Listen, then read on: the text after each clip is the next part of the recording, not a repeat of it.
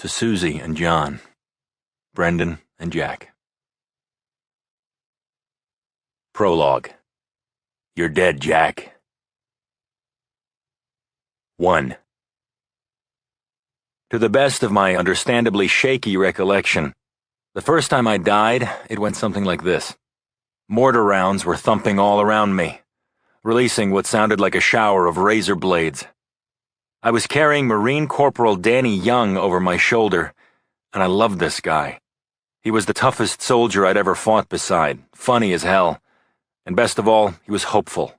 His wife back in West Texas was pregnant with their 4th kid. Now his blood bubbled down my flight suit, splashing on my boots like water from a drain pipe. I ran across rocky ground in the dark and I choked out to Danny, "I've got you. I've got you. Just stay with me, you hear me?" I lowered him to the ground a few yards away from the helicopter, and suddenly there was a concussive explosion as though the ground had blown up around me. I felt a stunning hammer strike to my chest, and that was the end. I died. I passed to the other side. I don't even know how long I was gone. Del Rio told me later that my heart had stopped. I just remember swimming up to the light, and the pain, and the awful reek of aviation fuel. My eyes flashed open, and there was Del Rio in my face, his hands pressing down on my chest. He laughed when my eyes opened, and at the same time tears ran down his cheeks. He said, "Jack, you son of a bitch, you're back." A dense curtain of oily black smoke rolled over us. Danny Young lay right there beside me, his legs splayed at weird angles, and behind Del Rio was the helicopter, burning bright white, getting ready to blow. My buddies were still in there. My friends, guys who had risked their lives for me. I choked out a few words. "We've got to get them out of there." Del Rio tried his best to hold me down, but I used an elbow to swing at his jaw and connected. He fell back, and I got away from him, started running toward the fallen bird just as its magnesium skin caught fire. There were Marines in there, and I had to get them out. The fearsome chunk of 50 caliber machine gun ammo hammered. Ordnance exploded inside the aircraft. Del Rio shouted, "Get down, asshole! Jack, get the hell down!" I felt all of his 190 pounds as he tackled me to the ground, and the helicopter disappeared in white-hot flames. I wasn't dead, but a lot of my friends were. I swear to God, I would have traded myself for them. I guess that says a lot about me, and I'm not so sure that all of it is good. You'll see, and you can be the judge. Sit back. It's a long story, but a good one. 2. It was 2 years after I got back from Afghanistan and the war. I hadn't seen my father in over a year, had no reason or desire to see him again. But when he called, he said he had something important to tell me. He said it was urgent and that it was going to change my life. My father was a manipulative, lying bastard, but he'd hooked me, so there I was, walking through the forbidding visitor's gate of California State Prison at Corcoran.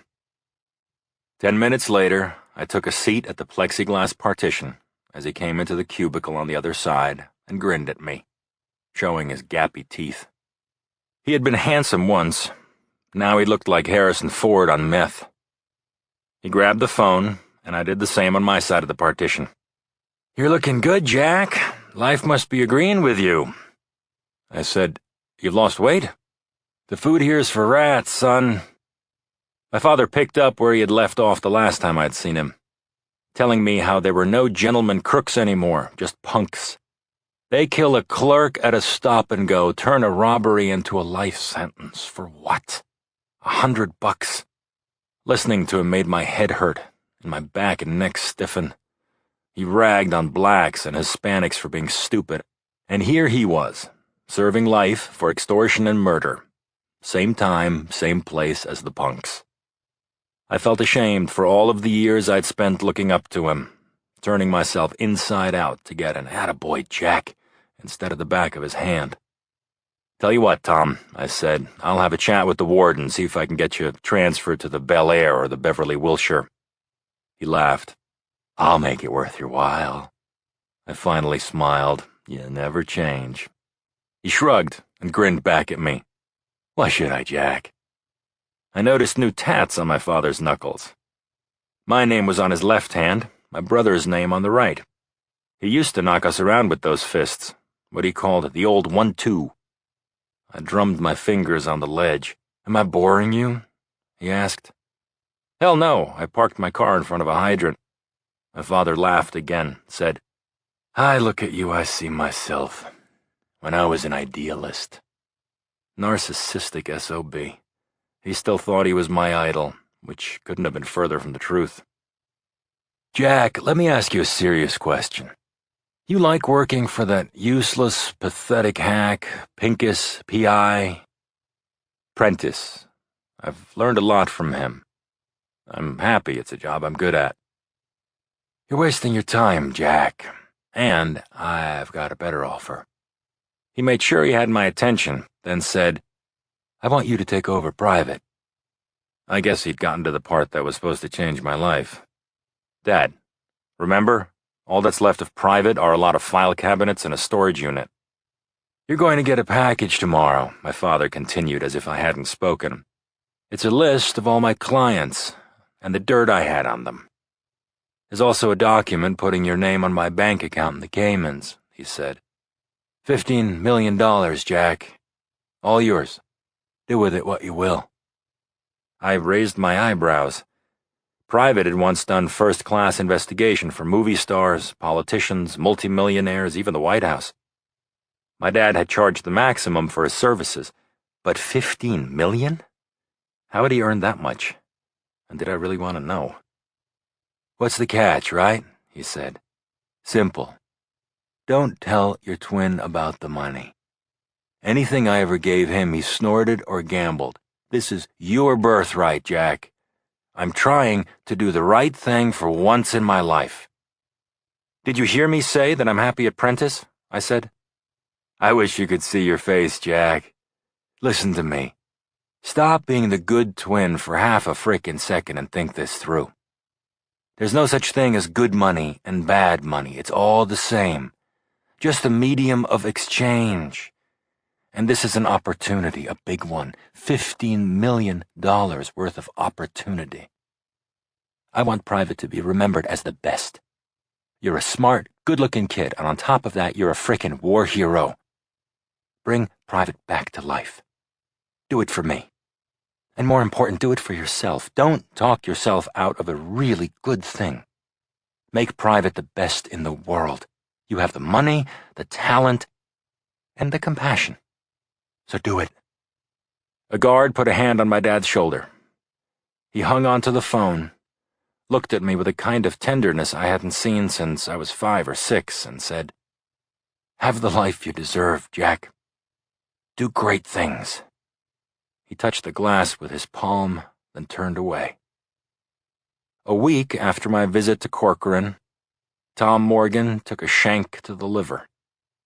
3 days later, my father was dead. Part 1. 5 years later, and all going according to plan. Chapter 1. People trust me with their secrets, and I'm not exactly sure why. It must be something in my face. Probably my eyes. Guinevere Scott Evans had taken a chance and trusted me with her life and career a couple of months back. Now she gripped my hand as I helped her out of my dark blue Lamborghini. She moved her narrow hips demurely, straightening out the black dress that fit her perfectly. She was gorgeous, an A-class movie star who was also genuinely funny and smart enough to have graduated from Vanderbilt. I was Gwen's date tonight for the Golden Globe Awards. Her way of thanking me for tailing her rocker husband, who it turned out had been cheating on her with another man. Gwen was grieving, I knew, but she had her game face on for the Globes. She wanted to be seen tonight with a hunk, her word. And I could tell she also wanted to feel desirable. "This'll be fun, Jack," she said, squeezing my fingers. "We're at a great table, everybody from Columbia Pictures, plus Matt, of course." Gwen was up for Best Supporting Actress for a love story she'd made with Matt Damon. I thought she had a chance to win. I certainly hoped so. I liked Gwen a lot. The fans out front of the Beverly Hilton were enjoying the pre-game warm-up, calling out Gwen's name as we headed up the rope line, camera snapping away. A fan pointed her phone at me, asking me if I was somebody. I laughed. Are you kidding? I'm just arm candy. Gwen let go of my hand to embrace Ryan Seacrest, who pulled her into the spotlight. The fans wanted her, but she put her arm around my waist and brought me into the shot at her side. Seacrest went with it, admired the cut of my tux, and asked my name. His brow wrinkled as he tried to figure out if he knew me. And then Scarlett Johansson arrived, said, "Hi, Jack!" And Gwen and I were shooed along the red carpet that ran through the gauntlet of bleachers up to the entrance of the Beverly Hilton. Wrong time for my cell phone to ring. "Don't take it, Jack," Gwen said. "You're off duty. You're mine for tonight, okay?" Her smile dimmed and worry shadowed her beautiful features. "Okay, Jack?" I glanced at the caller ID. This'll just take a second. The caller was Andy Cushman, and I couldn't believe it. Andy was a rock, but the voice on the phone was strained to breaking with tears. "Jack, I need you to come to the house. I need you here right now." "Andy, this is not a good time. Trust me, it isn't. What's wrong?" "It's Shelby. She's dead, Jack." Chapter 2. Dead? How could Shelby be dead? There had to be some mistake, but how could there be? I was the one who had introduced Shelby to Andy. I was best man at their wedding less than 6 months ago.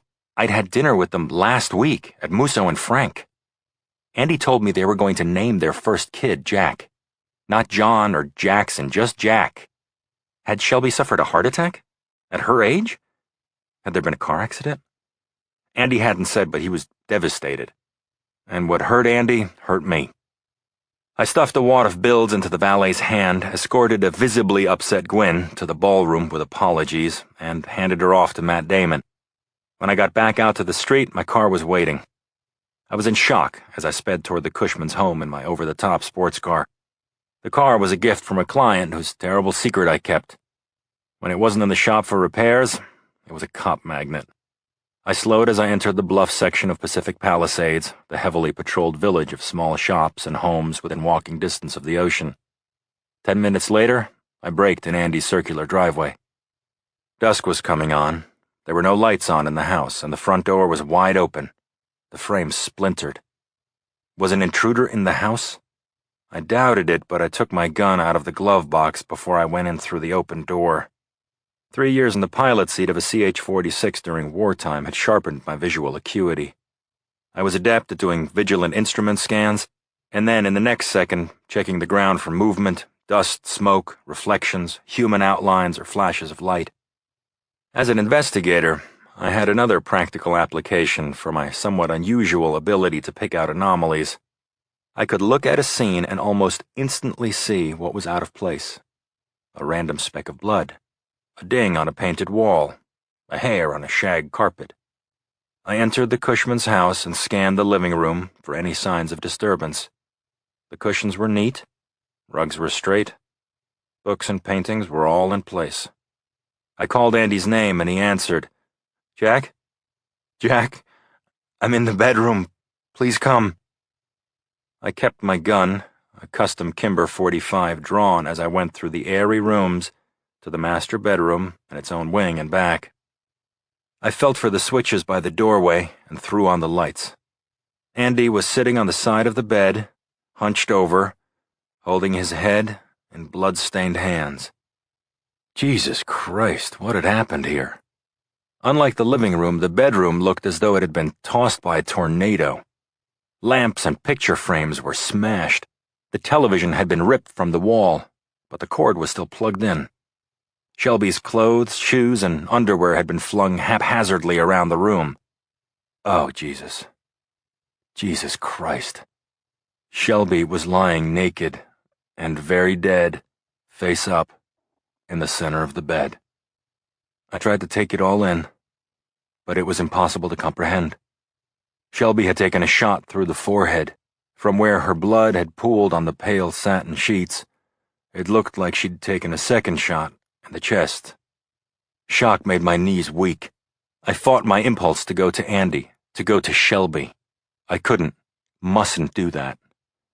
Stepping foot into that room would contaminate the crime scene. so I called out to my friend, "Andy, what happened here?" Andy looked up at me, his round face pasty white, his eyes bloodshot, his wire glasses askew. His face and hands were bloody. His voice was tremulous when he said, "Someone killed Shelby. Shot her just like that. You've got to find out who did this, Jack. You've got to find the bastard who killed Shelby." With that, my best friend broke down and cried like a little boy. The tough thing, I'd seen Andy cry as a little boy, too. Chapter 3. I felt the floor shifting under me, but I knew Andy was counting on me to think straight for both of us. Having a clear head in an emergency, that was supposed to be my calling card. I was Jack Morgan, right? I told Andy to stay put, made my way back out to the car, and returned with an MD-80, the best camera ever made for shooting crime scenes. It had night vision, GPS, and spoke in a dozen languages. Should I ever need to be told I'd left my lens cap on in Farsi or Mandarin. I snapped off a dozen shots from the bedroom doorway, captured every detail I could think to cover. While I took the photos, I tried to imagine what could have gone on here during the actual murder. Apart from the blood on the bed and on Shelby, there was no other obvious trace around. No spray or prints on the walls, or drag marks or drips on the floor. She had almost definitely been killed in her bed. I pictured Shelby cowering against the headboard as the intruder busted up the room. He'd forced her to lie still, hadn't he? Then he shot her twice, in the chest and forehead. She'd bled profusely from the terrible wounds, and then she had died. Whatever the intruder's twisted motive, it clearly couldn't have been robbery. Shelby was still wearing her engagement ring, and an even bigger diamond was hanging from a chain around her neck. Her Hermes handbag was on the dresser, clipped shut. So if this wasn't a burglary, what was it? A thought occurred to me, the same one a homicide detective would have. Had Andy killed his wife? Was that why he had called me here? Because I was probably the best person in LA to handle this, to make it go away. I talked calmly to my friend, telling him how sorry I was, and how shocked. Then I asked him to leave Shelby where she was and come with me. "We have to talk this through, Andy. We need to do it right now." He came to the doorway, moaned, and sagged against me. I held Andy up as I guided him to a chair in the living room. I took a seat on the sofa, separating myself from Andy on purpose. The next 10 minutes or so were going to be bad, for both of us. I asked the easy questions first. "Did you call 911? I didn't want the cops here until I called you. No, I didn't call the police." "Andy, do you own a gun? Do you have a gun in the house?" He shook his head. "No, and I never have. Guns scare the crap out of me, you know that." "Okay, good. Did you notice, was anything taken?" "The safe is in my study. I came in through the garage. I'd been at the office, and I put my briefcase in the study before I went into the bedroom. Everything looked okay. I don't know, Jack. I wasn't thinking about a robbery. I can't concentrate right now." I peppered Andy with more questions, and he answered them while looking at me as though I were a lifeboat and he a man overboard in a turbulent sea. He said he'd last seen Shelby that morning when he left for work, that he'd spoken to her from the car an hour ago. She'd sounded great. "This is a tough question," I said. "Was she seeing anyone? Or were you?" Andy looked at me as if I'd lost my mind and said, "Me? Jack, no. Her? She loved me. There was no reason to do that. We were both in love. Totally in love. I never thought I could feel the way I felt about Shelby. We were trying to have a baby." I took a controlled breath, then I pushed on. "Has anyone threatened your life? Or Shelby's? Come on, I'm basically a glorified bean counter, Jack. And who'd want to kill Shelby? She's a sweetie. Everyone loved her." Apparently not. I had to ask him. "You have to tell me the truth, Andy. Did you have anything to do with this?" In about 5 seconds, Andy's expression went from grief to shock to fury. "You're asking me that? You know how much I loved her. I'm telling you now, and I never want to have to say it again. I didn't kill her, Jack, and I don't know who did. I can't imagine this happening. I can't, Jack." Night was falling. I reached up and turned on a light. Andy was looking at me as though I'd punched him in the face. Christ, I was his best friend. I believe you, I said. The cops are going to grill you, though. Do you understand? The husband is always suspect number one. He nodded his head and started crying again. I got up and went into the foyer. I called Chief of Police Michael Fesco at his home. Fesco and I had become friends in the past couple of years.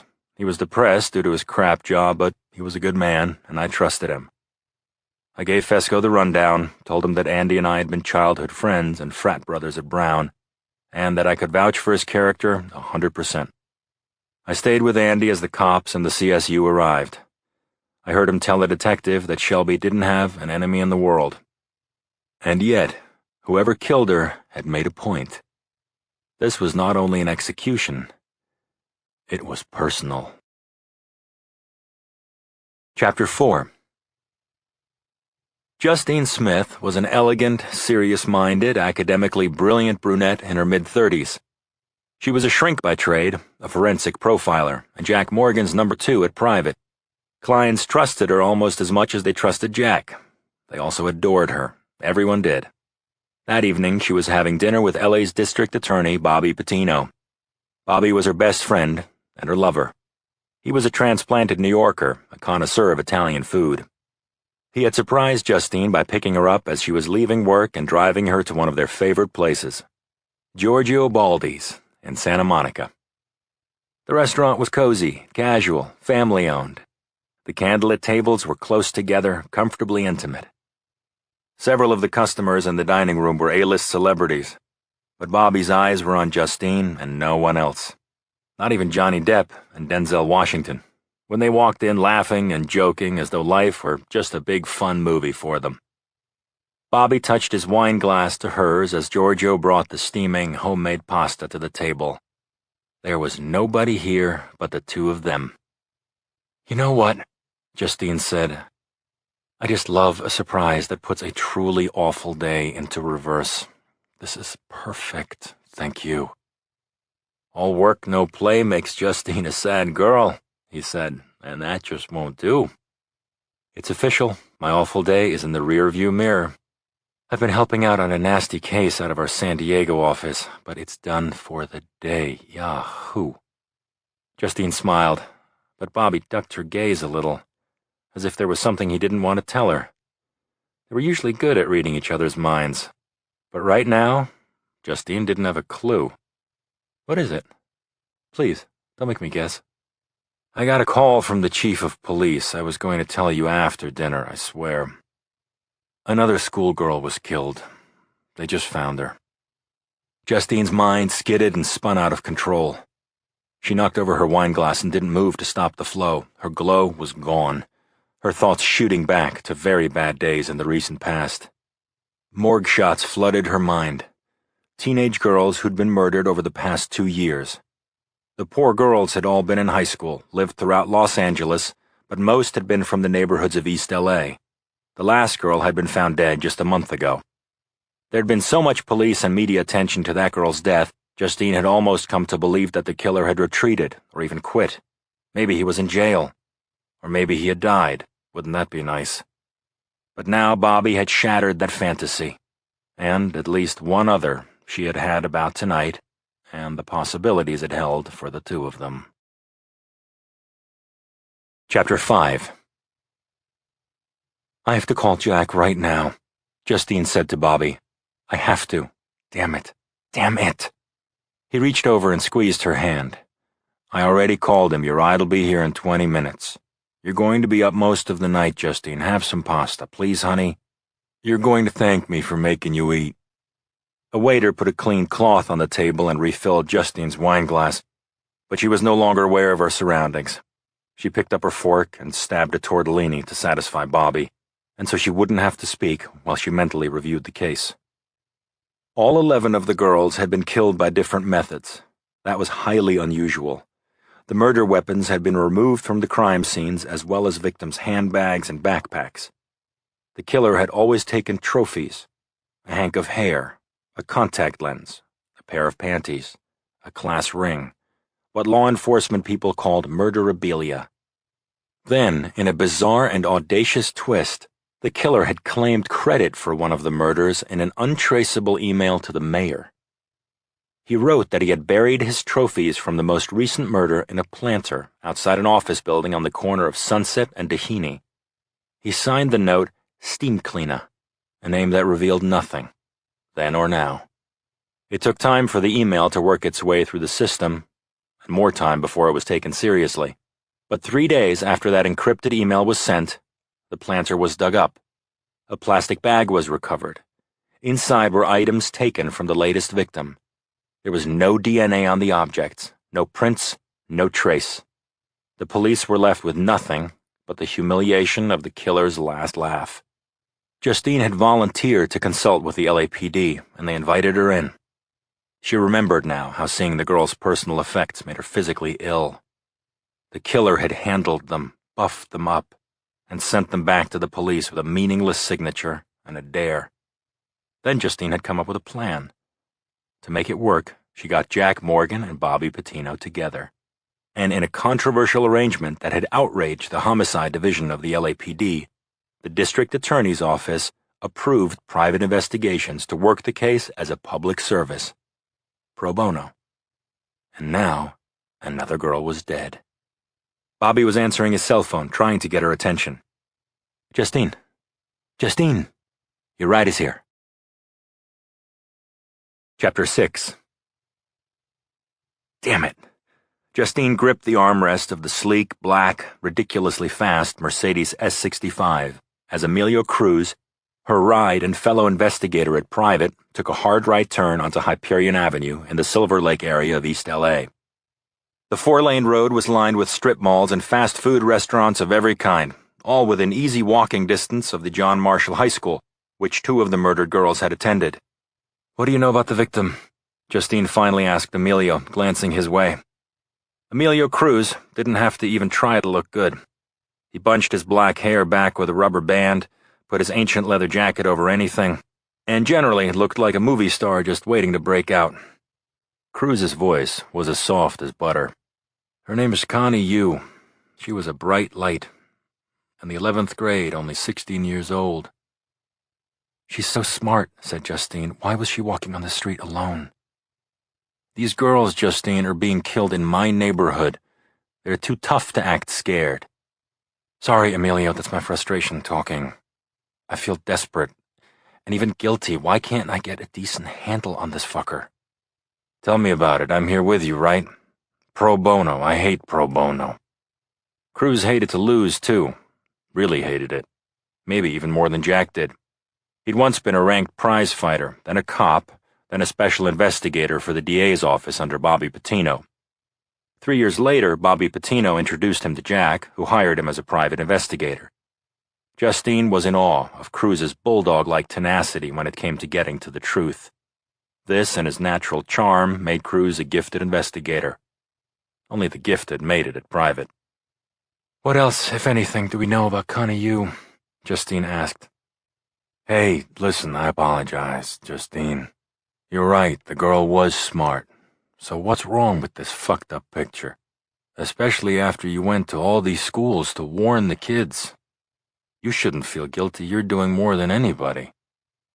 Cruz slowed the powerful car and pulled up to the curb between cruisers blocking off an alley a couple of blocks from the Hyperion Bridge. Justine got out, shoved her hands into her jacket pockets, and headed toward the crime scene tape that cordoned off the alley. Ahead, she saw the LAPD's lead investigator on the schoolgirl case, Lieutenant Nora Cronin. Cronin was feisty, a smart cop with maybe too much attitude. She had a crazy crush on Cruz and glowered at Justine. Her entire body, all 200 pounds, radiated with just how much she hated Private's involvement in her case. "The DA sent us," Justine said, biting off the line. "Uh-huh. Your boyfriend calls, you go to a murder scene. That's kinky." Justine walked away from the pissy lieutenant, signed the log for herself and for Cruz. Then she ducked under the tape and called out to the medical examiner, Dr. Madeline Calder, a good friend. "Hey, Madeline, we need to take a look at the victim." "How you doing, Justine?" "Cruz, said Calder. The Emmy was small-boned and petite, but strong enough to flip the body of a homicide victim when necessary. She stepped aside, giving Justine a full-on view of the girl lying between bags of trash and the cruddy back door of a Taco Bell restaurant. Justine stooped beside Connie Yu, saw the dark pool of blood around the girl's head, and also a gold stud glinting from the girl's left ear. Madeleine Calder said, "Justine, check this out. There was no earring in the victim's right ear. There wasn't even an ear." Dr. Calder said, "The ear's gone, Justine. Restaurant dumpsters have been tossed. The crew's been up and down the street looking for it. Nowhere to be found. I guess the perp will tell us where it is in a couple of days." Agonized screams at the police cordon caught Justine's attention. She looked up at Cruz. "Connie Yu's family has arrived. Let's get out of here, Emilio. We can't help those poor people. Not here, anyway." Chapter 7. Justine had gone to the morgue with the girl's body, and it was past 2 a.m. when she called Private's chief criminalist, Seymour Kloppenberg, nicknamed Dr. Science, Cy for short, and said she needed him right away. Cy told his girlfriend Kit Kat he had to go into the private offices, made a snack for his rather unusual pet Trixie, and left the apartment with his helmet under one arm. His lovingly restored World War II courier bike with sidecar was in the garage under Cy's apartment building. He kick-started the motor and floored it up the ramp onto Hauser, then took 6th all the way to Private's offices in downtown L.A. Flashing his ID at security, he took the elevator to the basement level, where his lab was located. Justine was already waiting for him. "This is about schoolgirl number 12?" he asked, unlocking his door, immediately switching on music, the theme from Sweeney Todd.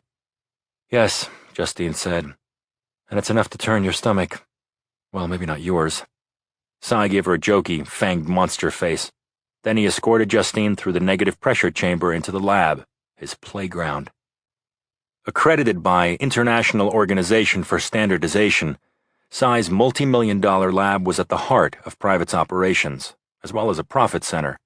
It was used by several West Coast law enforcement agencies, since it was better equipped and faster than anything at the LAPD or the FBI. Cy's crew of 12 technicians worked in several areas of forensic science: analysis, serology, forensic identification, and print and latent print identification. Cy's latest pride and joy was the new holographic manipulation technology that he used to tease apart cells with a microlaser under a high-powered microscope. His people had been the first to test real-time use of a satellite, a method called teleforensics. Using a tiny camera, Private's investigators could bounce streaming images from a crime scene straight back to the lab, saving time and resources, preventing scene contamination. Justine followed Cy across the vast underground space to his hub of an office and personal control center. Horror movie posters adorned the walls: Shaun of the Dead, Carrie, Hostel, Zombieland. Cy dragged up a stool for Justine, then dropped into his chair and swiveled around like a little kid in an ice cream store. "Sorry to take you away from Kit Kat," Justine said, smiling, "but I need you to take a look at what we've got before I turn it over to the LAPD in the morning." She brought Cy up to date on the details of the crime as she knew them: the location, the mutilation, the cause of death. She handed him Connie Yu's backpack. "Found not too far from the crime scene by Emilio. The son of a bitch finally made a mistake. Unless he wanted us to find this." "You've got the victim's blood and tissue?" Cy asked. "In the bag, along with her personal items. You'll see." Cy opened the bag, looked at the articles inside. He'd already started thinking about running the blood, deconstructing the wallet, frisking the phone. If there was anything there, he would have it in time for the staff meeting at 9. "I'm on it," he said, and turned up the Sweeney Todd soundtrack to an almost deafening level. Chapter 8. Justine walked across the vast, clipped lawn with its stunning canyon view. A very pretty picture in pearly light and sharp shadow. At 5:15 in the goddamn morning. She stripped down to her bra and panties, then quietly opened the gate to the tennis court.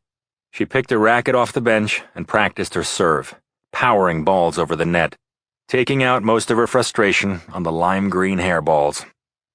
10 minutes into her workout, she did a double take. She spun around and saw Bobby's silhouetted form standing at the fence, his fingers laced into the chain links. "You okay, Justine? It's like 5 in the morning. What's going on, sweetie?" "I'm working off my aggression so I don't act out," she said to Bobby, hauling back, grunting as she tossed up another ball and smacked it hard. "Put the racket down and come over here. Please." Justine did, walking through the gate into Bobby's arms. He held her for a good long few minutes, the feel of his strong hands on her back, almost putting her into a trance. Then Bobby said, "What would you like, hot tub, breakfast, or bed?" "All three, in that order." Bobby took off his robe, draped it around Justine's shoulders, and walked with her toward the lanai. "Did you find anything interesting? Apart from this murder being another freaking tragedy?" "Yes." "Nothing I can tell you. Not yet." "Let me put it this way then, Justine. Have you got a new theory? Anything at all? Where are you on the case?" Justine walked up the teak steps to the hot tub, dropped the robe and her underthings. Then she took Bobby's hand as she stepped into the steaming water. She sat down on the seat and leaned back as his arm went around her. She closed her eyes and exhaled, letting the water do its work. "You must have a theory," Bobby said. "Here it is. The killer has multiple personality syndrome," Justine sighed, "and every one of his personalities is psychopathic." Chapter 9. My dreams weren't exactly identical, but they were all variations on the same disturbing theme. There was an explosion. Sometimes a house blew up, or a car, or a helicopter.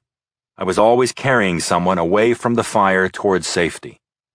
Danny Young, or Rick Del Rio, or my father, or my twin brother, or maybe the person in my arms was myself. I never made it out of the fire zone alive. Not once. My cell phone vibrating on the night table woke me from this morning's nightmare, as it had done almost daily for about 3 years. Already I was swamped with dread, that sickening, falling sensation that hits you before you even know why. And then my brain caught up with my gut, and I knew if I didn't pick up the phone, it would ring again and again until I answered. This was my real-life nightmare. I opened the clamshell, put it to my ear. "You're dead," he said. The voice came through an electronic filter. I called it he, but it could have been a she or even an it. Sometimes he called in the morning, a wake-up call. Sometimes he called in the middle of the night, or he might skip a day just to keep me off balance, which he, she, or it did. Every time my cell phone rang, I was shocked by a fresh jolt of anxiety. When it was my hate caller, I sometimes asked, "What the fuck do you want?" Sometimes I tried reason and said calmly, "Just tell me what you want." This morning, when the voice said, "You're dead," I said, "Not yet." I snapped the phone closed. I'd narrowed the list of my enemies to about 100, maybe 110. Whoever my caller was, he reached me from payphones. That's right, payphones. They're still in hotel lobbies and train stations and on just about every block in every city. Each year or so, I'd change my phone number, but I couldn't keep my cell phone number a secret. My staff, my friends, my clients at private all had to be able to reach me, especially the clients. I was always there for them. I wondered again who my death threat caller was. Did I know him? Was he in my inner circle? Or was he one of the crooks or deadbeats I brought down in my career as a PI? I wondered if the threat was even real. Was he watching me, tailing me, planning to kill me someday? Or was he just laughing his ass off at my expense? Of course I'd called the cops, but they'd lost interest years ago. After all, I'd never been physically attacked, never even seen my tormentor. And then my thoughts went to Shelby Cushman again. I imagined the horror of her last moments and pressed my palms to my eyes. I wanted to remember Shelby alive. I'd once dated her. I used to spend late nights in grungy little improv theaters where she did stand-up, then leave with Shelby by the back door. We broke up because I was me. And Shelby was getting closer to 40. She wanted a family and kids. And so did Andy. To hear them tell it, they were in love from their first date. Now Shelby was dead, and Andy was bereft and alone. and soon to be a murder suspect in the eyes of the LAPD. I sat up in bed. What the hell was this? Where was I? The sheets were flowered. There was a fluffy rug beside the bed, and the walls were painted a leafy green. Okay, I got it. I was fine. I was at Colleen Malloy's house. It was a good place to be. Chapter 10. I walked out of the bedroom. Colleen was sitting at the kitchen table, her back to me, her head bent over her laptop, studying for her citizenship exam. She'd already drained her mug of tea down to the dregs. Yep, this was a good place to be. I moved her long, dark, very lovely braid aside and kissed the nape of her neck. She turned, closed her morning glory blue eyes, and lifted her face. I kissed her again. I loved kissing Colleen Malloy. Never tired of it. But did I love Colleen? Truly love her? Sometimes I was sure that I did, but then I wondered if I could love anyone, really love them. Or was I too self-centered, too bruised and battered by my father? She said, "You could get another hour's beauty sleep, boyo." I took in the Irish lilt in her voice, the black Irish coloring, and how she smelled of rose water. I'm going to be late for my power coffee with Chief Fesco. I gave Colleen another kiss and took her mug to the sink. I rinsed it out with hot water and poured her a fresh cuppa from the teapot. I hadn't completely put the murder out of my mind, but I needed to. "Watch that someone doesn't knock 7 kinds of lightning out of you," she said. And why would they do that? "Because of you standing there, as naked as a miley goat, telling me you're leaving to go to work. I laughed, and Colleen finally came into my arms, put her small hands on my ass. I wanted to try and go with it.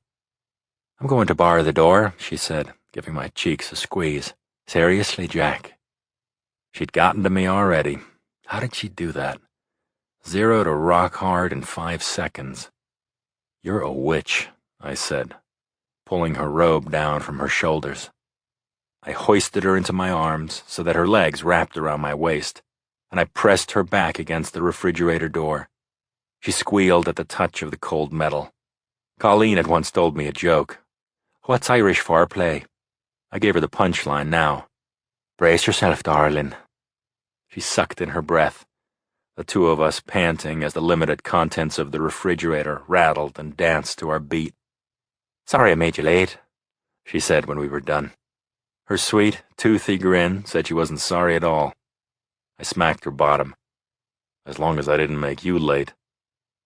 I left her standing under a hot shower, rosy-cheeked and humming an old Irish rock song she loved, "Come On, Eileen." I set her burglar alarm, locked the door behind me, and ran down the stairs. Getting 7 kinds of lightning knocked out of me hadn't felt too bad, actually. But now, I needed to work. Chapter 11. I stopped at police headquarters on my way to private. So far, there were no charges against Andy Cushman. I was already behind schedule, so I hurried to the office. The war room at private is octagonal in shape and features a round, ink-black lacquered table, the only item there that once belonged to my father, and the old private. Padded swivel chairs are clustered around the table, and jumbo flat screens are mounted wall to wall.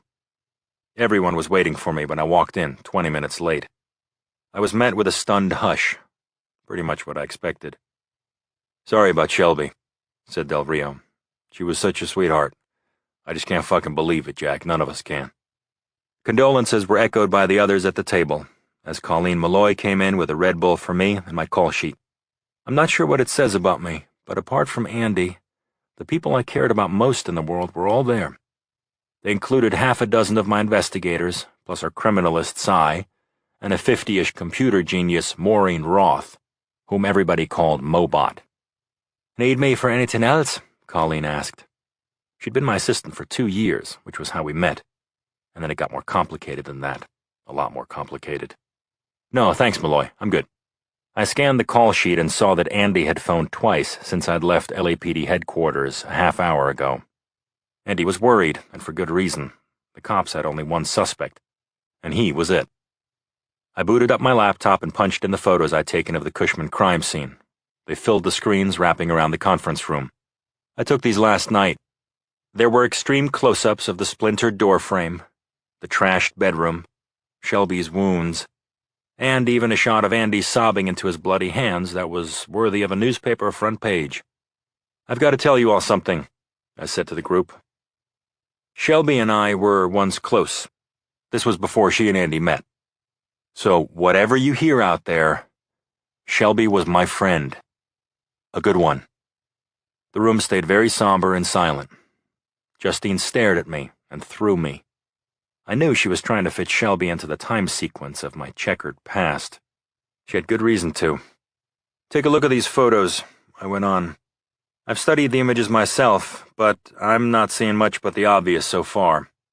Justine spoke up. "I assume not, but was anything taken from the house?" "Only Shelby's life." "Were either of them dealing?" Del Rio asked. "Sorry, Jack. The questions have to be asked, you know that." I told him no.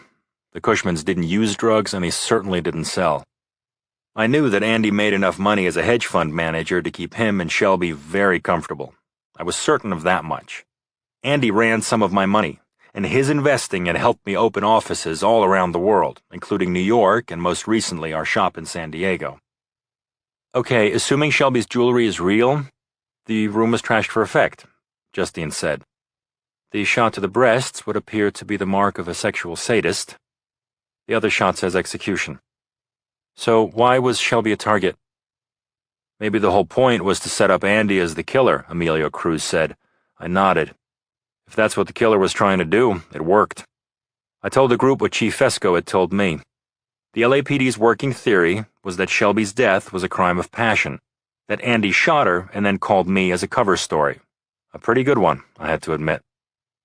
"You're sure he didn't do it?" Emilio asked. "I'm sure.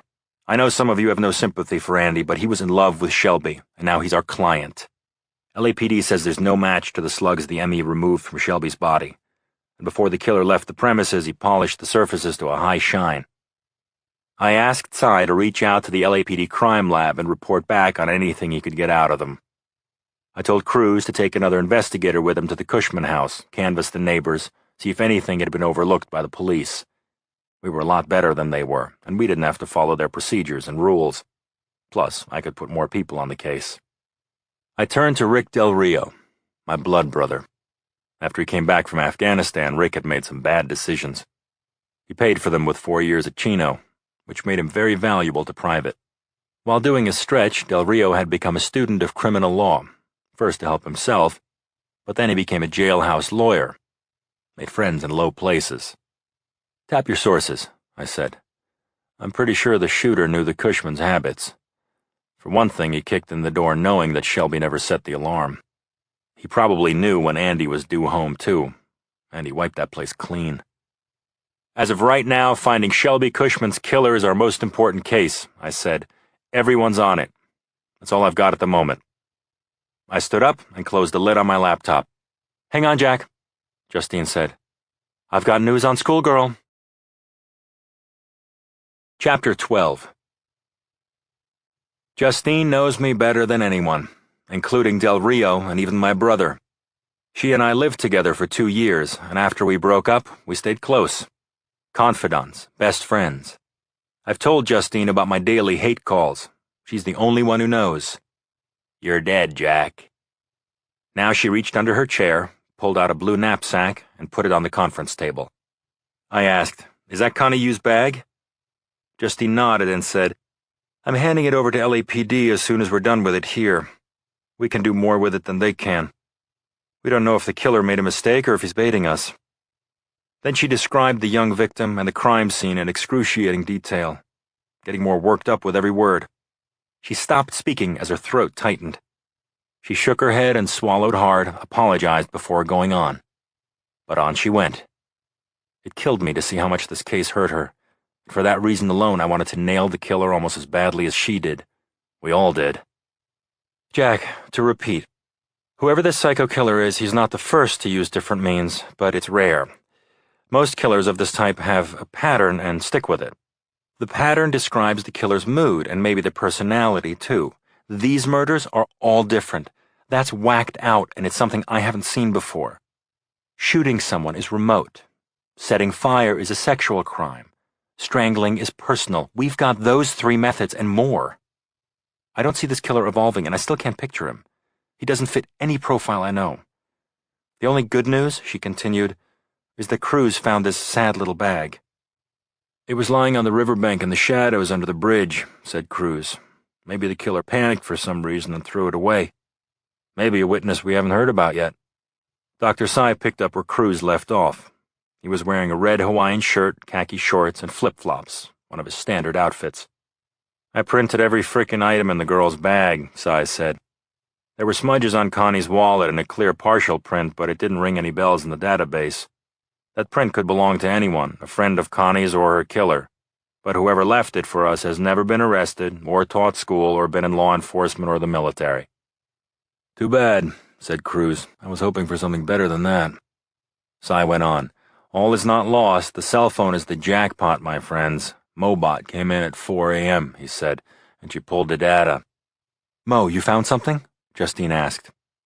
There were a slew of text messages, said Maureen Roth, a.k.a. Mobot, computer geek extraordinaire, self-appointed mom to the private family.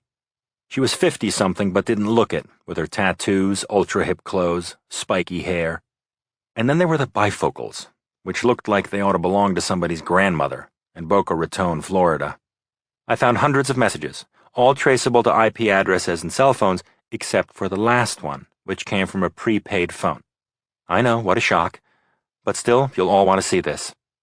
Mobot inserted a flash drive into a laptop and poked some keys. Messages scrolled up on the center wall screen. I read the text message at the top of the list, time dated yesterday afternoon. Connie, it's Linda.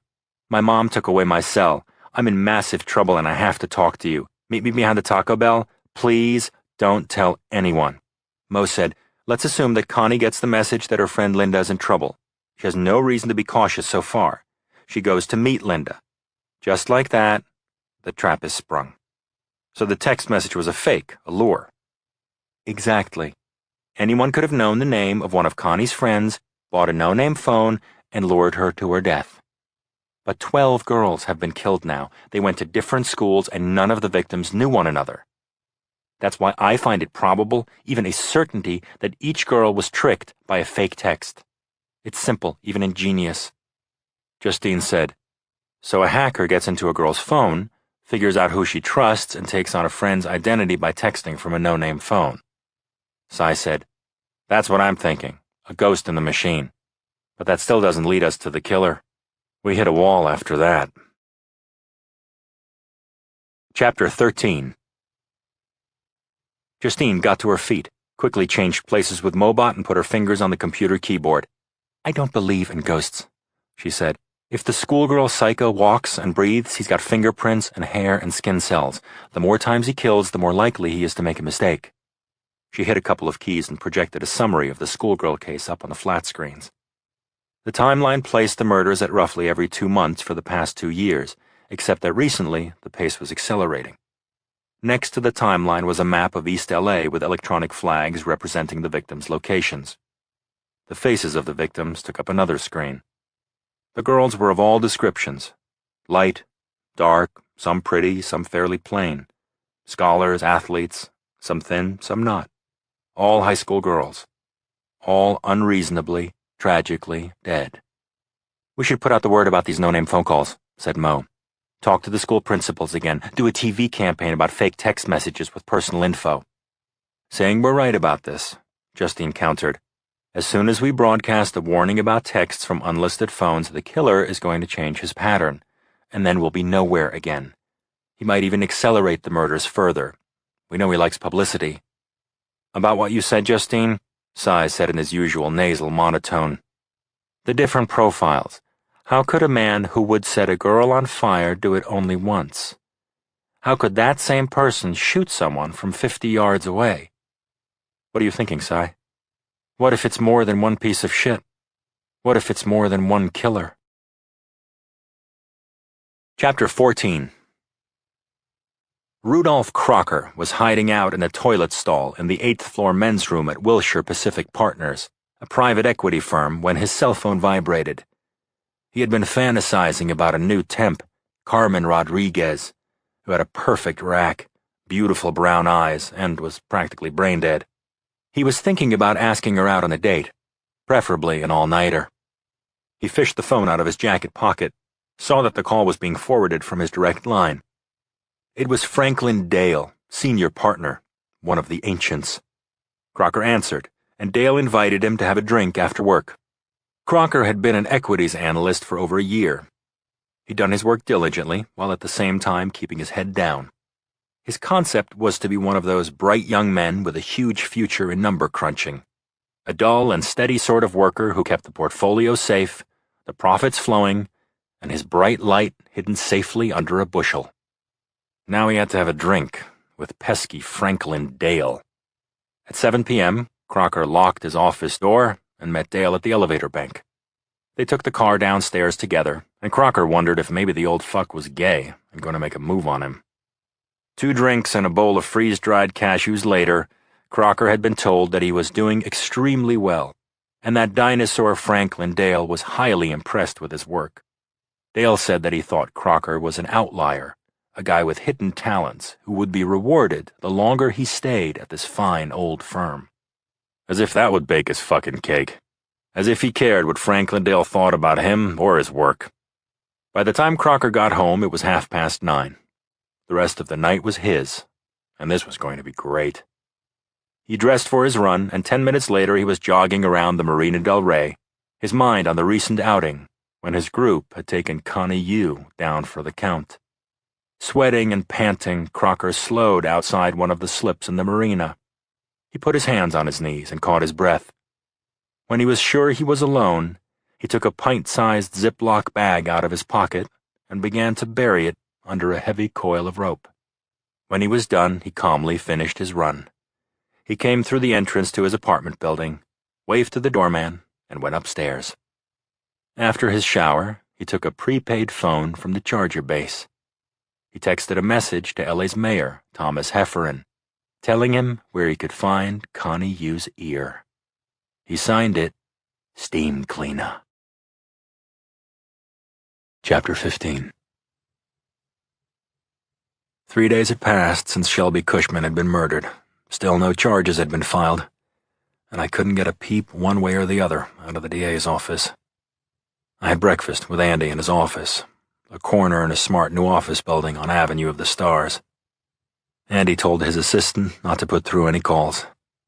Then he eased shut his office door. I could barely recognize his drawn face. There were bags under his eyes, and he'd obviously stopped shaving. "I'm not sleeping," he said, "in case you missed that, Jack." He gulped down his coffee as he unlocked his file cabinets, pulled folders, and explained to me what a very successful hedge fund manager did to keep his edge in Los Angeles. "These people out here, actors, agents, studio heads, lawyers to the stars," he said, waving his arm so it took in the whole of Hollywood. "They make tens of millions. They don't know what to do with it, so they give it to me. I invest it for them. I get a percentage of whatever I invest for my clients," he said. 5% usually. "And if the investments tank?" I said, thinking of the housing meltdown, the credit crunch, money swirling down the drain, taking with it the well-heeled and struggling alike. "People hold it against you if you lose their money, even if it's not your fault. So you've got disgruntled clients." Andy sighed. "You want the truth, Jack?" "No, for Christ's sake, please lie to me, Andy. The more you lie, the more likely it is that you're going to go to trial. I know the DA. He's going to sick one of his young sharks on you, and they're going to tear you into great bloody chunks." "Stop," he said. "If someone wants to hurt you, I have to know about it. Come on, Andy. You have to tell me everything. This is Jack." "I was skimming," Andy said. It came out just like that, with no preface or warning. "I'm no Bernie Madoff, so don't look at me like that. I charge a fee, then I take a little of the principal off the top and ride the investment for myself. I was careful, but shit happens. And you can't let the clients know, of course." "I'm listening." My investments dove in the first wave. You remember when Lehman went under? I doubled down, tried to recoup my losses, and lost even more. A couple of my clients got burned to the ground. Give me the files, Andy. I want to see your biggest losers. I want to know exactly who they are. No more secrets.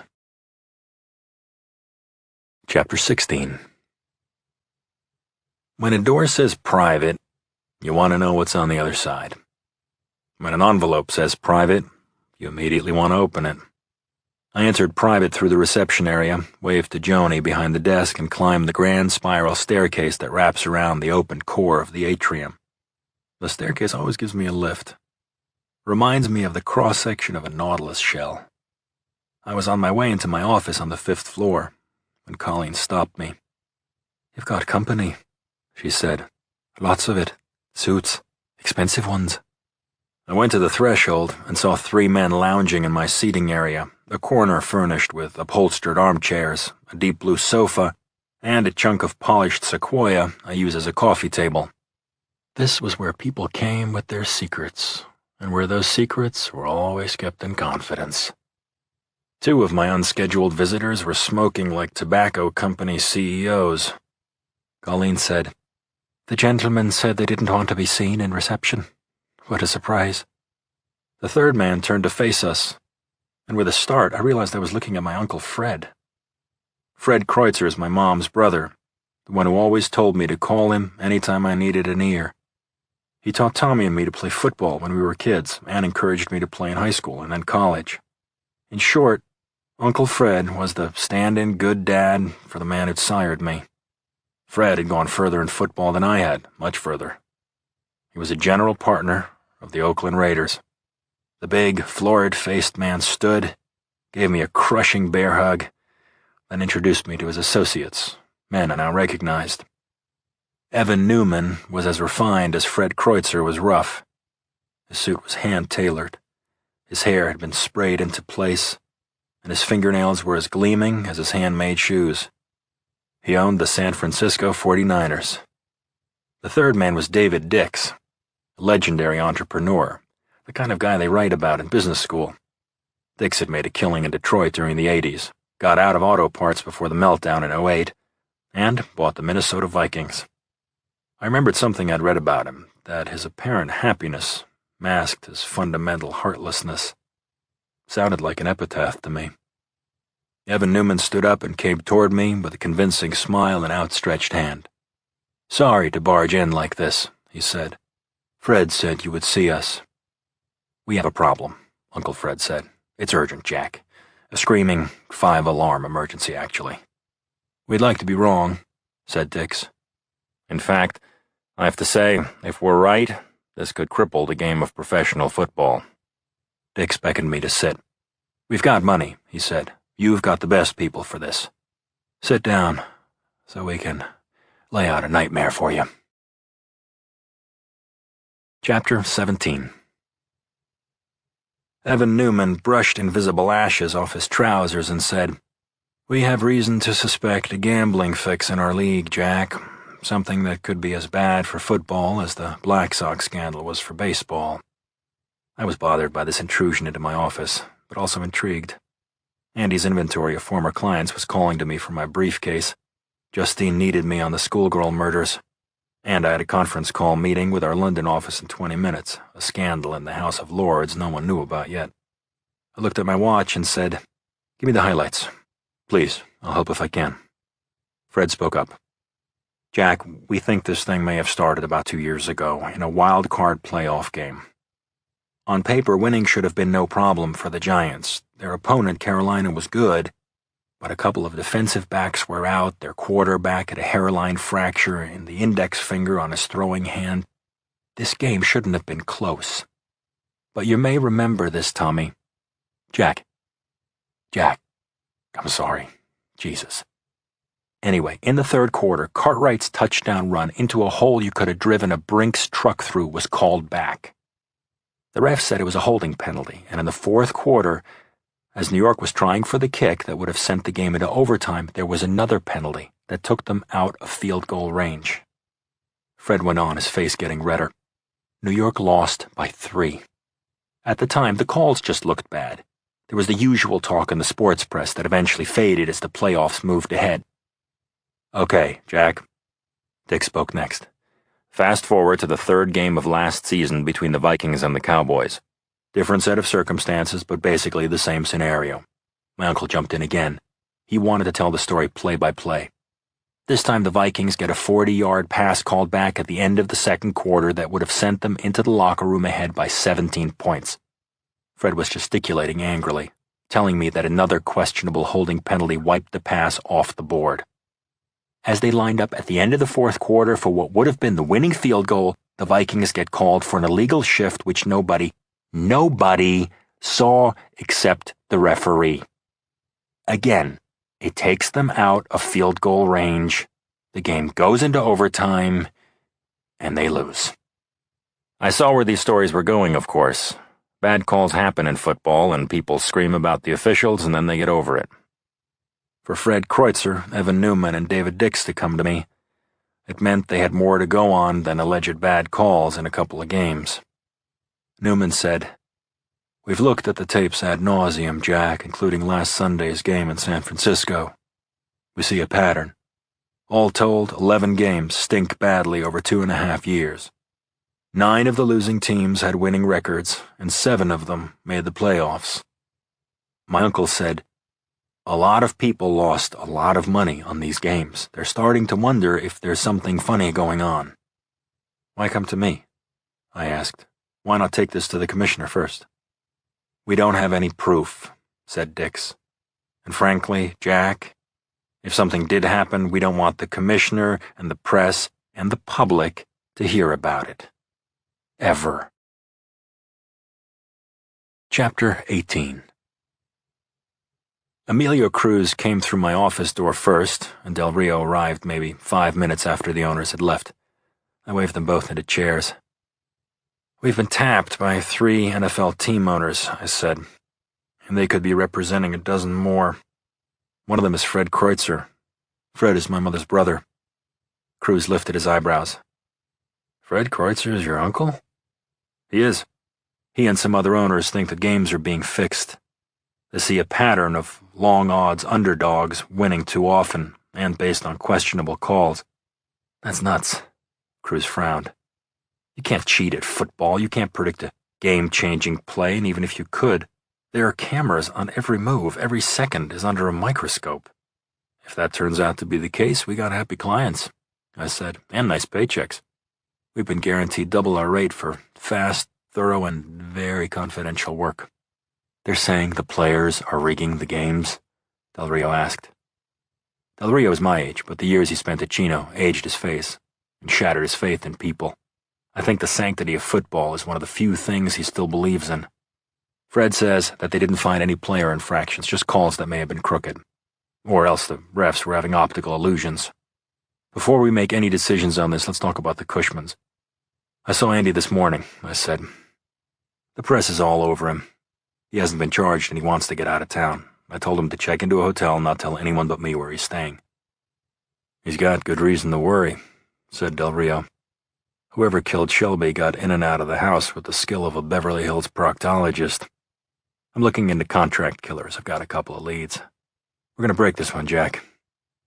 I asked Cruz and Del Rio if they could work both cases, and they said they could. That was the usual response at Private. We hired the best at very high pay, and they expected long days and challenging cases. "I want you to do thorough background checks on Shelby and Andy," I said. "What are we looking for that you don't already know, Jack?" The answer to one simple question: why would anyone kill Shelby Cushman? "No problem," said Del Rio. 2 cases for the price of 3, I can go with that." We all laughed. Then Cruz and Del Rio left and went to work. I had been alone in my office for about 60 seconds when Colleen stepped in and closed the door. "Your 11 o'clocks are here, Jack. I don't like the looks of them." "No? They're just lawyers," I said. Colleen grinned. "Just lawyers. Sure thing. Smarky lawyers. Sweaty lawyers."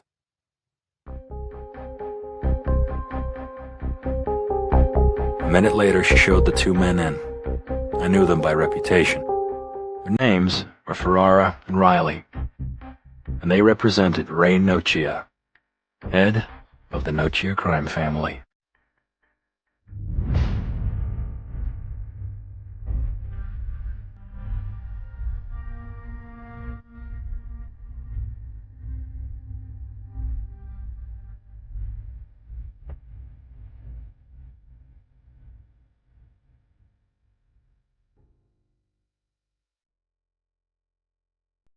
Chapter 19.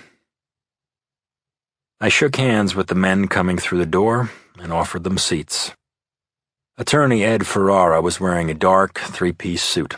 His associate, John Riley, wore black jeans and a black cashmere sweater. Riley searched my office with his eyes, checking for hidden cameras in the bookshelves. I don't think he spotted them. Ferrara said, "It's nice to meet you, Jack. You come highly recommended by several sources." "Always good to hear," I said. "How can I help you?" Riley dug into a pocket and pulled out a photograph of a very pretty blonde woman in her early 20s. I thought I recognized her. Elizabeth something, an actress. I'd seen her on Craig Ferguson once or twice.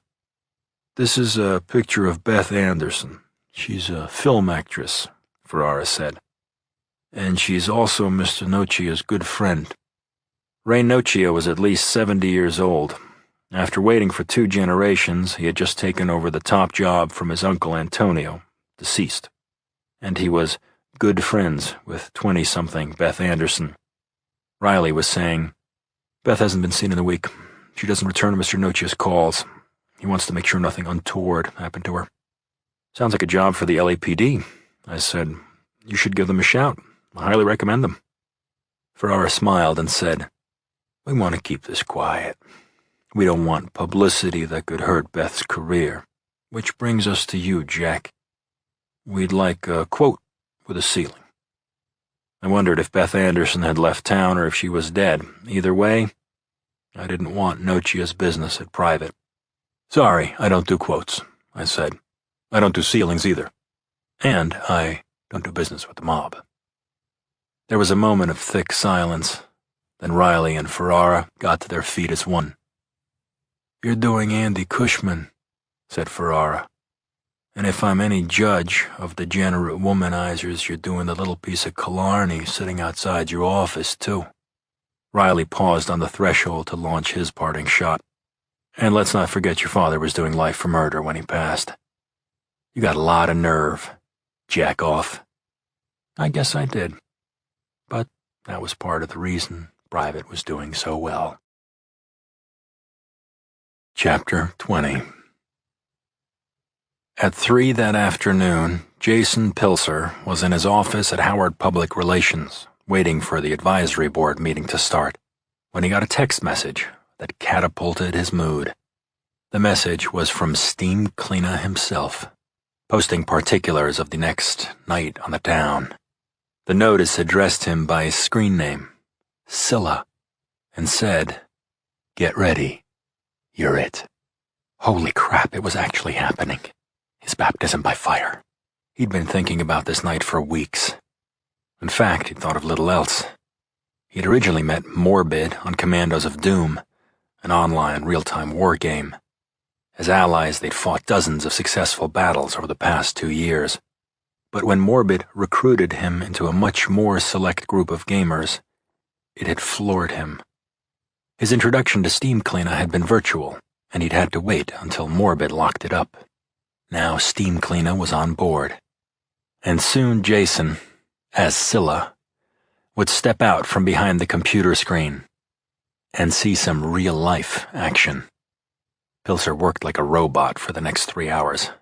He didn't flinch when the head bitch blamed him for screwing up a proposal he hadn't even compiled. Screw her. At 6, he put on his jacket and left for the day. He drove straight to a hardware store in West Hollywood. He walked the narrow stock-to-ceiling aisles and picked out a 6-foot-long extension cord, a roll of duct tape, and a pair of cotton jersey gloves. Nothing very unusual. He paid cash for his purchases, keeping his head down so the security camera over the cash register didn't catch his face. He was so pumped that his hands were sweating. The big night was only 3 days away, and he was it. On Saturday, he was going to kill a girl somewhere in L.A. Chapter 21. This wasn't really sleep, was it? It was more like going to war every night and getting bombed back into reality in the morning. In my dream this time, I ran across the burning battlefield, Colleen in my arms, blood splashing on my shoes. My heart hammered against my ribcage as she said, "Save me, Jack. I'm the mother of your children." The thumping explosion of mortar rounds threw me to the ground. My eyes flew open, and for an instant, I had a strong sense that I was still on the battlefield, on my last day in Afghanistan. I remembered most of it, but some crucial recollection was missing. A gap in my memory from the time the helicopter went down and the moment when I died. I had pushed the missing memory so far into my subconscious, it was subterranean. I had to dig it up, had to find out the truth about that day. If I could retrieve the memory, maybe I could finally sleep. I was still grasping at wisps of dream and memory when my cell phone vibrated on the nightstand. I looked at the caller ID, read out of area. I left the phone on the table, sprang out of bed, and flipped on the house security monitors. I scrutinized the 6 monitors and saw nothing out of place, so I left them and did an eyeball check at the grounds. Cars streamed by on the Pacific Coast Highway beyond my front gate. There were high fences between my house and my neighbors on both sides. The beach was empty at the back of my house. I was alone. The phone finally stopped ringing. Light streamed through the glass, and the Pacific crashed outside my bedroom window. This was the house I'd bought with Justine. Talk about memories that can haunt you. I still saw Justine in this room, her dark hair fanned out on the white pillow, looking at me with love in her eyes. And you know what? I looked back at her the same way. I showered and dressed in chinos and a blue Oxford shirt. And then the phone started ringing again. I took the damn thing to the dining table I used as a desk and opened it. "You're dead," said the mechanical voice. "Not yet," I said.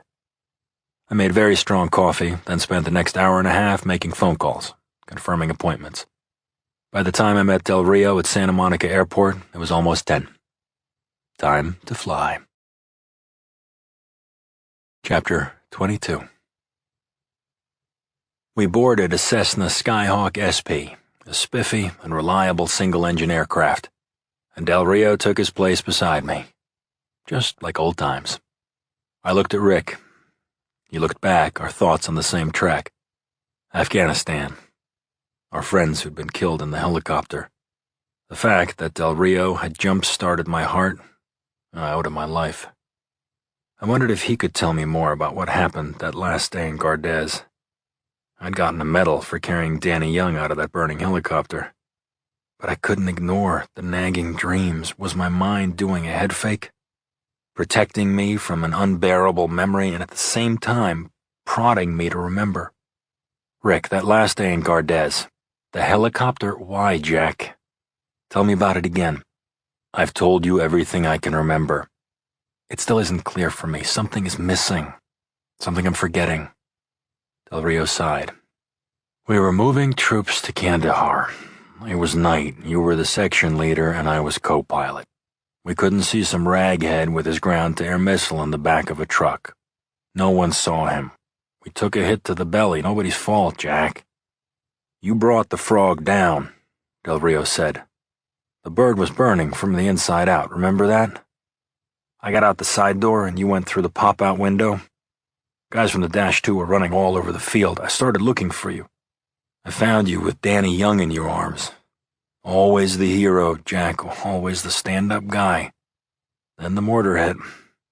I see snapshots, not the whole movie. You were dead, that's why. I pounded on your chest until you came back. That's all I've got for you. The pictures just didn't flow in consecutive order and wouldn't make a whole. I saw the crash. I remembered running with Danny Young over my shoulder. I woke up. Something was missing. What didn't I know? What else had happened on that battlefield? I was still staring at Del Rio. He grinned at me. "Sweetheart, you gonna tell me you love me?" "I do, asshole. I do love you." Del Rio laughed like hell and pulled his sunglasses down from the top of his cap. I busied myself with the checklist.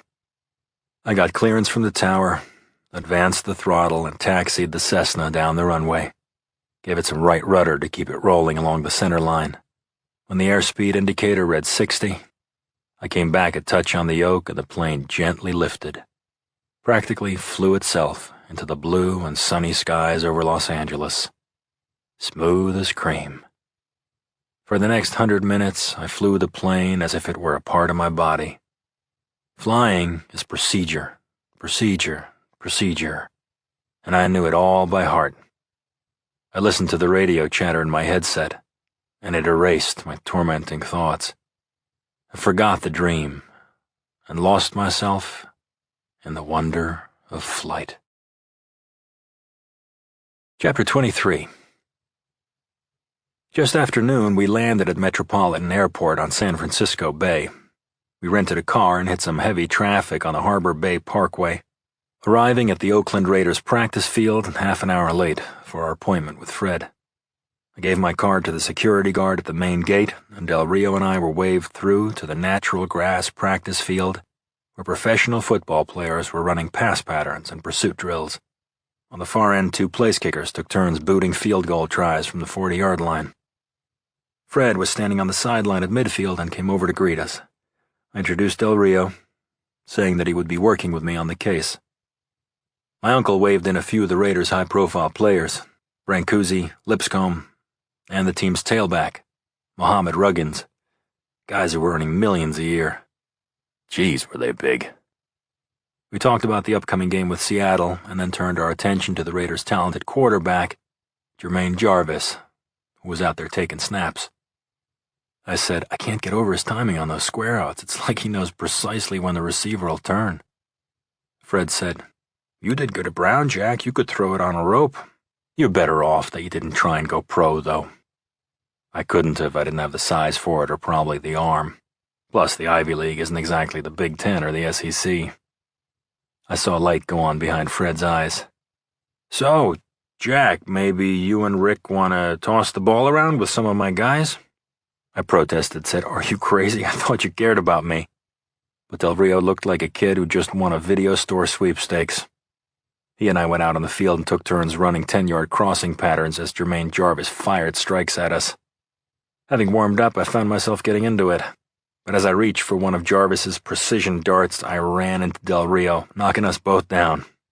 Fred trotted over, put his hands on his knees, and while laughing at me said, "That was beautiful, Jack. Poetry in motion. Now I've got something to show you that's not so funny." We walked off the field through a long concrete hallway and a series of locked doors until we got to Fred's office. He opened a locked cabinet and took out a banker's box full of what he said were DVDs of the past 28 months of NFL games. I flagged those 11 games that raised real questions. Check them out, and let's compare notes. Then he told me where I should start looking for the crooks who were threatening to shut down professional football. "I've never asked you for anything before, Jack, but this time I'm asking. I need your help." Chapter 24. It was dark when I got back to my house. A waxing moon spotlighted the roof, which was just visible over the high, steel-reinforced gate. I was pulling the Lamborghini into my garage when I saw headlights in the rearview mirror. The lights followed right on my tail, flashing, someone signaling to me. I braked, turned off the engine, and got out. I saw a black sedan easing into my driveway. Who the hell was it? I waited by the side of my car until the front door of the sedan opened. The driver got out. He unbuttoned his jacket as he came striding toward me. "Mr. Jack Morgan?" When I said that I was, he said, "Mr. Nocia wants to speak to you. It's important." "I don't want to talk to anybody right now," I said without pause. "Please be careful backing out. You don't want to get T-boned on the highway." "You're sure that's what you want me to tell him?" I was pretty sure. I stood my ground as the driver went back to the town car. I waited for it to leave, but instead the passenger side door opened. A second man got out, and he opened the rear door for a third man. And then the three of them closed the distance between us. I recognized Relentless. He was wearing a gray sport jacket and had gray hair, gray skin, and a nose that cast a shadow on his cheek. Reality hit me. A mafia don, a made man who had ordered dozens of executions, was standing in my driveway. It was nighttime. Nobody had seen him come. Nobody would see him leave. He stuck out his hand. "Relentless," he said. "Good to meet you." I kept my hand in my jacket until he put his down. A dark look passed over his face, as though I'd slapped him or pissed on his shoes. Then Nochia smiled. "Your father and I did some business," he said. "That's why I sent my attorneys to talk with you. Apparently they offended you in some way. I owe you an apology, and I make my apologies in person." "No apology needed," I said. There was no humor in his smile. "Good. So you look for Beth for me? I understand the rules, no quote, no ceiling. I'll pay your rate, plus a bonus when you find her. That's because you're the best." It was time that I ended this, now and for the future. Your men know where they buried her. Save your money. Drill down on them. There was a leaden pause.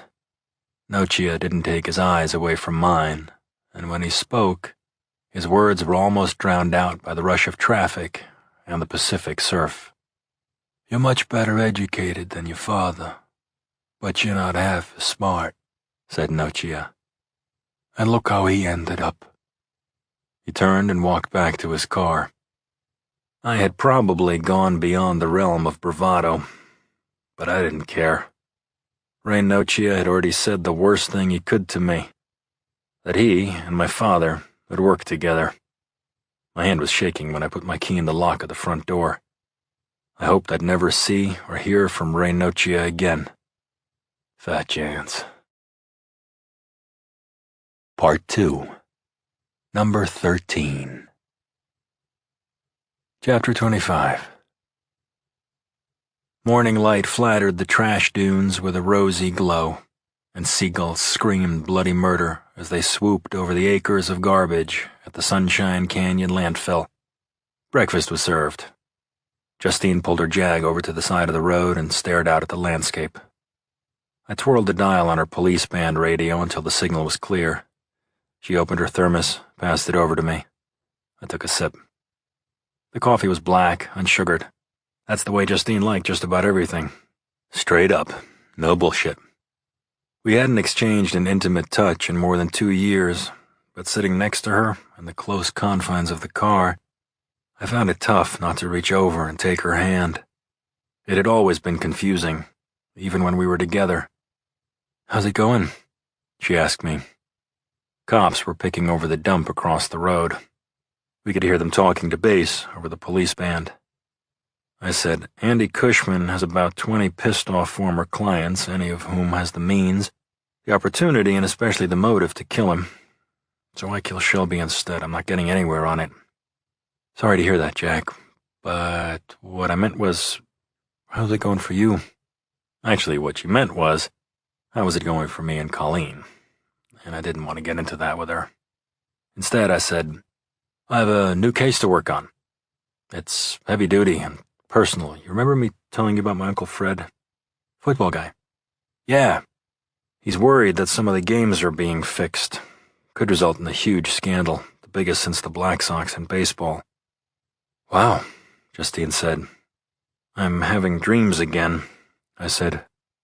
Justine's eyebrows lifted. I'd wanted to talk to her, but now I was going to have to really talk. Tell a shrink you're having dreams, it's like dangling string for a kitten. "Dreams about what?" she asked. "The same ones?" So I told her. I described the vivid explosions, running across the field with someone I love over my shoulder, never making it to safety. Could be survivor's guilt, I guess. What do you think, Jack? "I wish the dreams would stop." " 'You're still funny," she said, with the one-liners. I opened the folder I had wedged under the armrest and looked at the photo that Bobby Patino had emailed to Justine this morning. It was a school portrait of a pretty 16-year-old girl named Serena Moses. She'd been reported missing last night. Serena lived in Echo Park, a section of East LA that Justine called the Red Zone, the schoolgirl killing field. 2 hours after Serena's parents called the police, an anonymous and untraceable call had come in to 911 saying that Serena's body was here in the landfill. Just then, voices came over the police radio, one sharper and louder than the others. "I've got something. Could be human. Oh, Christ." "Let's go," I said, opening the car door on my side. "No, Jack, I've got to do this alone. If you come with me, I'll lose my street creds. Just hang tight." I said okay. Then I watched Justine cross the empty street and head toward where the police were already taping off a section of the stinking terrain. Chapter 26. Justine lifted her hand in a wave to Lieutenant Nora Cronin, who gave her the customary dirty look, before turning back to the black construction-grade trash bag lying like a crashed balloon at her feet. Justine's chest tightened as she remembered another schoolgirl who'd been dumped here a year ago, encased in a similar black plastic bag. Her name was Laura Lee Bronco, and she'd been knifed through the heart. Cronin cut the tie with a pocket knife, and the bag fell open. An arm tumbled out, almost in slow motion, the palm and fingers outstretched. It took Justine a long, heart-stopping moment to understand what she was seeing. "What the hell?" Cronin said, pulling back the edges of the bag, to reveal a department store dummy. 2 other cops tugged the mannequin out of the bag. Cronin turned over the female form and inspected it. There was no writing on the dummy, no note inside the black bag.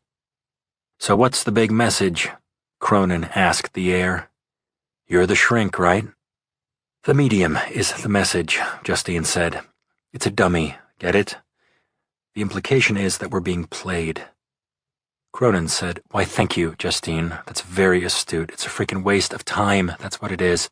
And it definitely isn't Serena Moses." Justine reeled from a wave of relief that was immediately followed by sadness. Serena Moses was still missing, wasn't she? They still didn't know where she was, or whether she was alive or dead. She glared back at Cronin. "So where is Serena, Lieutenant? I guess you're going to have to keep looking. I hope you're as good as you think you are." Chapter 27. Justine thanked Principal Barbara Hatfield for her introduction, and then she took the stage of the auditorium. The newly refurbished Royable High School had 5,000 students, but only the junior and senior girls were permitted to attend her talk that afternoon. The principal had told Justine that her presentation was just too graphic and scary for the younger girls. Justine thought she understood, but frightening the girls was a necessary byproduct of informing them, and most of the girls who'd been killed were in the lower grades. The principal hadn't budged, though. "I'm a psychologist," Justine told the students in the auditorium. "But I'm also investigating the murders of the high school girls that you've all read about on the internet and seen on TV." Someone sneezed up front. There was nervous laughter, and Justine waited it out. "First, I want you to know that Serena Moses is safe. She was hit by a car and taken to a hospital. When she woke up this morning, she told the doctors her name. Serena has a broken arm, but she's fine, and she'll be back at school soon." The kids broke out into applause. Justine smiled. But Serena's being safe had raised a question for her. How did the killer know to fake an email about her? Had he been watching the girl? Had they been watching her? "It's a big relief," she said, feeling her eyes get moist. "But we have to talk about the girls in this area who weren't so lucky." Justine nodded to the teacher's assistant who was running her PowerPoint presentation. The lights went down, and the sweet, smiling face of a teenage girl came onto the screen. "This is Kayla Brooks. She was a junior at John Marshall. She wanted to be a doctor, but before she even graduated from high school, she was shot 4 times, for no reason at all. Her life, her future, the children she may have had, the doctor she might have become, all of that is over. The pictures of Kayla's body came up on the screen, and the sound of girls crying out almost tore Justine apart. She had to keep going. Bethany's picture was next, then Jenny, a student at this school, and then the rest of the names and pictures and stories, including that of Connie Yu, who had died only 5 days ago. We know that whoever killed these girls had information about them that he used to gain their trust. Justine explained about Connie's recovered cell phone and the text messages from an unlisted phone. Girls, Connie's friend did not text her. This was a fake message, a trick, and it worked. So how can you know if someone is trying to fake you out? If anyone at all, asks you to go somewhere alone, don't go. Tell the girls in the lower grades, don't go anywhere alone. Do you understand? There was a sibilant chorus of girls' voices saying yes. I want everyone to stand up, Justine said, and I want you to repeat something after me. There was the shuffling sound of 1,000 kids getting to their feet, seats slapping against the chair backs, books ringing as they hit the floor. The voices sang out in ragged unison, following Justine's words. I promise I won't go anywhere alone. Justine hoped that she'd reached the girls, but she was still afraid that one of these girls was thinking she was special, that she knew better than Justine, that she was the one who would never die. Chapter 28. Justine stepped out of the high school and onto West 2nd Street. She had just opened her phone when a black car swept up to the curb. The window buzzed down. Need a lift, lady? Bobby, what are you doing here? Just looking after my girl. Get in, Justine. I'll drive you to your office. I was just calling a town car. What timing? Thanks. She went around to the passenger side of his Beamer and got inside. She leaned over for Bobby's kiss. How did it go with the kids? He asked, pulling the car into the stream of traffic. Pretty good, I think. If they ever listen to anyone over 30. You don't look over 30, sweetie. Not a day. Not a minute. What do you want, Bobby? What else do you want? Yeah, there is something. Justine, I wanted to tell you before this gets out. I'm thinking of running for governor. I've been approached by the DNC. Financial backing is there for me if I wanted. It would be a hard race, but worth it if I won. The powers that be think I have a good chance. Bill Clinton called me. This is kind of sudden, isn't it? I've been thinking about it for a while. I didn't want to say anything until I'd made up my mind to take the idea seriously. She didn't show it, but Justine was stunned by the announcement. She told Bobby he'd make a great governor, and she believed he would. But her heart was sinking. She had feelings for Bobby. He was the first man she'd been able to trust since she and Jack had broken up. If Bobby became governor, he'd move to Sacramento. Then what would happen? Where would she be? It would be great if we could find the dirtbag who's killing the schoolgirls, Bobby was saying. In fact, it's got to be done. A conviction would really help me right now. Sure, Justine said. She felt a chill coming off the air conditioning and dialed it down. Bobby seemed to be telling her something with a lot of subtext. So what was the real message? If he was elected governor, did he want her to go with him to Sacramento? If so, as Diane Keaton had famously asked Warren Beatty in Reds, as what? Justine remembered that Bobby had taken a lot of heat from the police commissioner when he'd hired Private to work the schoolgirl case. She hadn't questioned his motive for a second. If anything, she thought Bobby had brought in Private because the case was important to her. But now it seemed like maybe she was intensely involved in this case because it was important to him.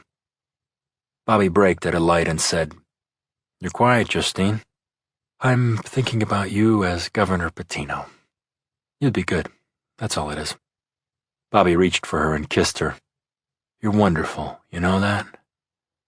You're a wonderful woman, and I'm a lucky guy." "I can't argue with any of that," said Justine. Chapter 29.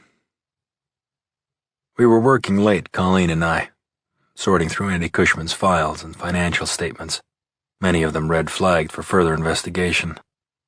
Colleen was wearing a blue silk cardigan over a lacy camisole and man-tailored pants.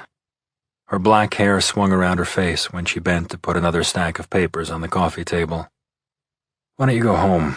I said. "It's almost 9, I can do this." "Let's get it done, Jack. It'll just be worse tomorrow." "Sit down," I said, patting the cushion next to me on the couch. She dropped onto the couch, threw herself against the back of it, and yawned. "Another hour should do it," she said. I put my arm around her and drew her close to me. "Don't be messing about, Jack. There'll be caps on the green and no one to fetch 'em." "What the hell does that mean?" "Trouble." She was telling me hands off, but without much conviction. Finally, she rested her head on my chest. She smelled like rose water, her favorite. I put my hand in her hair, and she lifted her face. I kissed her, and she kissed me back. "Okay, Jack. Have your way with me. Please." "Hang on," I said. I got up and locked my office door, turned off the overhead lights, went back to the sofa.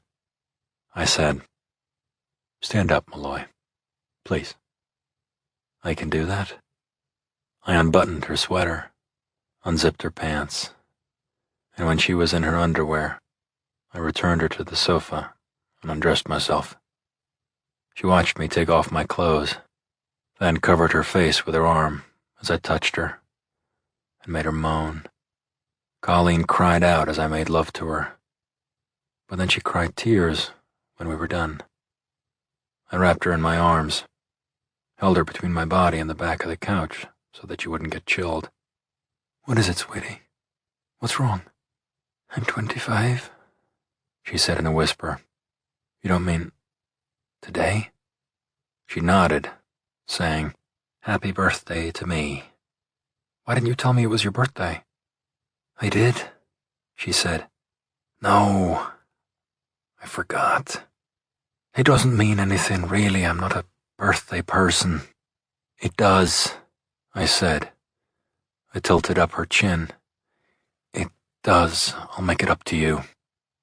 She shrugged, then pushed me aside, swung her bare legs over the side of the couch and picked her clothes up off the floor. "I shouldn't say this, Jack, so I won't." I already knew. No birthday present, no flowers, no dinner. Sex on the couch. I said, "Go ahead and say it. You deserve better than this." "Anyone would," said Colleen. Chapter 30. Not one, but 2 celebrity couples were waiting for me in reception as I came through on the way to my office that morning. Their money manager had called ahead for them. The most visually arresting of the 4 was Jane Hawk, the rock idol who was pierced, tattooed, and dressed in 5 shades of purple. Her husband, action movie star Ethan Tao, sat to her right.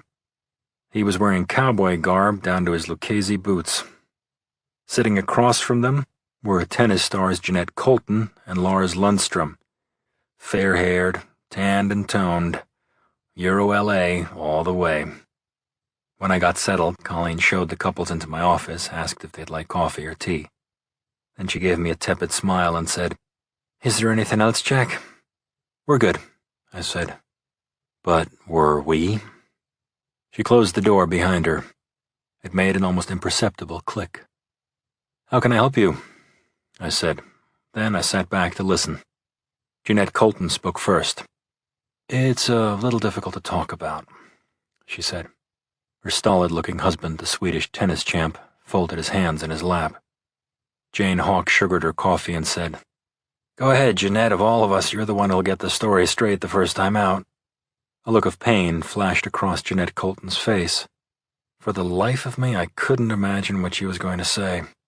What were the four of them doing in private? "Ethan and I are in love," she said of Jane Hawk's husband. I looked at the rock star, who was sipping her coffee with a steady hand. I tried to avoid divorce cases.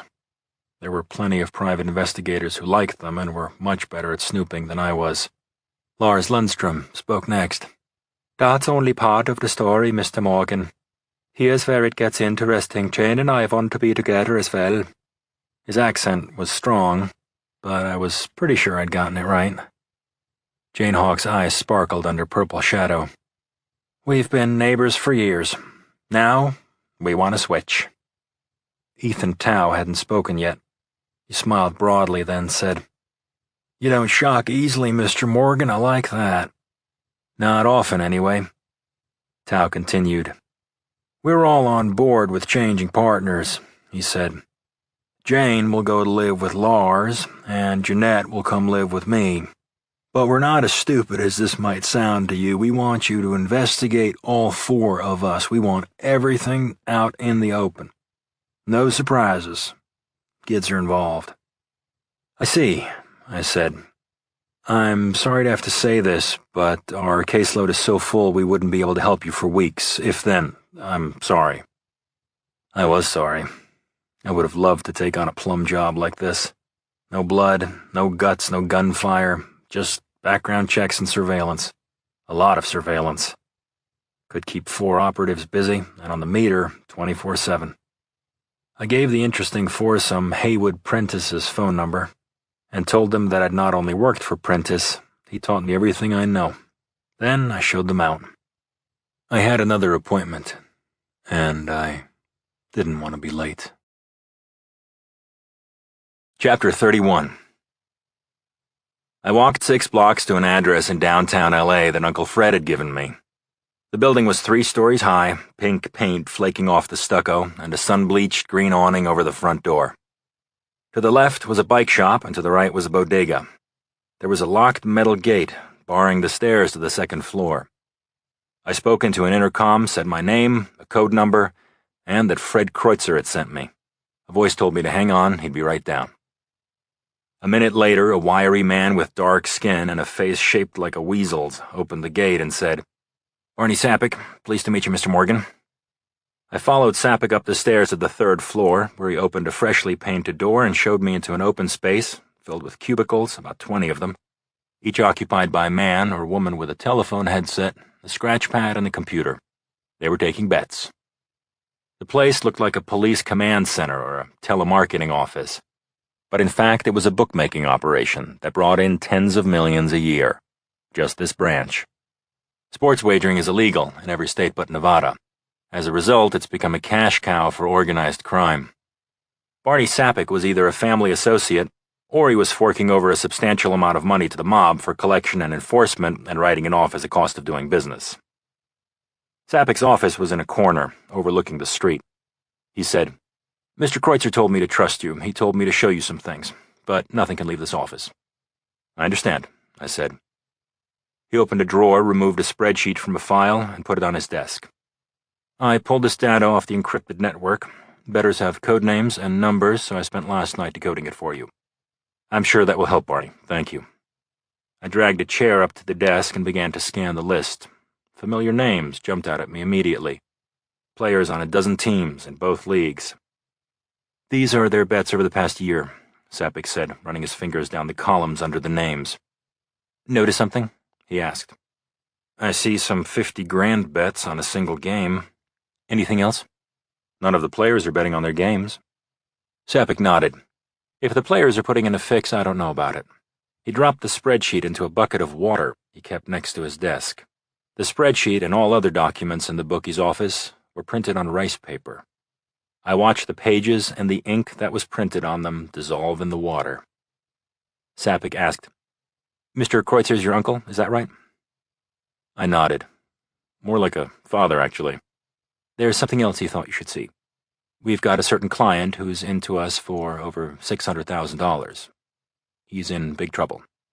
Could have a fatal outcome." "A football player?" I asked. Sappic wrote block letters on a pad of paper, turned the pad so I could read it, then ripped off the top page, which followed the spreadsheet into the bucket of water. The rice paper dissolved, but the after-image of those block letters hung in front of my eyes. Sappic had written down my brother's name. Tom Morgan, Jr. Tommy owed over $600,000 to the mob. Chapter 32.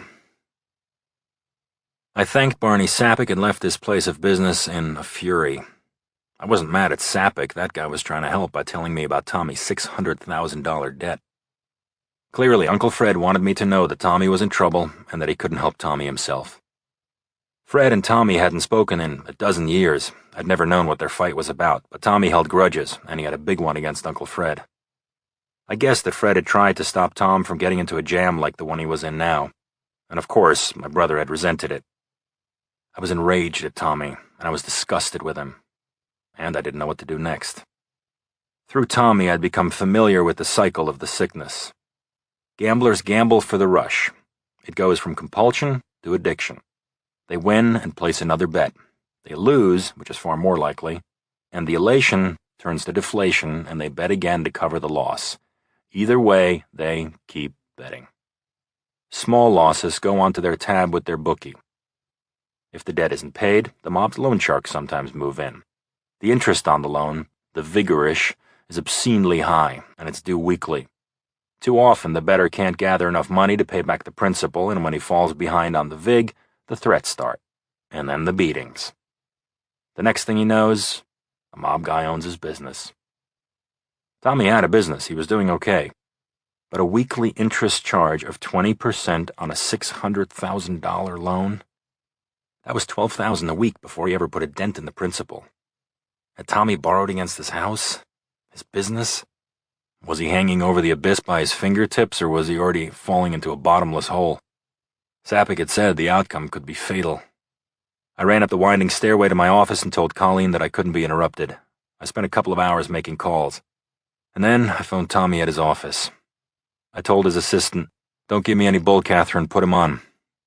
Tommy's voice came over the line. He sounded reluctant and irritated, but he agreed to have lunch with me at 1 o'clock. Chapter 33.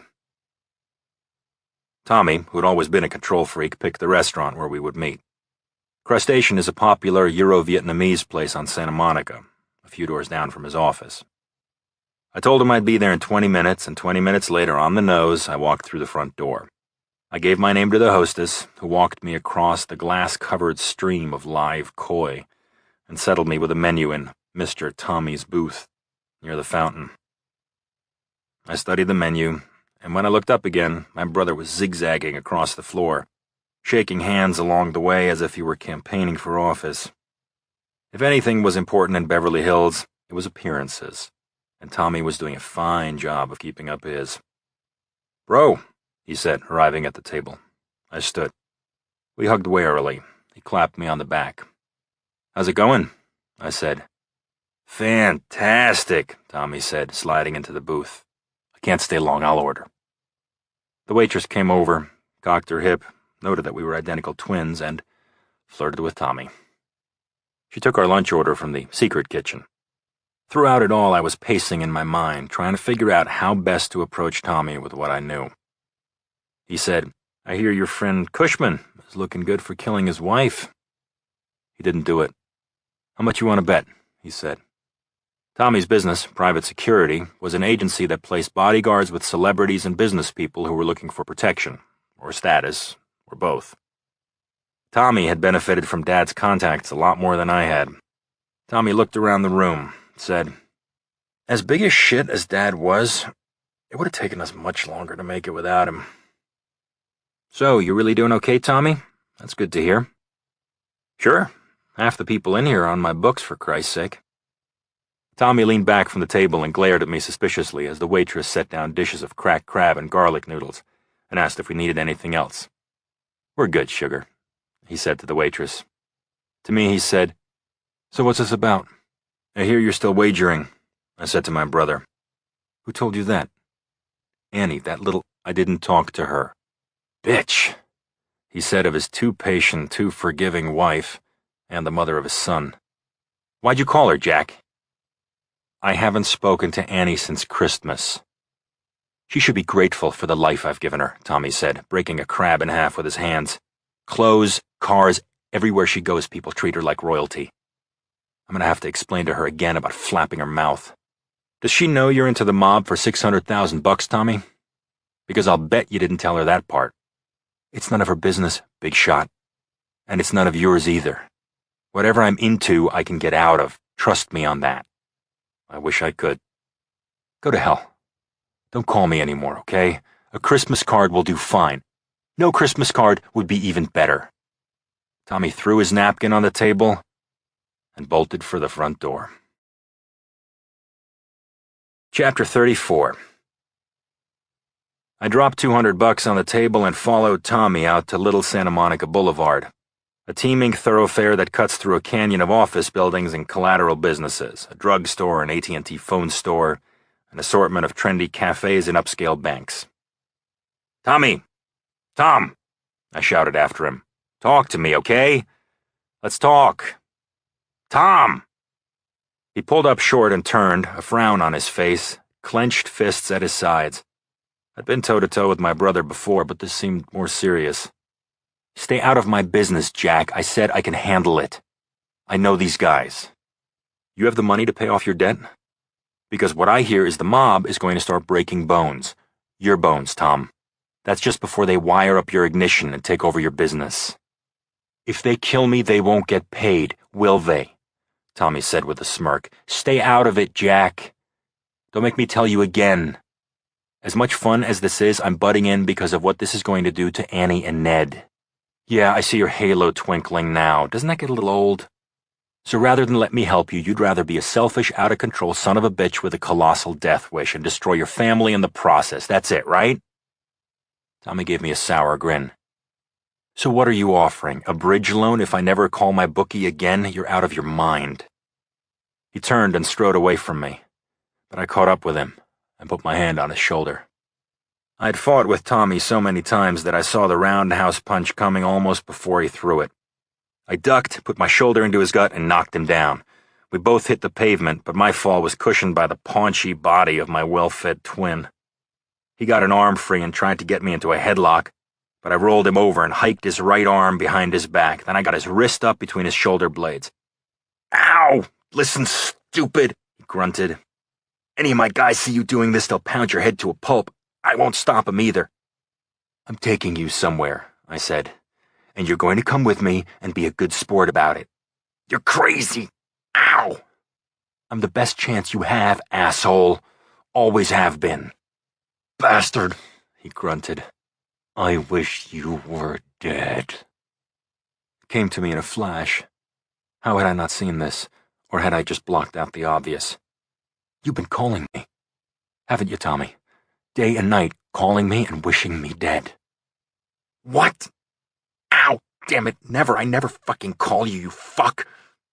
And then the starch went out of him, and he started to cry. The bastards killed my dog. Who? Who did that? Your dog? Ned's dog? Boys from the mob. I said, Okay, I'm sorry, Tom, I'm letting you up now. Don't fight me, okay? You want me to say thank you? Don't hold your breath. I want you to come with me. And don't give me any trouble. Fine. Whatever you want. I didn't let him up just yet. Pinky swear? I said, looping my left pinky around his. It took a couple of seconds, but then he squeezed my finger. Pinky fucking swear, he said. Chapter 35. Margarita Esperanza told her grandma she'd be back in a few minutes, all right? She let the screen door slam behind her as she left the small brown stucco house with the red tile roof on St. George Street, a 5-minute walk to the video store, where she'd gone 100,000 times before. She was listening to her iPod as she turned onto Rowena. The 4-laner was bright with storefronts, Pizza Hut, Blockbuster, Sushi to Go, busy and totally safe. No problems on the horizon. Besides, Marguerite could handle problems. For sure. Marguerite waved to a couple of kids she knew and kept going toward the Best Buy sign, blinking at the end of the next block. Her phone buzzed, signaling that she had a text message. She didn't recognize the number, but only one person called her Tiger Puss. That would be Lamar Rindell. Lamar was a super cute senior, a basketball player who'd been flirting with Marge both in person and on the phone. She'd hung out with him and a bunch of other kids after school, but Marge was hoping for more. Lamar: "What's up, Tiger Puss?" Marguerite: "Getting a video." New moon: "I love vampires." Lamar: "Video world?" Marguerite: "Yeah. It's close, right?" Lamar: "Want to get pizza after?" Marguerite: "I can't." Lamar: "Okay, never mind." Marguerite leaned against the mailbox while she weighed her options. It was Grandma versus Lamar, and she shouldn't have to choose. Pizza Hut was only 1 block down. It wasn't even dark out yet. She typed to Lamar: "Okay. See you soon." Then she called home, said, "I'm stopping for a slice and a Coke. You can practically see the place from the kitchen window. I'll have Lamar walk me home, okay?" Marge rehearsed her attitude. Her mind focused on how she'd remember everything she and Lamar said to each other so she could tell her BFF Tanya all about it when she got home. She grinned to herself just thinking about that. She headed to get her vampire movie. She started off walking, but then she began to skip. Chapter 36. A black Hyundai van with a cable TV logo on the side cruised the streets of Los Feliz. "I've got your pigeon on the grid," Morbid said to the guy sitting next to him in the back. "She just left her house. She's gonna bite. She's going down." "I'm ready," said Jason Pilzer in his role as Scylla. "A frickin' Greek monster. 6 heads. Let me do this. She's all mine, right?" Morbid gave the keyboard to Scylla, who watched the tracking icon that stood for Marguerite Esperanza as it traveled across the GPS map. Scylla tapped on the keys, sending a text message to Marguerite using the name of this guy, Lamar, who'd been texting Marguerite for a couple of weeks. And Marguerite was answering. After some dialogue and a change of mind, she said yes. She'd meet Lamar at Pizza Hut. Scylla felt the sweat gather at his hairline. He patted his jacket pocket, put on his fresh gloves. He listened in on Marguerite's call to her grandma over the speaker. And when she told her goodbye, Steam Cleaner parked the van on Rowena, maybe 20 yards from the pizzeria, no more than that. Scylla watched Marguerite's icon on the GPS grid close in on the icon for the van. He looked through the dark glass of the side window as the girl came up the sidewalk, past the stationery store. "She's a babe," he said. "And she's all yours, Scylla. She's your babe. Think you can handle her?" For a few seconds, Marguerite would be between the dry cleaner and the van, like an eclipse of the moon. "Scylla, go," Morbid said. "Go now." Scylla pulled open the van door and got his first good look at the target. The girl was bigger than he thought. She was at least 5'10" and looked ripped. With only seconds to make his decision, Scylla leaped to the sidewalk, came up behind her, and threw a cloth bag over her head, cinching the drawstring. She screamed incredibly loud, and she fought back, too. Scylla clapped his hand over her mouth. He was so filled with adrenaline, it took nothing for him and Morbid to lift her off the sidewalk and throw her into the back of the van. Morbid slammed the door closed and slapped the divider to signal Steam to go. Go! Then he and Scylla threw their bodies on top of the struggling girl. "Gotcha," Scylla said. "Now be a good girl." Morbid yelled at her. "If you shut the hell up, we'll give you a chance to win." Scylla's mouth was dry. He was so pumped. Even if he wanted to, there was no backing out now. "What do you mean?"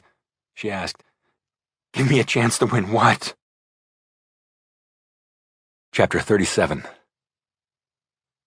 There was a screech of brakes as the black van jerked to a halt. The doors ground open, and Scylla and Morbid hoisted the girl out by her long arms and legs. They carried her quickly away from the street and tossed her to the ground. Suddenly she was a blur as she pulled off the hood and got to her feet in one startlingly fast movement. She lashed out to clear the space around her and faced Scylla, who was in a wrestling crouch only a body's length away. He grinned a ski mask covering most of his face. She was nothing like the combatants he'd faced on Commandos of Doom. Her reality was startling and exciting, but most of all, it was a challenge. "Hey, Tiger Puss. Here, kitty kitty," he said to the girl. "Who are you?" Marguerite screamed back at him. "I'm the one who's gonna test you," Scylla said. "It's me against you, Marguerite." The girl looked around, and Scylla saw her take in the scene. They were on Rowena, past the strip malls and stores, right on the bank of the reservoir, a place as desolate as the dark side of the moon. Cars zoomed by beyond the fence that walled off the reservoir from the road. Morbid and Steam danced around Marguerite, executing martial feints that Scylla had used innumerable times on Commandos of Doom. It not only kept the target off balance, it blocked her escape. But where some girls would have begged and cried, this one lunged. She shot out the heel of her hand and connected with a cracking sound, square on Scylla's nose. He fell back with a howl of agony and held his face with both hands. He saw the girl turn to run, dodging the others as if she were weaving through defenders for a layup in a playground basketball game. Steam reached out with a long arm, grabbed the girl's hair, and yanked her right off her feet. Then he let go of her and stepped back. This wasn't his turn. Scylla thought he knew what to do now. He went straight for the girl, visualizing throwing her to the ground and choking her with a headlock, but she was much faster than he was. She spun around, chopped at him in some kind of judo move, then followed the chop with a kick to his groin. He saw the kick coming and deflected it so that it connected with his thigh, but it still hurt like hell. Another hard blow landed on his forearm. Had she cracked a bone? He dodged several more of her blows, and when she connected, he didn't go down. The pain was actually feeding him now, real pain, a real life-and-death game. It stoked his fury as he danced around her. Morbid and Steam were taunting her, crowding her, waving their arms. "I'll remember you," she shouted at them, a fierce warrior and opponent. You, and especially you, asshole." As Scylla watched, Marguerite spun and missed. He saw his chance and chopped the back of her neck with the side of his hand. Then he kicked her legs out from under her. She was down, crying now. Why? But then she bounced right up again. She went at Scylla and smashed a foot into his throat. He went down, and the girl saw a hole to run through to get away from them. Steam called to Morbid. "She's too good for him." Then he started to laugh. She was getting away, though. So he pulled a gun from his waistband. He shot her in the chest. That knocked her straight back. And she fell over Scylla. She lay there, and Steam stood over her. "You were great," he said. Then he shot her in the face. Twice, to be sure. Morbid stepped up beside him over the dead girl. "That was kind of cool. She was great." Chapter 38. Jason Pilzer, Scylla, wanted to lift his chin and howl. The pain started at his nose, radiated out and along every nerve in his body, pounded in his left thigh and right forearm, which was probably broken. If pain could be seen, he would have been blazing like a fucking light show. But there was justice, too. The bitch was dead. Now he was in charge of staging the body. He taped the free end of an electric cord to her hand and positioned it over her head. The other end he tightly knotted around her neck. So it looked as though she had hanged herself. Gallows humor. And the original plan before Steam had to shoot her. If he hadn't been in such agony, it would actually have been pretty damn funny. He took off the bitch's athletic shoes and threw them into the van. His trophy. The shoes were so big he could probably wear them himself. That would be a hell of a thing, wouldn't it? He was about to say so as he looked up at Morbid and Steam. Objectively, they were savages. He was sure they killed for the same reason he had. For the unparalleled thrill. It was like a drug, and they were smart enough, disciplined enough to pull it off in populated areas, like here. Shit. He just killed a woman with traffic racing by on the other side of a fence. Steam Cleaner finally spoke. "Scylla, That was a very poor showing, man. Jason didn't like the expression on Steam's face. Getting injured had cost him points. Hell, she had knocked him down. Jason said, "You're kidding, right? She's some kind of judo expert." "You guys get into the van," Steam Cleaner said. "Scylla, you'll get another shot at this. Maybe next time you'll even win." Chapter 39. Del Rio and Cruz left the fleet Mercedes with the valet at the Beverly Hills Hotel and headed through the lobby to the Polo Lounge. The maitre d' said that Ms. Rollins was on the patio. Cruz rolled up his jacket sleeves and followed Del Rio out into the bright sunshine. Cruz thought that Sherry Rollins looked about 30, although it was getting harder to tell women's ages in this town. She was wearing a floppy hat and a skinny black dress with white detailing. She looked like a young executive at one of the studios. Both men shook hands with her, said their names, and the blonde-haired woman moved her dog from a chair and invited them to sit down. "Are you hungry?" she asked. "The lobster salad is quite good." "Something to drink, maybe," Del Rio said. The waitress trotted over and took an order of beer for Del Rio, tea for Cruz. Then Cruz took the lead. "Miss Rollins." "Sherry," she said. "Sherry. We're investigating the death of Shelby Cushman. I'm sure you've heard about it." "A break-in, wasn't it? A burglar broke into the house and shot her?" "Actually, that's not right," Del Rio said. "All the indications are that Shelby Cushman was murdered with premeditation. Nothing was taken. Not a thing." "That's insane," said the woman. "I'm sure I heard it was a robbery. Why else would someone kill Shelby?" "How well did you know her?" Cruz asked, stirring sugar into his tea. "I've known her a few years," she said. "I wouldn't say I was a close friend." "But she used to work for you, didn't she? She was one of your escorts?" Sherry Rollins didn't miss a beat. "Not since she got married. Last few months she was working for someone else. That's what I heard anyway. I'm sorry. This is very upsetting." "It would really help if you tell us all about it," said Cruz, "and don't leave anything out. Try to hold in your grief." "I don't know any more than what I've told you." "You do, Sherry," said Del Rio, his voice all business, no kidding around now. "You know a lot more. And I'll tell you what, help us out here, and we won't go to the police. We won't tell them why we think you're a suspect in Shelby Cushman's murder." "Suspect? That is absurd. Why would I want to kill Shelby?" "I don't know why, but the police might like to question you about that, and any number of other things."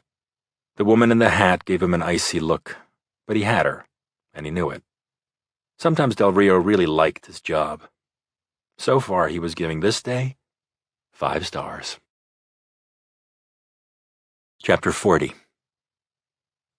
At just after 4, the sun was a dull white disk glowing in a pewter-gray sky. The reservoir was covered with algae, and the trees were large humps, massed like woolly mammoths, making the whole place seem prehistoric. If you squinted, you couldn't see the city of Los Angeles at all. You could pretend the rush of traffic on Rowena was just a bitter wind.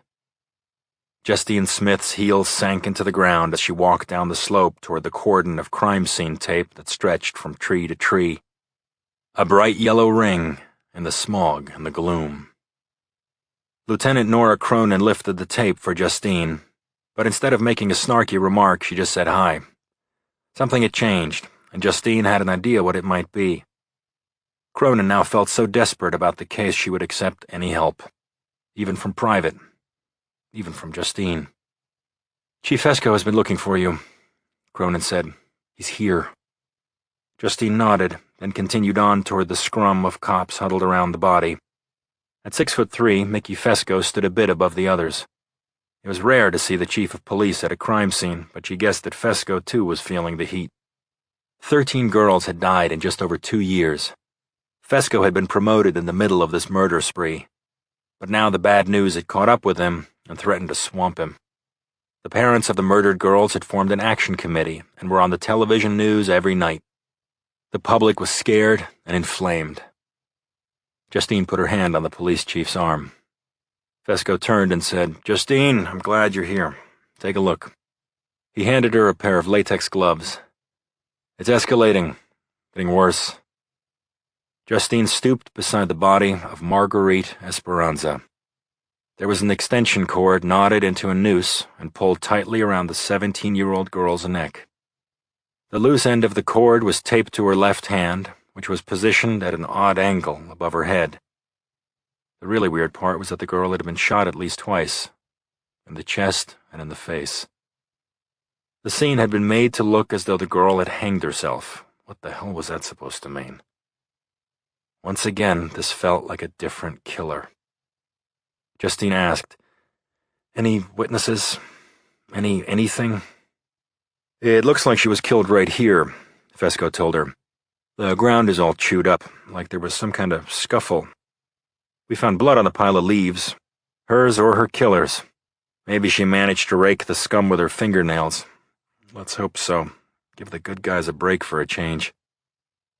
"What about her handbag? Was it found?" "No, it's gone, along with her shoes, so there's your signature.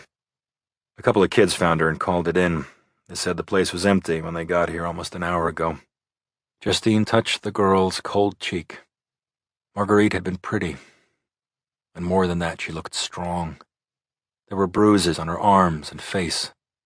She'd taken an awful beating before she'd gone down.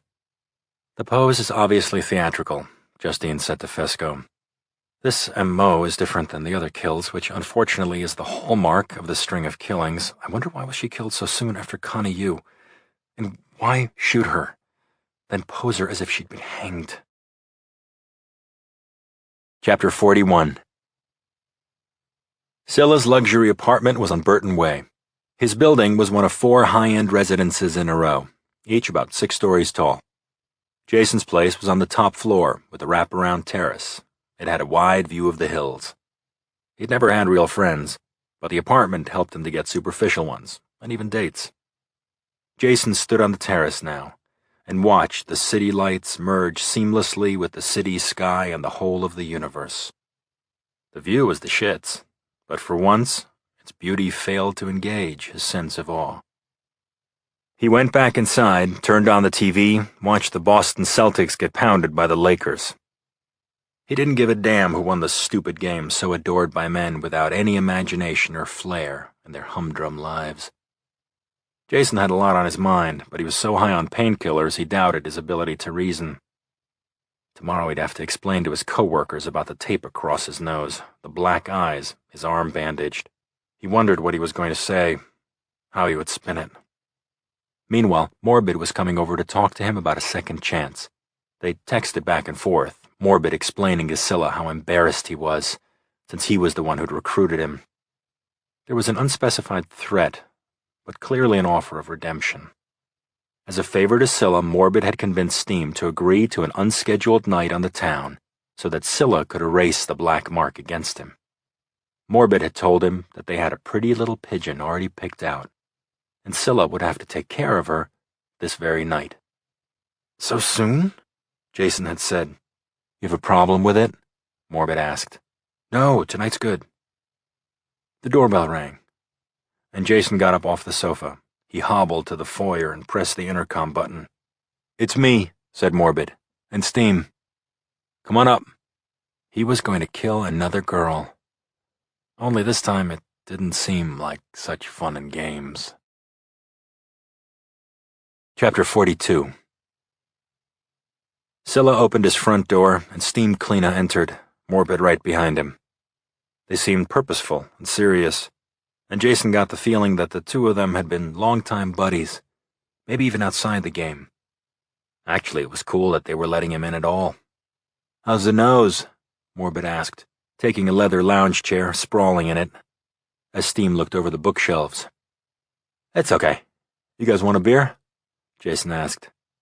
"Not for me, thanks." "Nice place, Scylla. The view is great from here," Steam said as he headed toward the sliding door that led out to the terrace. "Let me get that," Jason said, limping after him. He unlatched the door and pulled it open. "It's the shits, like a 30-mile view," he said. Steam Cleena whistled. "Hey, Morbid, you should see this. Come out here, man. It's like a movie. Cinematic."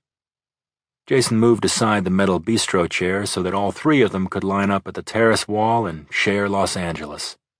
Steam Cleena said to Jason, "See that?" He pointed to a van across the street, the one with the Comcast logo. "That's redemption for you, partner, tonight's ride. You believe you're getting a second chance?" "Sure I do," said Scylla. "Well, you're not, asshole. You're tonight's pigeon." Steam Cleaner bent quickly. He grabbed Scylla by the knees. At the same time, Morbid pushed his shoulder so that Jason was lying across the wall, head and chest over the sheer cliff of the terrace. Below him was 60 feet of air. "Don't!" Jason cried out. "Please, just put me down, please." "Don't whine, you little twerp. Just spread your wings and fly." Jason's belly scraped concrete as he was shoved a few more inches over the wall. Cars sped by on the street below. Blood rushed to his brain, and his mind spun. What could he say? That this was the most incredible game of all? Jason's mind kicked off disconnected images. His father's hand holding a pen. The priest who gave him First Communion. The look on Marguerite Esperanza's face while she fought for her life. His own voice was loud inside his head. "I'm not supposed to die this way. I'm not supposed to die at all." He was too scared to scream as he dropped over the rail. And he clearly heard Steam yell, "Pigeon!"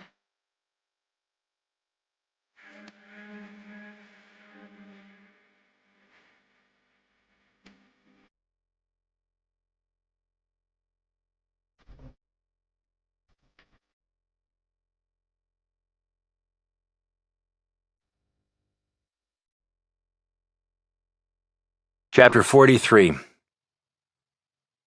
To be honest, my recurring dream was sometimes more real than reality.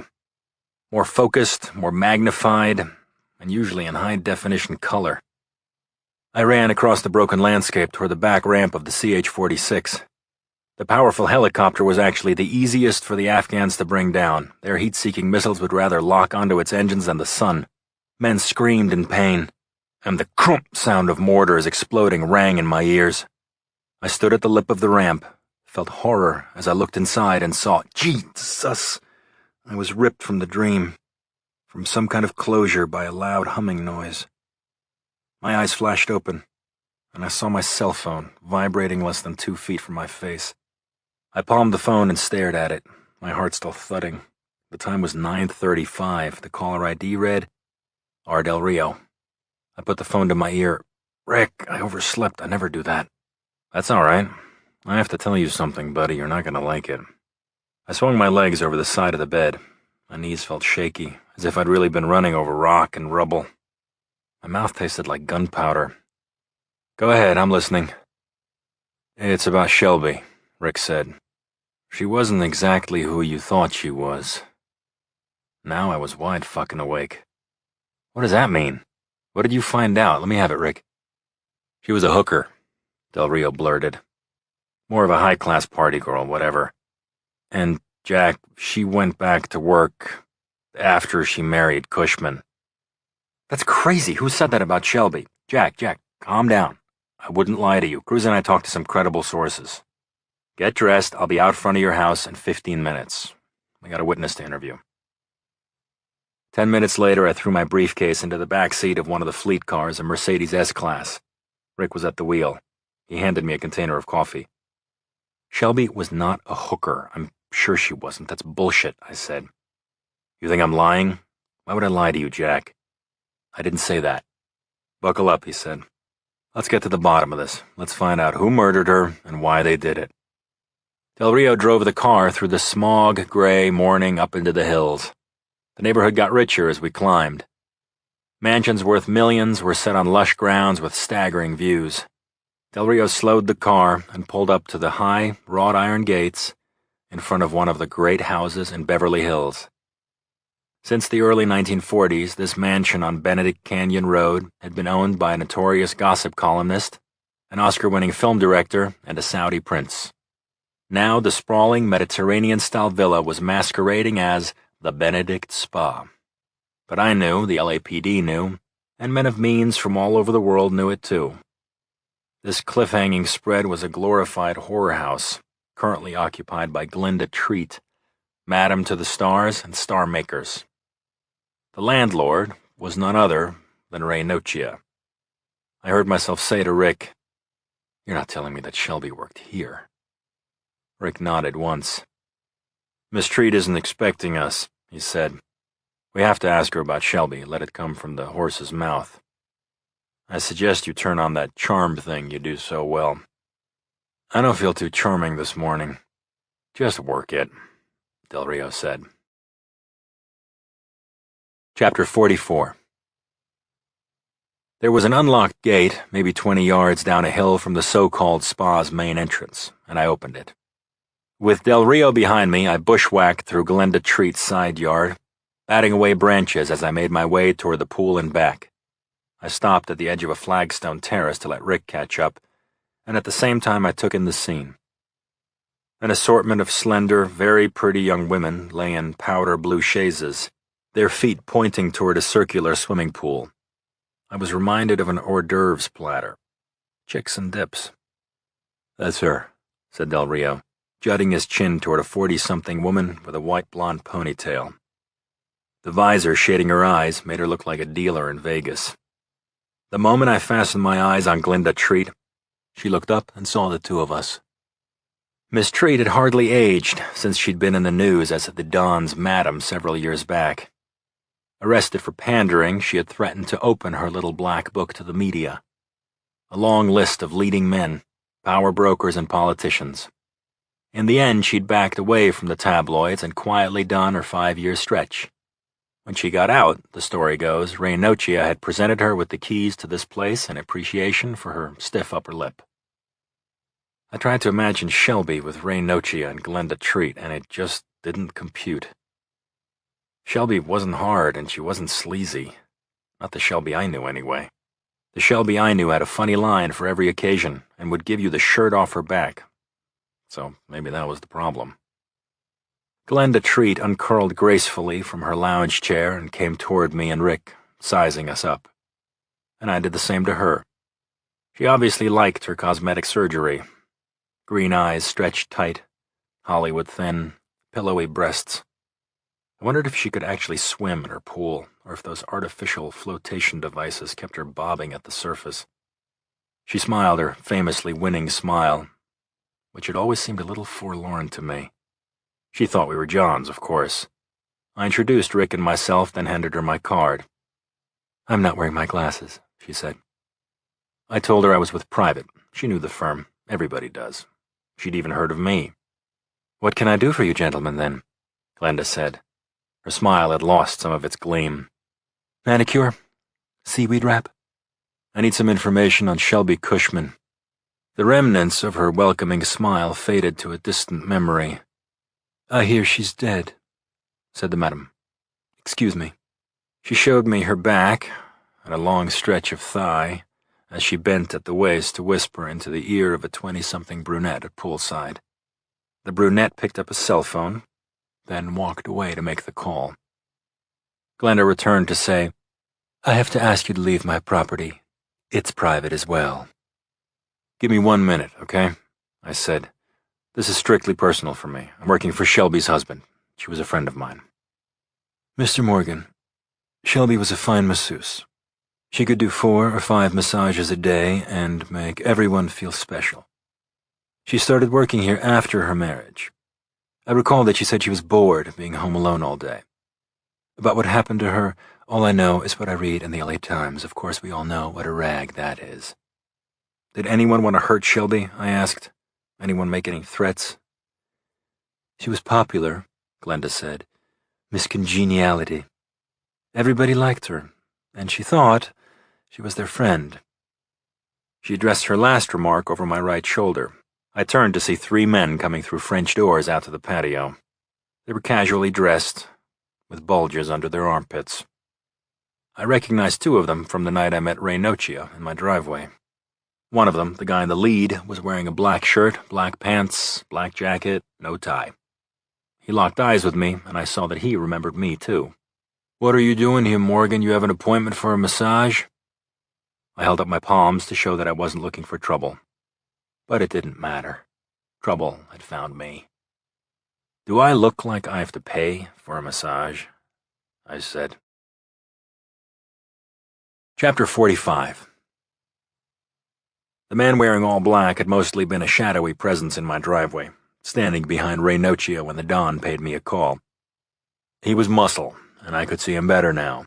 In his late 30s, handsome if you like his type, bulked up, and heavily armed.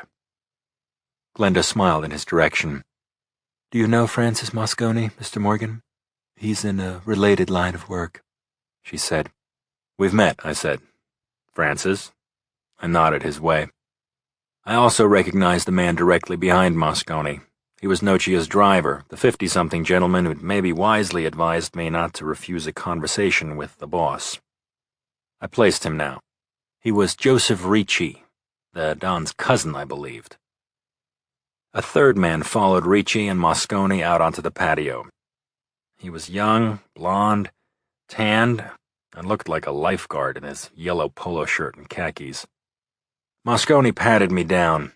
A few feet away, Lifeguard was doing the same to Del Rio, who pushed his hands away and said, "Get your hands off me, right now." Lifeguard paid no attention, spun Rick around and pushed him against the wall. I didn't think that was a good idea. The kid was younger and possibly more fit than Del Rio, but it didn't matter. Rick hit him square in the nose with a jab and followed with a terrifying uppercut. The blonde was out on his feet, and I felt like I ought to applaud. But then Ricci lunged for Rick and hugged him from behind, pinning his arms to his sides while Moscone put a 9mm Beretta to Rick's temple. "Stop," I called out. "We're done." I raised my hands, kept them high and in sight as Moscone walked my way. Then he hit me hard with the Beretta. I guess we weren't done. I went down. Then we were done. Chapter 46. A few seconds later, Moscone stood over me, eclipsing the weak sun. I tasted sour bile. Meanwhile, I was thinking that no one knew where we were. Del Rio and I were outnumbered and outgunned. It was Dodge City at high noon, and the smart odds were with the black hats. Moscone spoke softly, even kindly. "That's one for the way you talk to Mr. Nocia," he said. "Now get the hell up, Morgan." I struggled to my feet, and as soon as I was upright, Moscone hit me with a hard right to the chin. I staggered back and fell again, crushing a lounge chair, breaking a table. Spots blinked in front of my eyes. "That's for trespassing," Moscone said, "and calling me Francis." I felt cold metal as he screwed his gun down into my ear. The other two were working Rick over, cursing and screaming as they pounded him. "You've got to learn some respect, Morgan, you and your friend." "I understand," I said. "I do. I apologize. Help me up?" Moscone laughed at me. He reached his hand down, and I grabbed it and twisted his wrist until Moscone shrieked and followed his pain to the ground. The Beretta clattered to the flagstones. I grabbed it on the second bounce and jammed the muzzle into Moscone's temple. Fair is fair. "Put your guns on the ground," I shouted to Ricci and Lifeguard. "Guns on the ground, and step away." Joe Ricci immediately put his gun on the ground. Then so did Lifeguard. "Morgan," Moscone said with a sneer, "it's over. You win this time." "It's not over yet," I said. I didn't want to be followed, and I didn't want a bullet in the back, so I ordered the three of them into the pool. Ricci took off his shoes and his watch and walked down the steps at the shallow end like a gentleman. Moscone shed his jacket and did a cannonball. Del Rio stiff-armed Lifeguard over the side. "Don't forget these," I called to them. I tossed their guns into the pool. The call girls began to move in closer. One of them put her hands on her knees and glowered at Moscone in disgust. She was a little thing with blazing eyes. "Now, how are we supposed to swim in there?" she asked. "Flap your arms and kick your legs," Del Rio said to her. Glenda Treat watched from a vine-draped window as Del Rio and I left her yard. I waved bye-bye, and predictably, she gave me the finger. Unfortunately, that was all I'd gotten at the Benedict Spa. Chapter 47. "Consider us even," Del Rio said. He was holding a wad of paper towels to his bloody nose as I drove us back down the road toward the office. "What are you talking about?" "You saved my life back there. I've been waiting for this day." Not even close. They were just messing with us. You're delirious. Shit, Del Rio muttered. Why was Shelby working for Glenda Treat? I said. She was your friend, Jack. I barely knew her. A muted ring came from my briefcase in the back seat. I asked Del Rio to pass me the phone, and he did. I opened it, saw that I had a dozen missed calls. I said hello to Colleen. Where have you been, Jack? I've been calling and calling. I know that. I was at the spa. What's going on? I asked her. My jaw was throbbing, my skull was a ball of pain, my ego was messed up. Justine wants to speak with you. Put her on. I'll warn her that you're a wee bit cranky. Put Justine on, Colleen, my mood couldn't be better. Justine's words came in an agitated rush. The mayor got an email from the son of a bitch, Justine told me. He said that he left Marguerite Esperanza's running shoes in a mailbox on La Brea. The lab is going over the shoes now, Jack. Where the hell are you? I said, hang on. There was a gas station coming up on the corner of Sunset and Fairfax. I pulled in. We've got almost a full tank, Del Rio said. Use the restroom, wash the blood off your face. Justine, you still there? Blood? What happened to Rick? What's going on? Why aren't you in the office? What's this about a spa? I got out of the car and walked to a secluded part of the Chevron's concrete lot. I told Justine about the pool party at the spa, and that Glenda Treat had confirmed that Shelby had worked there, but not why. You're a shrink, explain this to me, I said. Why was she a working girl? Without knowing her, I don't think I can. Pretend you're doing a profile, just starting one. There was a pause. Then she said, Shelby was a comic, right? A good one. Okay, well, if you combine equal parts narcissism and self-hatred, you might come up with a stand-up comic. You might also come up with a prostitute. I must have groaned. Justine said, was that too rough, Jack? Shelby must have found out something she wasn't supposed to know, maybe about the Nochias. I'm sorry. It's not over. I know. Jack? Uh-huh. Are you coming to the office? Cy and I have two very different approaches to the schoolgirl case. I need another opinion. Sounds like we're making progress, I said. I'll be right there. Chapter 48. 4 pairs of eyes looked up in dismay, and maybe even shock, when Del Rio and I entered the war room. No one died, I said. Because there were too many witnesses, Del Rio added as a charming note.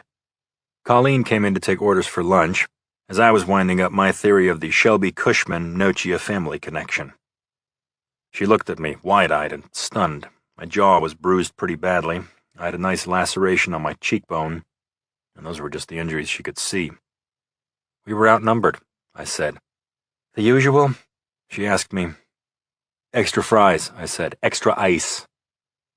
When Colleen left, I turned the floor over to Dr. Cy. Jack, I've been over this with Mo. We agree. If the schoolgirl killer is baiting his victims with fake messages, he has to have wireless access to their mobile phones in real time. Mobot piped up. She was sleeveless, showing off a colorful mess of tattoos. It was hard to imagine her at Harvard, where she'd gone through her Ph.D. She took off her bifocals and said, What Cy's implying is that we think this scum is waiting at a location, probably in a vehicle that won't call attention, we'd say, a van. Scum grabs the signal out of the air and accesses the target's mobile unit and basically clones it. That's how he's able to send his own messages using a screen name from one of the victim's friends. If he can do that, Cy said, he can block all other messages, incoming and outbound. As far as I know, there's no program that can hijack cell phone content wirelessly, Cy said. But it's imaginable. If you can imagine it, it can be done, added Mobot. Chapter 49. Hold on to that thought. Justine had dark circles under her eyes, but she still looked good. On the other hand, I couldn't remember the last time I'd seen her smile. This case had a hook in her, and wouldn't let go. Something's been nagging at me for a couple of days, she said, and it finally crystallized this morning. 5 years ago, another girl was left dead in the same alley where Connie Yu was found. I went through the LA Times archives and found the story. Her name was Wendy Borman. She was 17, Justine continued. Like Connie Yu, she left her house to make a quick trip to Hyperion Avenue and didn't come back. Her body was found the next morning. Wendy Borman is an unsolved case? Justine nodded and said, "She was killed by manual strangulation. She had a bruise behind her ear that came from a concussive blow with a heavy object. There were no witnesses, no sexual assault, and no forensic evidence. Sound familiar to you? And, how's this, her handbag and cell phone were taken. Also, she'd been wearing a necklace, a hand-wrought gold star on a chain. It wasn't on her when they found the body. Her mother said she always wore the necklace. So, obviously, it was made to look like a robbery homicide. Makes me wonder how long these schoolgirl killings have been going on. How many girls has this sick bastard killed? How many different ways? Was there somebody even before the Borman girl? We reviewed assignments and workloads over lunch. Everyone in the room was expensive, but I didn't much care. Obviously, neither did Justine. I said, "Everything basically goes on hold but Cushman, NFL, and Justine's case. That's all we do until all 3 cases are closed. And we will close them." I limped up the stairs to my office and Colleen followed me to my desk. "You got a call this morning," she said. "Maybe it's a prank, but it's evil, Jack. You should listen to it. Seriously." She picked up the receiver, got into voicemail, and switched over to speaker. I was sorry Colleen had to hear the eerie electronic voice that came over the phone. "You're dead," the caller said. Colleen looked shocked, and for good reason. Nothing about the voice sounded like a hoax. I took Colleen into my arms and held her against my chest. She made a purring sound like a cat, then laughed at herself. What was I going to do with this lovely, lovely woman? I said to her, "Not yet, Colleen. I'm not dead yet." Part 3. What's Love Got to Do with It? Chapter 50. I was standing next to Colleen at a horseshoe bar that smelled faintly of an honest day's labor. "I come here most nights after work," she said of Mike Donahue's tavern. She was wearing a pink-fitted jacket over a flowered dress, her long hair falling in waves around her shoulders. Colleen was working hard to become an American citizen, but I saw why this dark Irish pub with its stout on tap and old Irish bar flies made her feel at home. I felt troubled about what was happening between us. Colleen and I had been seeing each other for about a year, and we took that fact 2 different ways. To Colleen, it meant time to get off the stick. While we waited for our table, we drank black and tans and shot darts, a beginner's game called Round the Clock. My throwing hand was still messed up from the fight with Moscone, and Colleen was beating the socks off me. "You shouldn't let me win, Jack," she said. "I'm going to take a lot of guff for this." "You don't think I'm losing on purpose, Malloy?" "Try to hit the number 8, she said, patting my hip. My next flight of darts missed the mark, but I was laughing at myself, enjoying Colleen as she stood poised to throw, showing a lovely angle from her fingertips to her heel. Her first dart landed on the 20, ending the game. "I guess this means dinner's on me," I said. She laughed and kissed me as her friend Donahue came out of the kitchen. Donahue was 36 and bearded. Colleen had said he was already suffering from gout. "So this is the man who robbed us of your heart," he said. "Mike's a sweet talker," Colleen said, hanging an arm around my waist. We followed Donahue to a table in a snug corner of the back room. After we'd eaten, the waiter came out carrying a cake, blazing with candles. When all the clapping and whistling was over, I leaned across the table for a kiss. "Happy belated birthday, Malloy." I pushed a little gold-wrapped box toward her. Colleen's face brightened as she peeled back the tape and paper. She slowly lifted the lid on the box. "Thank you, Jack. It's lovely," she said, taking out a gold wristwatch. "It suits you, Colleen." "Go on then, Jack. You don't have to say that when you mean something else," she said. Message received, loud and clear. It's not a ring. Chapter 51. Colleen's rented bungalow was in Los Feliz, a homey, artistic community with low buildings and one-family dwellings packed together on charming streets. We sat in my car, and I told her why I couldn't stay tonight, even though we were celebrating her birthday. People walked dogs in the street. Kids ran by, shouting to one another. Idyllic stuff. Colleen looked down at her folded hands and at the little gold watch that gleamed dully under the street light. Rick and I are flying to Las Vegas in an hour, and I told her, "You don't have to explain. I made the arrangements into McCarran, Jack. It's just business, Colleen. I'm not going to a casino." "It's fine, Jack. I have to study tonight anyway. It wouldn't be much fun. Thanks again for the lovely birthday. And the present. It's the nicest watch I've ever owned by far." She gave me a peck on the lips, then reached for the door handle. "I'll walk you to the door." She sat back until I opened the car door, and then she stepped primly out. I marched alongside her, past the mop-head rose bushes and lavender in the narrow garden bordering the walk. She fumbled for her keys. "Have a safe flight." "I'll see you in the morning," I said. Then I went down the fragrant walk to my car. I felt terrible about leaving her tonight, but I had to go. The lights went on inside the cottage. I tracked Colleen's movements from the entryway to the kitchen to the little sitting room where soon she'd be doing her work with a cup of tea, the radio on to keep her company. I imagined her looking at her new watch, thinking of all the things she might have said to me, and what she'd say to me tomorrow. I started up the car and pulled away from the curb. At a stoplight, I called Rick. "How you doing?" I asked him. He'd been in a black mood since the incident at Glenda Treats. Del Rio is the toughest man I know, and he held a grudge about that beating. "I'm just leaving," he said. "I should be at the airport in 20 minutes, traffic permitting." "This is a reminder," I said. "Bring your gun." "Yeah, and Jack? You bring yours." Chapter 52.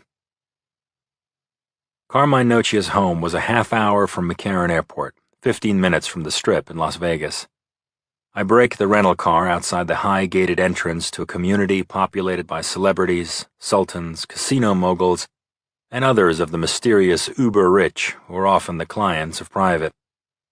Del Rio got out of the car and spoke our names into an intercom. The gates swung open. I drove along a twisting road to another gate, this one with Nocia's number worked into wrought iron next to the intercom. Del Rio buzzed, and then that gate too opened and admitted us. I put the car in drive and almost immediately heard an impossible rush of water. We drove across a bridge over a man-made river, past tennis courts and stables. Then we arrived in the forecourt of a Spanish-style house fronted by uplit date palms.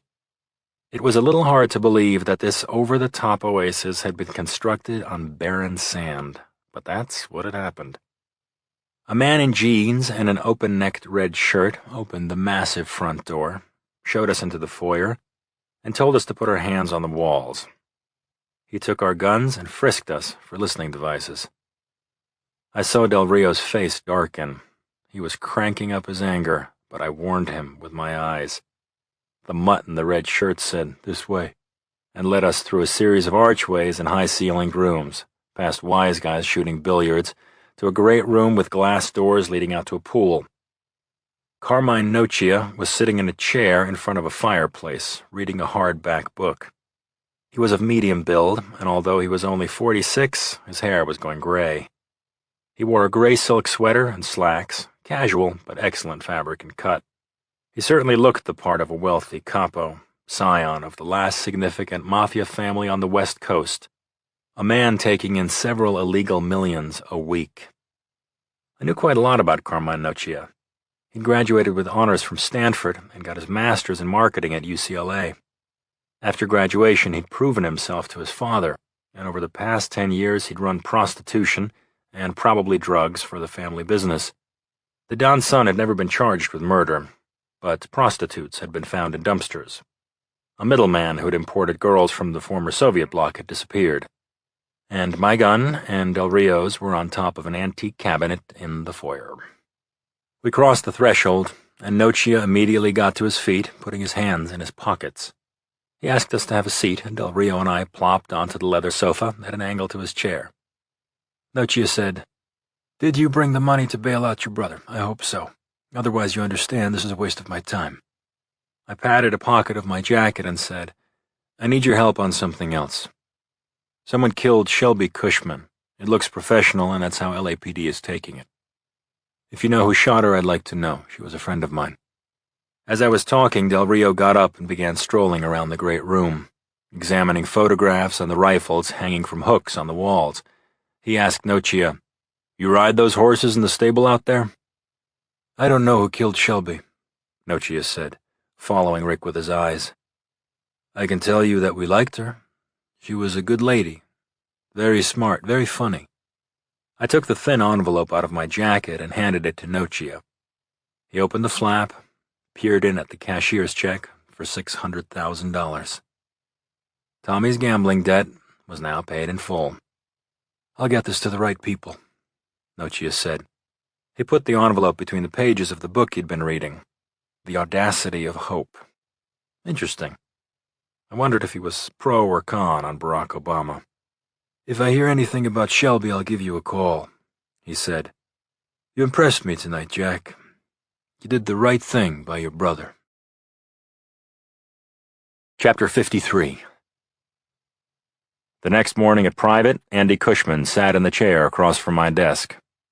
His face was very red, with bright white circles where his shades had been, evidence of too much time spent out by the pool. His hair was combed, he had shaved, and his clothes were neat and clean. It didn't look as though Andy had hit absolute bottom, but I knew in the next few minutes he'd be there. "You've got news for me," he said. Colleen brought in my Red Bull and Andy's espresso. We both thanked her. "Andy, I have something to tell you. You're not going to like it." "Don't worry, Jack. Whatever it is, I can take it. That's why I'm here." I nodded as if I agreed. Then I told my old friend that we had found out where Shelby had been working before she was killed. The Benedict Spa. Andy jumped up, shouting as he stabbed the air with a forefinger. "What the fuck are you telling me? She worked there? That's 100% horse shit. It's a lie. Somebody's jerking your chain, Jack." I waited for Andy to finish his rant. I understood why he was upset. "I wouldn't tell you if we hadn't checked it out, Andy. I'm sorry. But it's true." Andy's face was nearly purple with rage. His breathing was fast and shallow. I worried that he might have a heart attack in my office, maybe a fatal one. "Then tell me why, Jack. Tell me why. She had everything she wanted. Jesus, we had a very active sex life." He pushed away from the desk. "I want proof. I need it. That's your business, isn't it? Proving things? Proof, Jack. Proof." Del Rio and I went to Las Vegas last night and met with Carmine Nocia.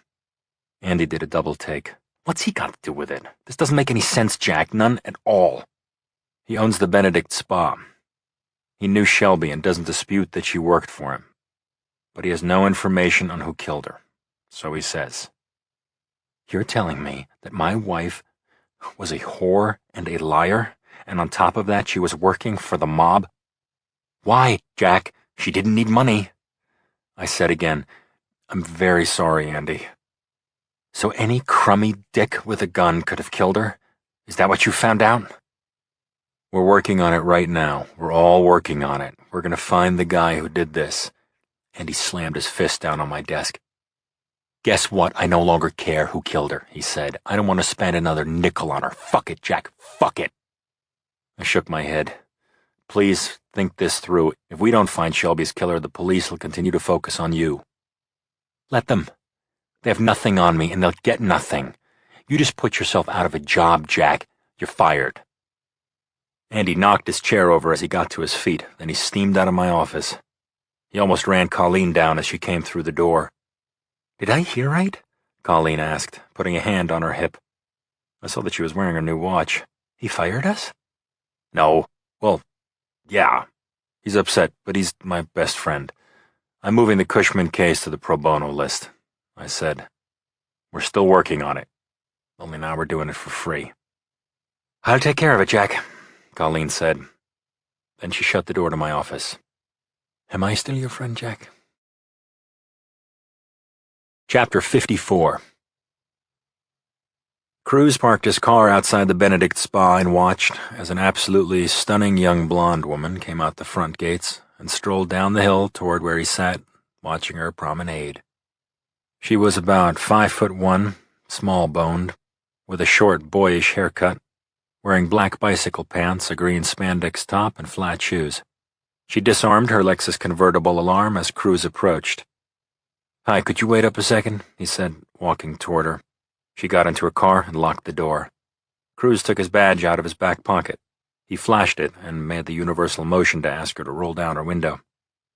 "What are you?" she asked. "FBI?" "Private investigator," he said, smiling at her. "I just need a moment. You work at the spa, right? This won't be hard, I promise." "I can't talk to you. Please step back so I don't run over your toes." "My name is Emilio Cruz. What's yours?" "I'm Carla. Make an appointment, okay? I can talk to you at the spa all you want for hours if you like." "Carla, stay right there in your car. Keep the door locked. I have 2 or 3 questions, that's it." Carla, last name unknown, put her key into the ignition and started the car. Cruz crossed in front of the hood around to the passenger side. Carla reached across the seat and pushed the lock button down, but the window was half open. Cruz reached in, pulled up the door handle, and got into the car.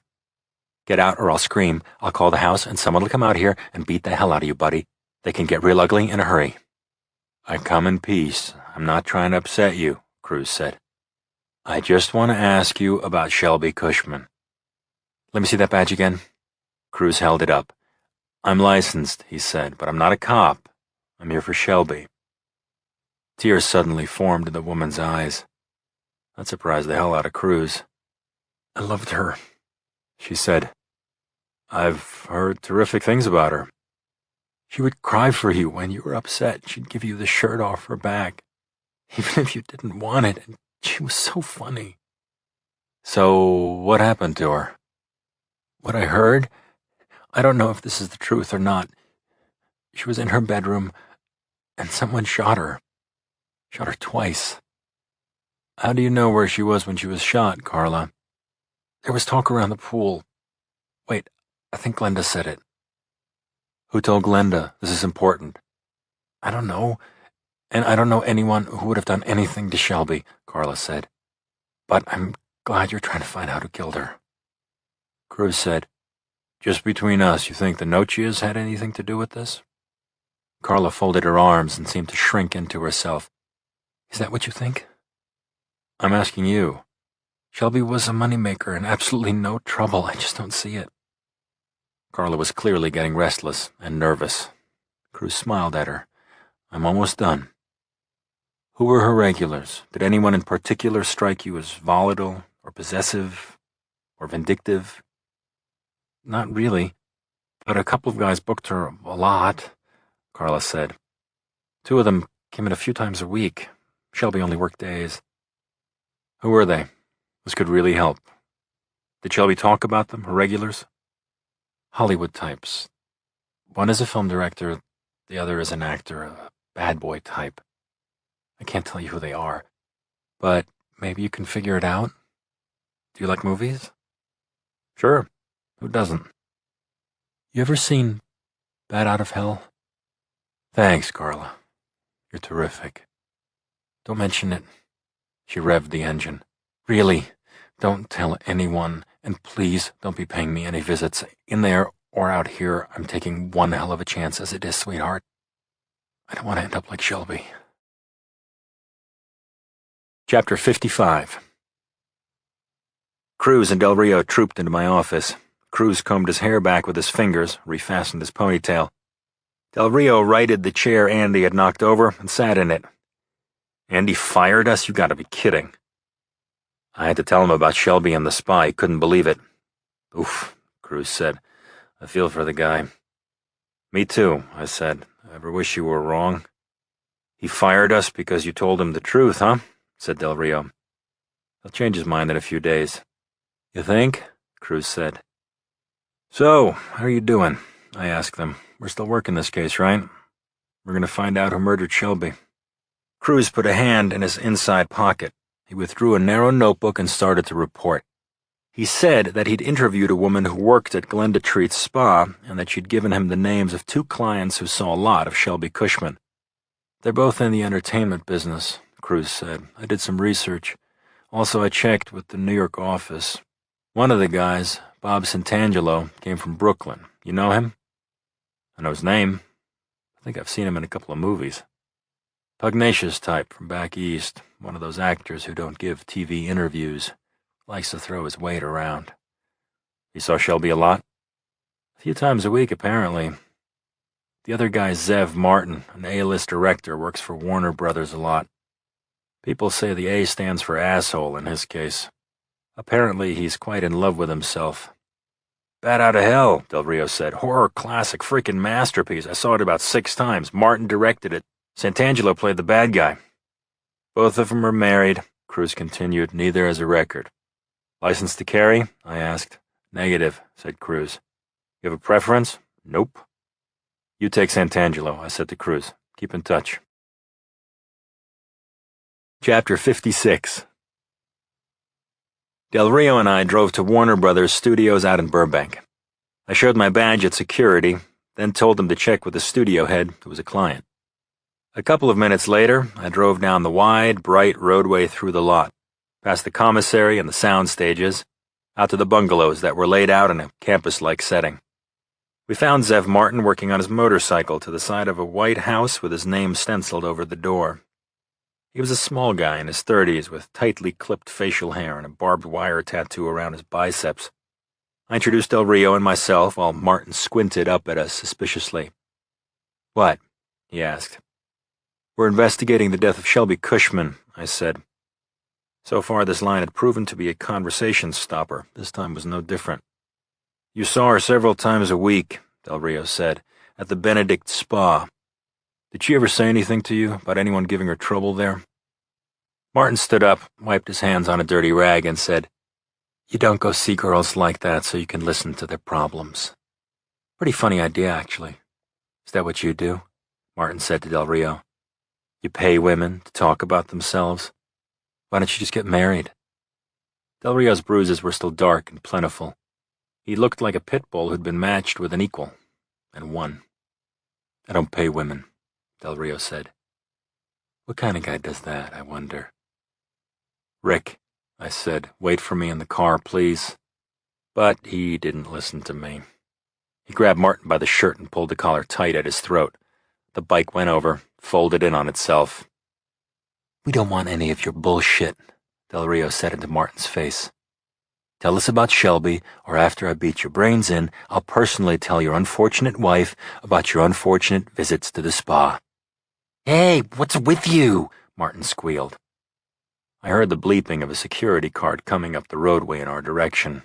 Martin was going red in the face as Del Rio wrung the next words out of him. Shelby was in love with some guy, not her husband, okay? Rick, I said, grabbing him from behind, let him go. Who was this guy she loved? Del Rio said, shaking the director. I don't know. It was a rumor with a few of the other girls. Shelby never mentioned it herself. I wrenched Rick off Zev Martin and apologized as Rick stalked off toward the car. Are you okay? I asked Martin. Fuck no, he said, running his hand around his throat. Del Rio is a vet, I said, leaving out that he was also an ex-con. He's suffering from PTSD. I'm very sorry. I should have him charged with assault, Martin said, as the studio cop cart parked at the curb. I could be wrong, but I don't think you want any more attention drawn to this situation, I said. I avoided looking at the security cop and walked back to my car. I got in and slammed the door. It better not be that Shelby was in love with you, Jack, Del Rio muttered. Close friends, I think you called it. I started up the car and said to Rick, What the hell is wrong with you? Did you take yourself off your meds? He was curled up against the passenger door. Let me ask you something, he said. Have you ever sleepwalked? No, I haven't. I wake up, I'm behind the couch or in the closet or outside on the lawn. I've no idea how it happened. I have nightmares. Bad ones. Take the rest of the day off, Rick. Go home and get some sleep before you get us killed. Chapter 57. Justine sipped room-temperature coffee from a cardboard cup.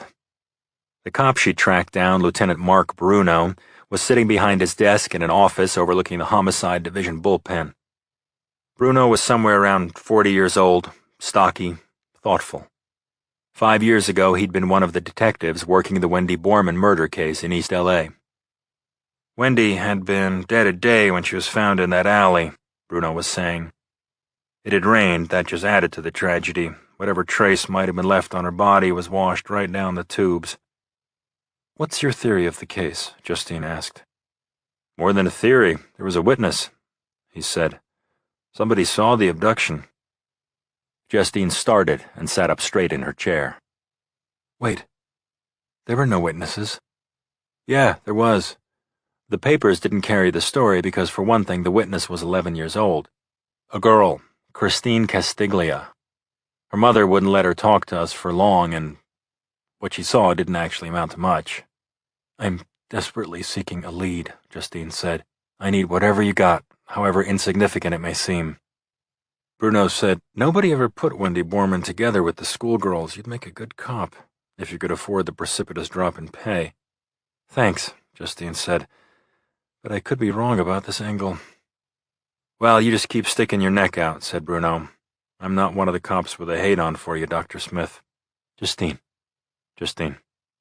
"I don't care who catches the son of a bitch. In fact, now I'm rooting for you. Obviously, we need all the help we can get." Justine smiled. "Tell me about Christine Castiglia." Bruno swiveled his chair 180 degrees, opened a file drawer behind him, and took out a spiral notebook with Borman written on the cover in thick caps.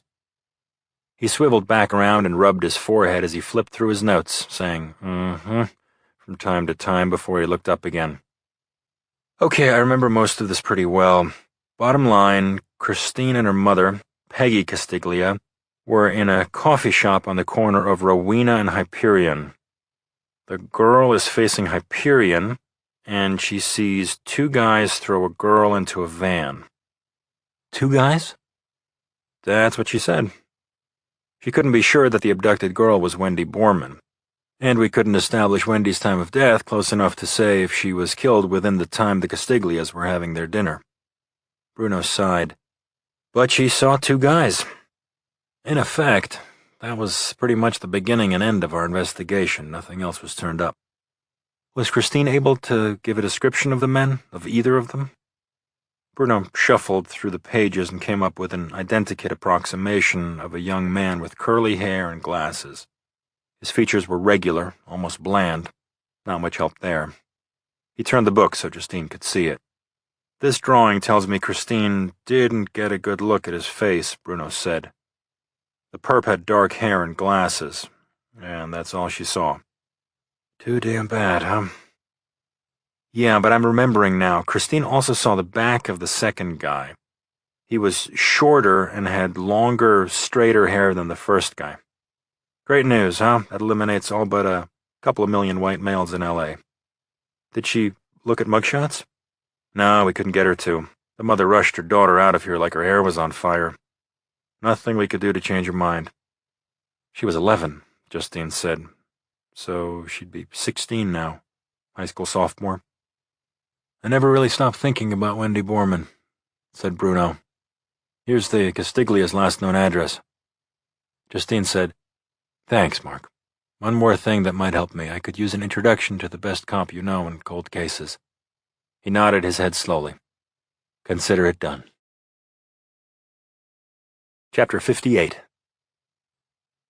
It took Cruz the rest of the day and into the night to get anywhere near the film star Bob Santangelo, and he only managed it by hanging outside Teddy's lounge like some goofy groupie, waiting for the actor to head out to the street with his entourage.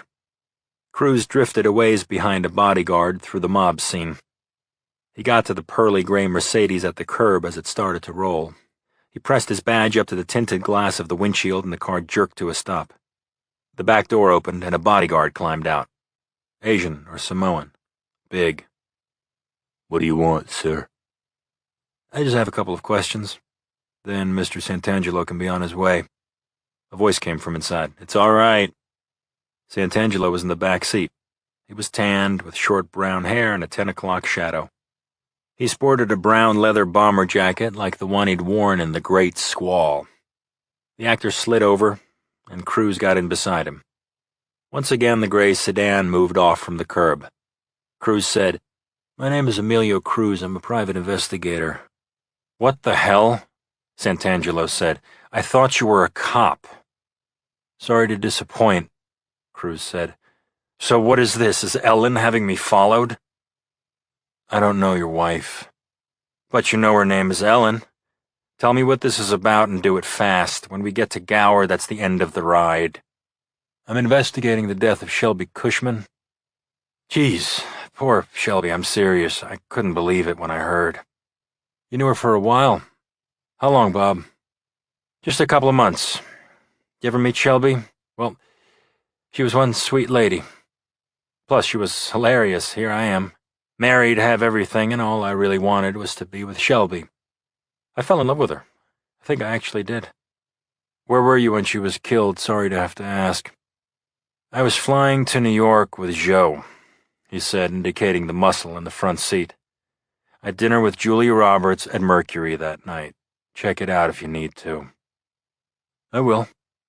If you had to name someone who might have wanted to hurt Shelby, who would it be? I don't know, man. Her dealer? Orlando something. She borrowed some money from me to pay him once. I never actually met the dirtbag. He set up a lot of girls at the spa. The actor leaned forward to the driver, told him to pull over. He said, "This is your stop, Mr. Cruz." Cruz smiled and shook his head. "Drive me back to Teddy's. That's where my car is parked, now that we're such good friends." "Teddy's," the actor said to his driver. "I don't want to see you again," he said to Cruz. "Only at the movies, dude." Emilio Cruz settled back into the plush leather. The case was starting to make some sense, at least. Shelby Cushman, the girl with the golden heart and a rich husband, also had a drug dealer. Maybe she was hooking to support her habit. Andy wasn't going to like that, and neither was Jack. Nobody liked hearing that somebody they loved was a junkie. Chapter 59. Uncle Fred was on his mobile, leaning against the wall in a corner of my office with his back to the door when I walked in. It had been almost a week since he, David Dix, and Evan Newman had hooked me in with a major assignment and a big bonus sweetener. So far, I felt we'd barely earned the retainer. Fred had looked worried then. Now his forehead was so rumpled he reminded me of one of those Chinese dogs. Football was not only his livelihood, it was his passion, the one thing he'd found to love in life. He told me as much a dozen times or more, ever since I was a kid. If the game was fixed, his world would become a sinkhole. Fred said into the phone, "He's just walking in now, I'll get back to you." The big guy who used to tousle my hair when I was small came toward me with a limp that betrayed his bum knees. He shook my hand with both of his, then sat down heavily in a chair. "I thought we were supposed to meet on Friday," I said. "I got a call last night, Jack. I didn't want to tell you about it over the phone." He reached into his pocket, pulled out a pack of smokes, put them back, said, "I'm trying to cut down. This doesn't help one bit." Colleen came in to say goodnight. "I put Mr. Moreno's phone number in your briefcase. You've got a phoner with the office in Rome at 7 a.m. tomorrow. About the retainer for Fiat. Need anything else, Jack?"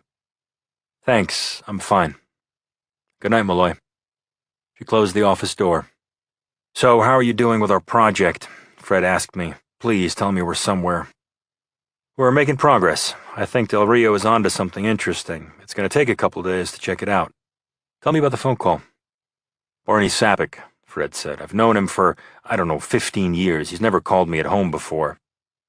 Fred reached for the cigarettes again. Resisted. He said our friends in the gaming industry are poking around, coming to the same conclusions we did. Something's not kosher this season. I should have come to you earlier, Jack. I just didn't want to believe it. Now I've got mafiosi asking questions the commissioner should have asked, but didn't. Whatever's going on, I've got to know before they do. I'm not going to let you down. This whole operation is at your disposal. I know. You're my guy. You were always the smart one. I walked my uncle to the elevator, then stepped back as the doors closed. I stood for a moment and watched as the numbers above the elevator counted down. I thought about the mob looking into those iffy plays that had sent final scores skidding sideways in the last moments of the games. Moments that had probably cost organized crime multi-millions. Someone would have to pay for that. But who had been clever enough to fix pro games with dozens of cameras and millions of witnesses watching any suspicious move? For the life of me, I couldn't figure out how it could be done. Chapter 60. Cy's apartment was on the top floor of a rundown building that had once housed a printing press, back in the days when some people in Los Angeles actually read. The space was open, with metal columns supporting the high ceilings. Photos were being projected onto white walls in a looping slideshow. The Vatican at night, the Tachincini River in the wilds of Alaska, the Quad at Harvard, an aurora borealis, the Wailing Wall in Jerusalem shot from a high floor at the King David Hotel. Some of Cy's favorite things to behold. A 12-foot-long tiger shark was suspended above the space by chains attached to a framing timber. Trixie, Cy's lab monkey rescue, was perched atop her cage, greedily eating banana chips, while Cy, seated in front of his computer, chatted with his beloved Kit Kat by webcam. Her pretty face and large body filled the screen. "You're very anxious tonight," she said. "This case has really upset you, hasn't it? It's all about sick fantasies that have turned into real murders. Sound about right, Kat?" "Yeah, that's how these rotten killers operate. Happens all over the world. Only this time there's no pattern we can see." Cy knew that Kat was a biochemist. He also knew she was married and that she lived in Stockholm, but he didn't know Kit Kat's actual name. They had no plans to meet, because that would ruin everything, wouldn't it? "I called because I found something for you, Cy. It's just a whisper, I can't confirm it. Rumors of a wireless spy bot program that originated in the US. It lets the user grab the signal of a particular cell phone and clone it, undetected." Cy felt his heart pumping pure liquid hallelujah. He'd often imagined such a program, and now Kat was telling him that it existed. "Tell me everything, Kat, my sweet girl." Trixie the monkey shrieked, threw down her snack, and ran across a rope line. She leaped to Cy's shoulder, where she squatted and chattered at Kat's image on the screen. "Hello, beautiful Trixie. Anyway, this program seemed a little familiar, Cy. So I chased down a different program that's a few years old, but with a similar signature. That program was created by a gamer called Morbid. Don't take this for more than it is, darling, please. It's an educated guess, built on a rumor. I have been searching everywhere, though." "Kat, I can't thank you enough. This is the closest thing I have to a lead yet." "I have to go in a few minutes," Kat said. "I have just enough time."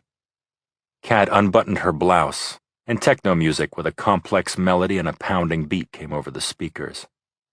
Cy's thoughts about a spy program moved to the back of his mind as he locked Trixie in her cage and turned back to Kit Kat. The very large, very lovely woman took a clip out of her thick blonde hair and began to slip out of her clothes. "Tell me what you like tonight, my lover," she said. "Then I will do the same." Chapter 61. Later that night, Cy sat in the shadow of the fearsome, wondrous shark, his fingers on the keyboard, his eyes on the screen. Since signing off with Kit Kat, he'd run the name Morbid through his browser, coming up with trash bands Morbid Angel and Morbid Death, and morbidity in every absurd category imaginable. When he'd exhausted Google and Bing, he signed on to one geek message board after another, searching for references to a spy bot that cloned cell phones wirelessly and to a programmer called Morbid. He ransacked every board he subscribed to and came up dry. So Cy emailed his good friend Darren in India. Darren worked for a major internet provider, and he responded to Cy's email with links to exclusive websites that were restricted to high-level tech professionals. Darren also sent Cy's IDs and passwords. Cy made coffee and then prowled the back corridors of the internet. He struck gold on a super geek board he hadn't even known existed, and that in itself was news.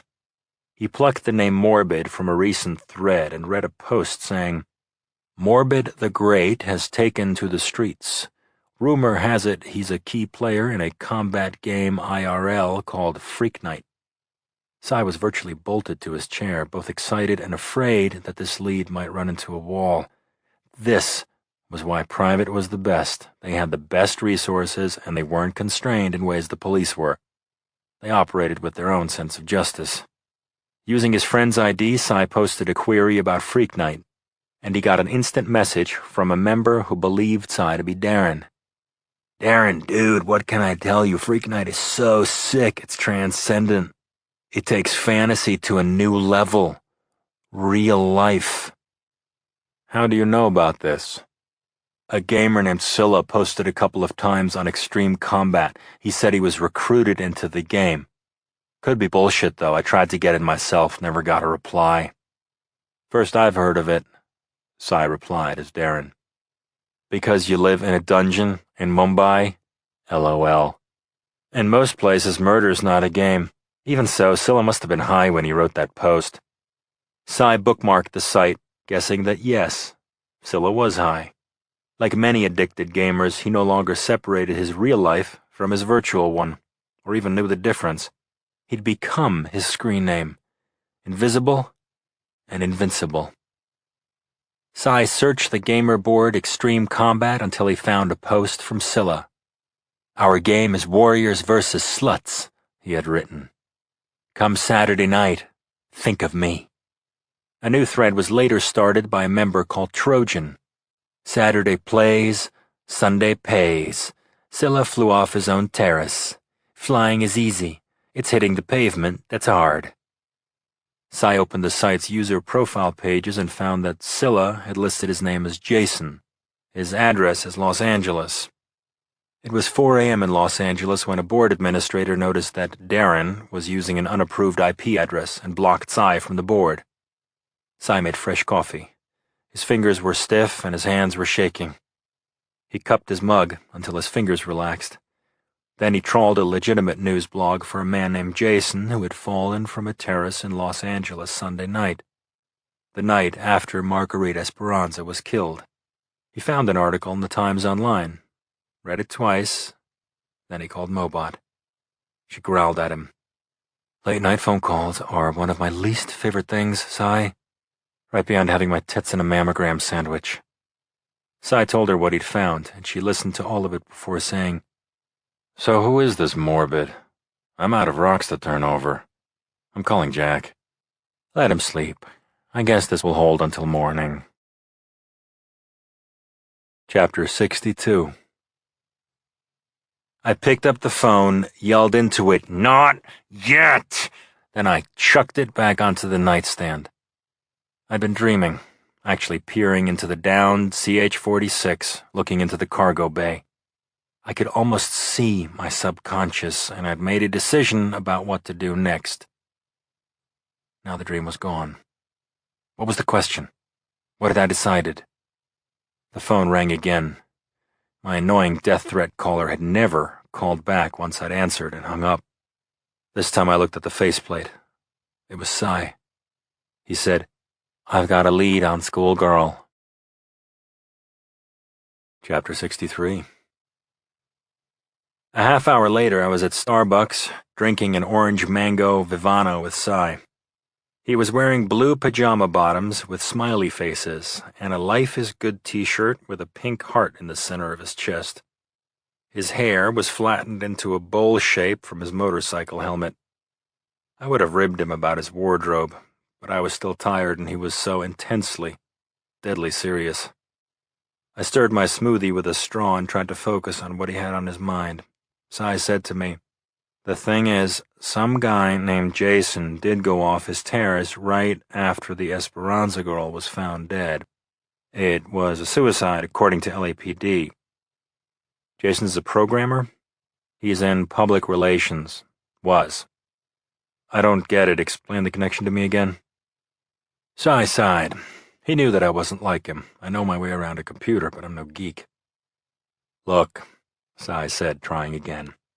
He grabbed a shaker of cinnamon and a shaker of chocolate powder, one in each hand.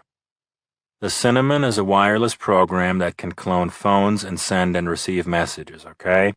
The chocolate is a combat game. In real life, it's called Freak Night. He clinked the two shakers together, said, "What these two items have in common is a gamer who uses the screen ID Morbid." I said, "Explain to me the part about the computer games again." "Most of the really popular ones are war games. Mobot plays one of them, World of Warcraft. It's an MMORPG, a massively multiplayer online role-playing game that is ongoing 24 hours a day around the planet. It has 11 million players a month.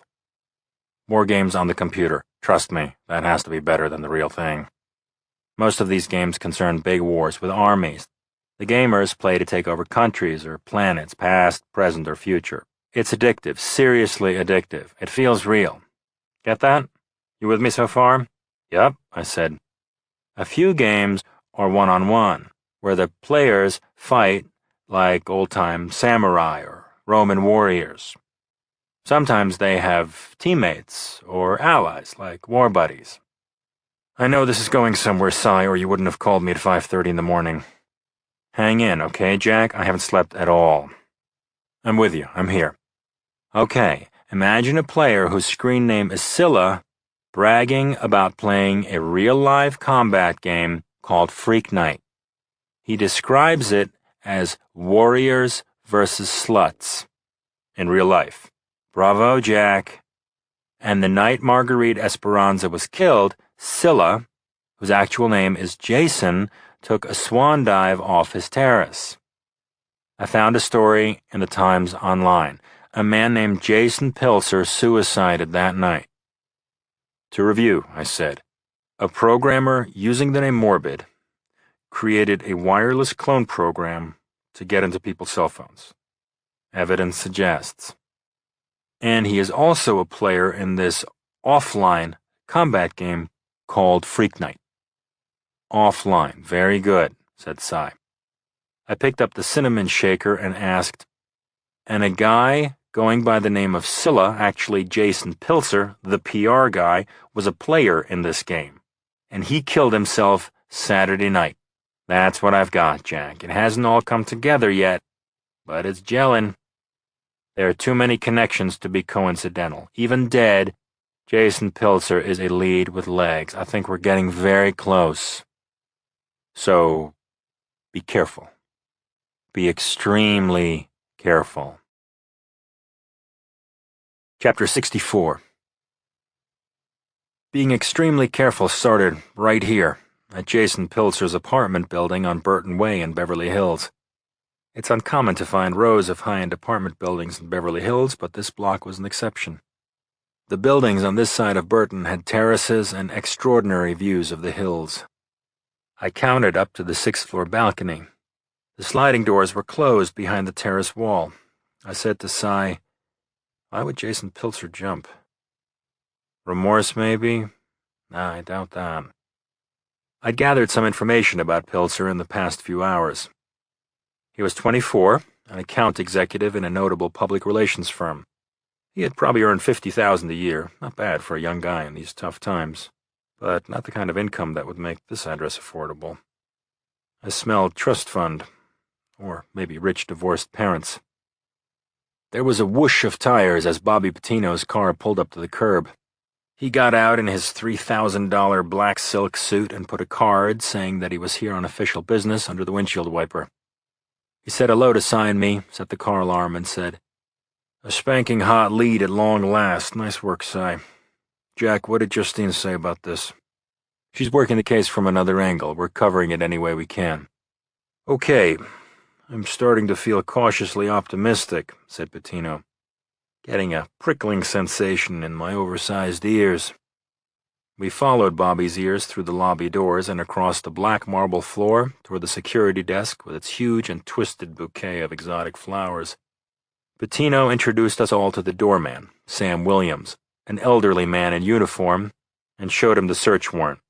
"Has anyone been inside Mr. Pilser's apartment except the police?" Patino asked Williams. "Mrs. Costello in 6A took back her ficus tree. I was told to keep the door locked after that and to wait for Mr. Pilser's mother to arrive from Vancouver." I asked, Did you happen to see Jason Pilzer the night he died? Never did.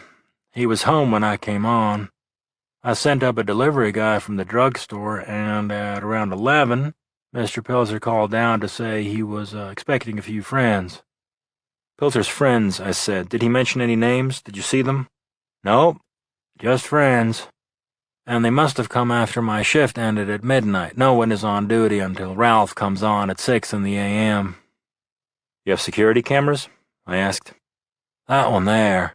It's on a 48-hour loop. It's already recorded over Saturday night.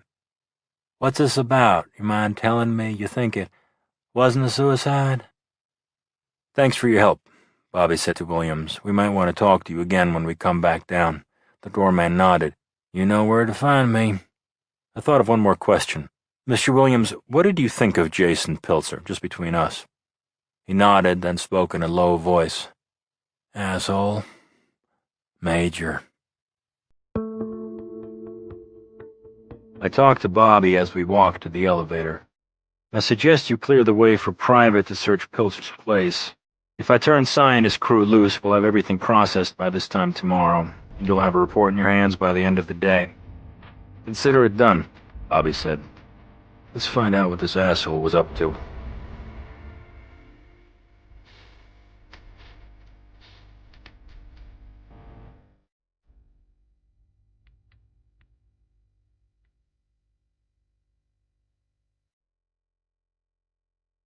Chapter 65. I was trained to have a sharp eye as a Marine helicopter pilot, and I still had it. I snapped wide-angle and close-up pictures of Jason Pilzer's apartment from the foyer, staying out of Cy's way and out of the evidence, in case a murder had been committed here. Dr. Cy was quiet as he worked, he and his crew speaking to one another in shorthand as they used our state-of-the-art forensic equipment, worth every penny of the fortune it had cost. From where I stood, nothing looked disturbed, which might mean something. When Cy told me it was okay, I followed him from room to room through the spare, modernly furnished one-bedroom apartment. The sofa and armchair cushions were neat. There were no glasses in the sink, the bed was made, the bedroom closet in fastidious order. And I didn't see a suicide note. I did make note of a suit jacket on a valet stand in the bedroom, a roll of bandages and iodine on the bathroom sink. The ME said he had mixed nuts, a couple of martinis, and painkillers in his stomach, Cy said. Maybe he was going out to dinner with his friends. Or his killers, Cy said. The scrape marks on his belly were consistent with the blood and skin on the terrace wall. He slid himself over the wall, which is improbable, or at least unusual. Or he was shoved across it in increments until he was airborne, I said. Seems more likely to me. We've got some prints, Lab Assistant Karen Pasquale said to Cy from the hallway. 3 sets so far. Excellent, Cy said. Now, where's his computer? What's that? I said, pointing to the briefcase almost invisible in the shadows, wedged between the desk chair and the wall. Cy picked up the case with his gloved hands, set it down on the desk, and unsnapped the locks. The case sprang open.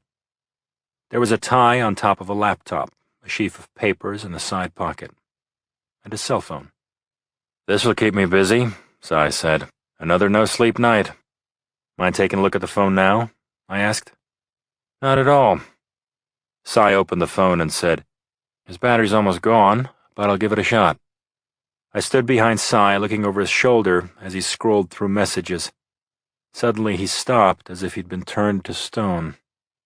Cy? He showed me a text message on Pilzer's phone that had been sent last Wednesday. It was short and to the point. Freak night is on. Scylla, you're it. It was signed by someone using the name Steam Cleaner. I said to Cy, Wait, shouldn't this be from Morbid? He's the connection, right? Who is Steam Cleaner? Cy worked his jaw soundlessly a few times. Then he said, Who is Steam Cleaner? As brilliant as I am, I'm going to have to get back to you on that. Chapter 66. The exclusive and astronomically expensive rehab center where Tommy was staying was called Blue Skies. Some marketing person's concept of hope, I guess. The facility was in Brentwood, north of Sunset, spread out over a dozen acres and sited so it had a flat-out awesome view of the Santa Monica Mountains.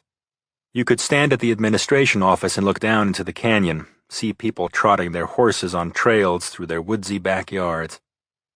I hadn't seen Tommy since I'd checked him into Blue Skies, and now I felt duty-bound to make sure he was doing okay there. I found Tommy in a lounge chair at poolside. He was wearing peacock blue swim trunks under a fluffy white robe. He looked healthy and tan, somewhat at peace. The rest was doing him good. I hoped so, anyway. When my shadow crossed him, he squinted up at me, made a visor with his hand, and said, "Don't think I'm thanking you for this, bro. I was just wondering how the hell to escape in a bathrobe." I took a seat in the chaise lounge next to him. "Want to thank me for going to Carmine Nocia and handing him a cashier's check for $600,000? "Sure. Thanks. It's a loan, Tommy, just so you know. And I didn't tell Annie that the mob was about to turn your car into a bomb, or maybe blow up your house. Don't you ever get a headache, that halo up around your ears all the time? I do, actually. You ought to let me be the evil twin for once. I'd like that." "Uncle Fred was here," Tommy said. "He told me there's something big waiting for me if I clean up my act." "So what's your problem with Fred? I never knew." "He put his hand down my shorts when I was a kid, rubbed my little joint." "Fuck you, Tom." "He did. I swear to God, Jack, on our mother's eyes."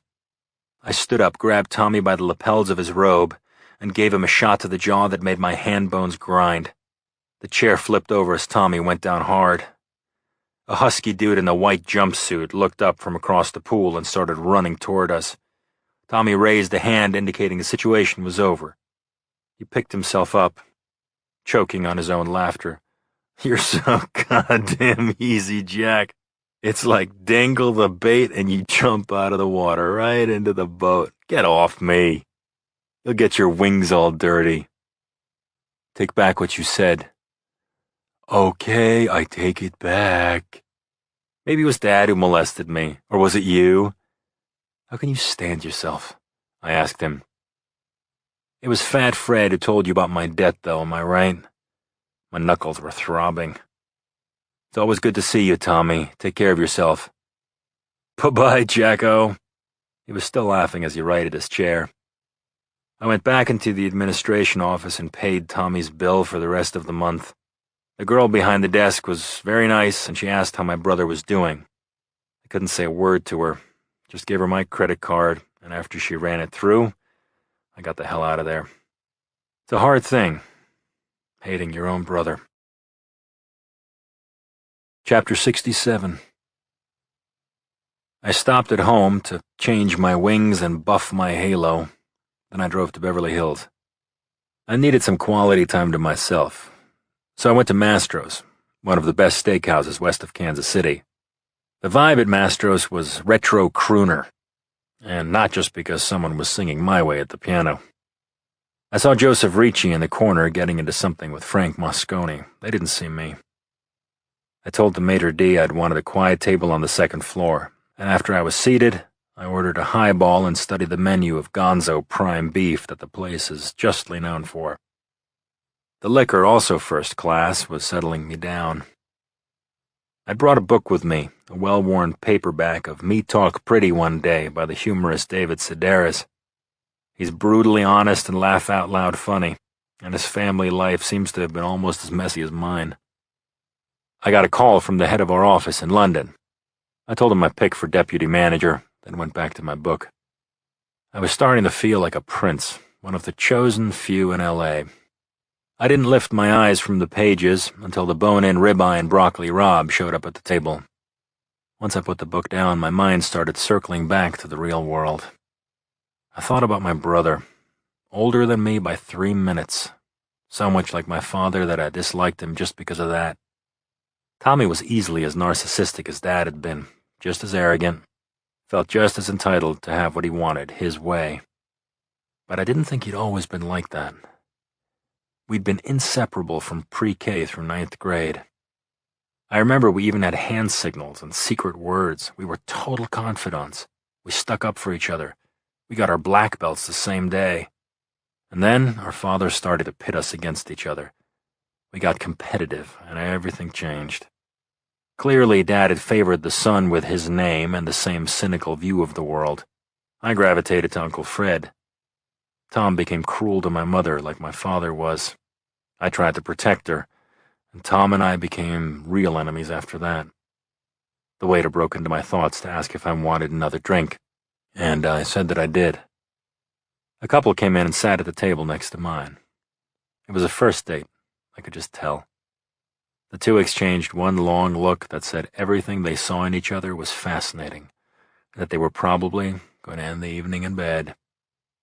I drank some more, and my thoughts turned to Colleen. She would have liked this place. I thought about taking her home to the house that I'd once owned with Justine. I'd never brought Colleen there for the night. It just confused me too much. I liked Colleen an awful lot, and I didn't want to hurt her, though I knew I sometimes did. I told her that my place wasn't entirely safe, that I found it more relaxing to spend the night in her arms and her sweet nest of a house. She knew I was keeping her at arm's length, but she was taking what she could get, hoping I would change, which only multiplied my guilt and confusion about what should happen with the two of us. My hand was on my phone. I started to dial Colleen's number. Then I closed the phone gently and slugged down the rest of my drink. I wasn't being fair to her. I was going to have to end it, but I couldn't imagine causing her all that pain, and losing her, too.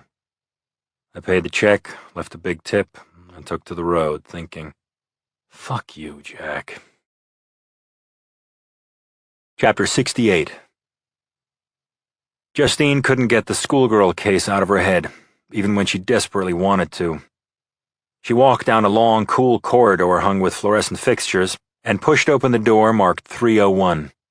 Detective Sergeant Charlotte Murphy's desk was one of 4 in the large, water-stained room in a hidden wing of the police station, the place where cold cases lived and died. "Charlotte," the detective introduced herself, shaking Justine's hand. Charlotte Murphy was wearing navy blue, man-tailored pants and a button-down collared shirt. A gold badge hung from a chain around her neck. Her expression was guarded, but its severity was offset by exceptionally pretty blue eyes and a welcoming smile. Murphy introduced Justine to her colleagues, then offered her a chair. She said, "I had a few hours to get Wendy Borman's effects out of archives. Want to look at the murder book first? Take your time. I've got plenty of other hopeless work to do." Detective Murphy pushed a thick 3-holed punch notebook toward Justine. Justine couldn't open the notebook quickly enough, and then she wanted to pore over it slowly so that she didn't miss a thing.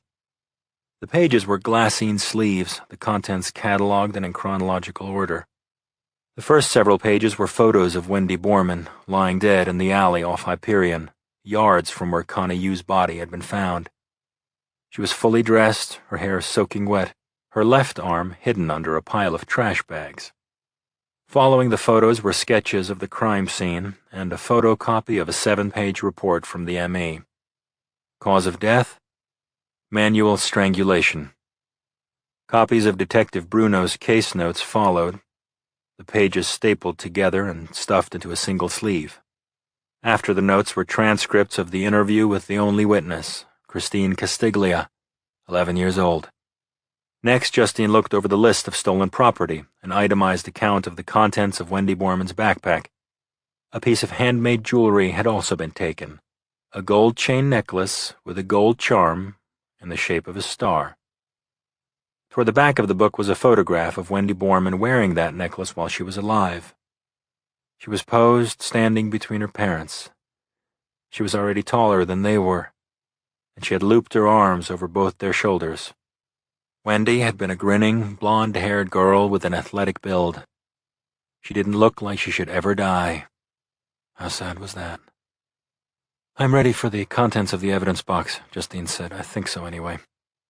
Detective Murphy offered Justine latex gloves from a dispenser, then used a pocket knife to slit the red tape around a plain cardboard box. She removed the lid, lifted out a large paper bag, and sliced the seal on that. Justine was hit with an adrenaline high, a rush of bright anticipation she couldn't control. This was precisely the feeling that had gotten her into forensics and made her good at it. Something here might open a window into the schoolgirl case. Maybe it would even reveal a killer. She reached into the bag and pulled out a pair of stretched jeans, size 6, and a baby blue jersey knit top with a scoop neckline. She plunged her hands into the bag again and brought out a pair of Nike cross trainers and baby blue socks. She spread out the clothing, examining where samples had been cut out of the fabric by the LA Crime Lab. I take it the blood belonged to the victim? Murphy nodded yes. I need to borrow her clothes, Justine said. Chief Esco and D.A. Patino already okayed their release, said Murphy. You're the man. She pushed a form over to Justine and handed her a pen. Wendy's left arm, Murphy said. It was under some garbage bags. The rain didn't soak the sleeve. I'd have your lab check it out. Technology's a lot better now, especially at a lab like yours at Private. Let's keep some hope alive, said Justine. No, let's get this bastard, said Detective Murphy, smiling again, but also showing Justine just how tough and relentless she was. Chapter 69. You remember the Wendy Borman case? Asked Justine. The air smelled of fried fish, fried onions, fried potatoes. Justine sat across a small square table from Christine Castiglia in the Belmont High School cafeteria. The only witness to Wendy Borman's abduction was 16 now. She was petite, hugging herself, looking up at Justine with big eyes half hidden under thick brown bangs. You didn't have to be a shrink to see that Christine was afraid. Justine knew to tread carefully, and she wasn't feeling so steady herself. She was desperate for this girl to tell her something that could lead to the schoolgirl killer, before he killed again. I was only 11 when it happened, Christine said. You know that, right? I know. Justine swirled a straw in her plastic cup of ice and Diet Coke. Can you tell me what you saw anyway? I need to hear it from you. Are you thinking those same boys, I guess they're men now, might have killed the girls around here? Someone dropped a tub of dishes behind the steam tables, an awful, nerve-rending clatter. Justine waited out the kids' applause before saying, It's possible. There was a gap of 3 years between Wendy Borman and Kayla Brooks. That's why no one thought to connect them. It's why what you witnessed is so important. If Wendy Borman was their first killing, they might have made a mistake. It was a plain black van, Christine said. It stopped in a cross street off Hyperion, and when I looked again, 2 guys had grabbed this girl. Like, it only took a second, and she was like having a fit or something. They swung her into the van, and then one of them got into the driver's seat, and they drove off. I told the police what the driver looked like. Wendy Borman was zapped with a stun gun, Justine said. That was the fit you saw. And your mom didn't see anything? Christine shook her head. I wasn't sure what I'd seen myself. It could have been a commercial between my thoughts, that's how fast it was. I froze, and when my mom turned to see what I was looking at, the van was gone. She didn't believe me, or didn't want to. But when it was all over the TV, she finally called the police. My mother believed the TV, but not me. Kids were passing the table, staring at the woman in a business suit, having a deep discussion with a kid at their school. Tell me about the boy, the one whose face you saw. In the drawing the police made, he looked kind of like Clark Kent in the Superman movie, but he didn't exactly look like that. His nose was a bit pointy, and his ears stuck out. I mean, they definitely stuck out. Did you see the license plate number on that van? Even 1 or 2 numbers would give us something to work with. The girl paused, eyes flicking up and to the left, searching her memory. A class bell rang then, loud, jangling. Kids got up en masse, and a couple of them brushed Justine's arm and knocked over her briefcase on their way to the trash bins and out the door. Christine said, there was a decal in the rear window. It said, Gateway, like that computer company, but there weren't any cow spots. You told this to the police? I think so. My mother was freaked out. She couldn't get me away from the police fast enough. Justine looked at the girl, and for a moment the girl held her gaze. See if you can draw that decal, Justine said. She passed over her PDA and stylus. The girl sucked hard on her lower lip as she sketched an oval shape and the word gateway in graduated letters. I think this is it. I don't know why I remember so well, but I do. Justine stared at the crude drawing. The logo looked like that of a private school in Santa Monica called Gateway. When she had worked for the city's psych ward, she used to drive past Gateway Prep when she did sessions at Stateside, aka the California State Hospital for the Criminally Insane. She still vividly remembered her patients, the ones who burned down houses, killed their siblings, shotgunned their parents, and lit up schoolyards with explosives.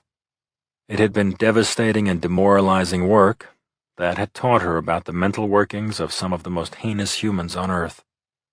Justine had thought then about the contrast between Stateside and Gateway Prep, only a mile apart geographically, worlds apart in every other way.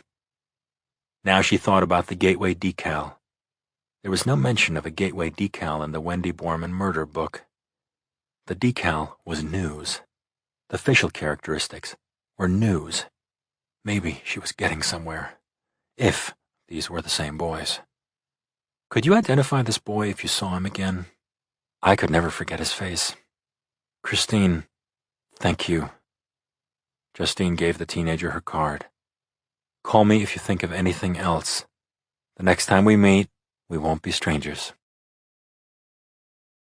Chapter 70. This was another reason private was the best place for Justine to work or investigate a murder. Processing DNA took an eternity at the city lab because of the length of the line and the sheer volume of cases. At private, it would take 24 hours from the get to the go because the forensic lab was private's, and because Wendy Borman was job one. The basement level was blazing with artificial light at 4 in the morning. Cy's crew had been working for 24 hours straight, running swabs over Wendy Borman's clothes, which had been stored in the LAPD evidence room for 5 years. The clothing had been packaged correctly after Borman's body was discovered, but the rain and garbage had already contaminated the evidence. Still, more sensitive equipment and a new form of capturing trace had emerged since the murder. It was called touch DNA. Cy believed in happy endings, and his optimism drove him across the desert of repetitive tasks, inconclusive results, and negative findings. He had ordered the Borman clothing to be swabbed under the left arm of the jersey shirt and in the fold of a sock, places that hadn't been soaked by the rain. After separating the DNA from the substrate and copying the DNA in a thermal cycler, Cy ran the samples through an instrument the size and shape of an office copying machine, a method called capillary electrophoresis.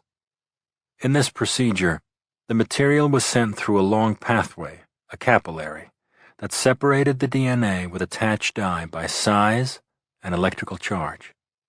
The output would be displayed as an electrophoredogram, ready to be matched against the National DNA Database. Kat's image was on one of Cy's desktop monitors. He glanced in her direction to tell her how the work was going. Still here with me, sweetheart?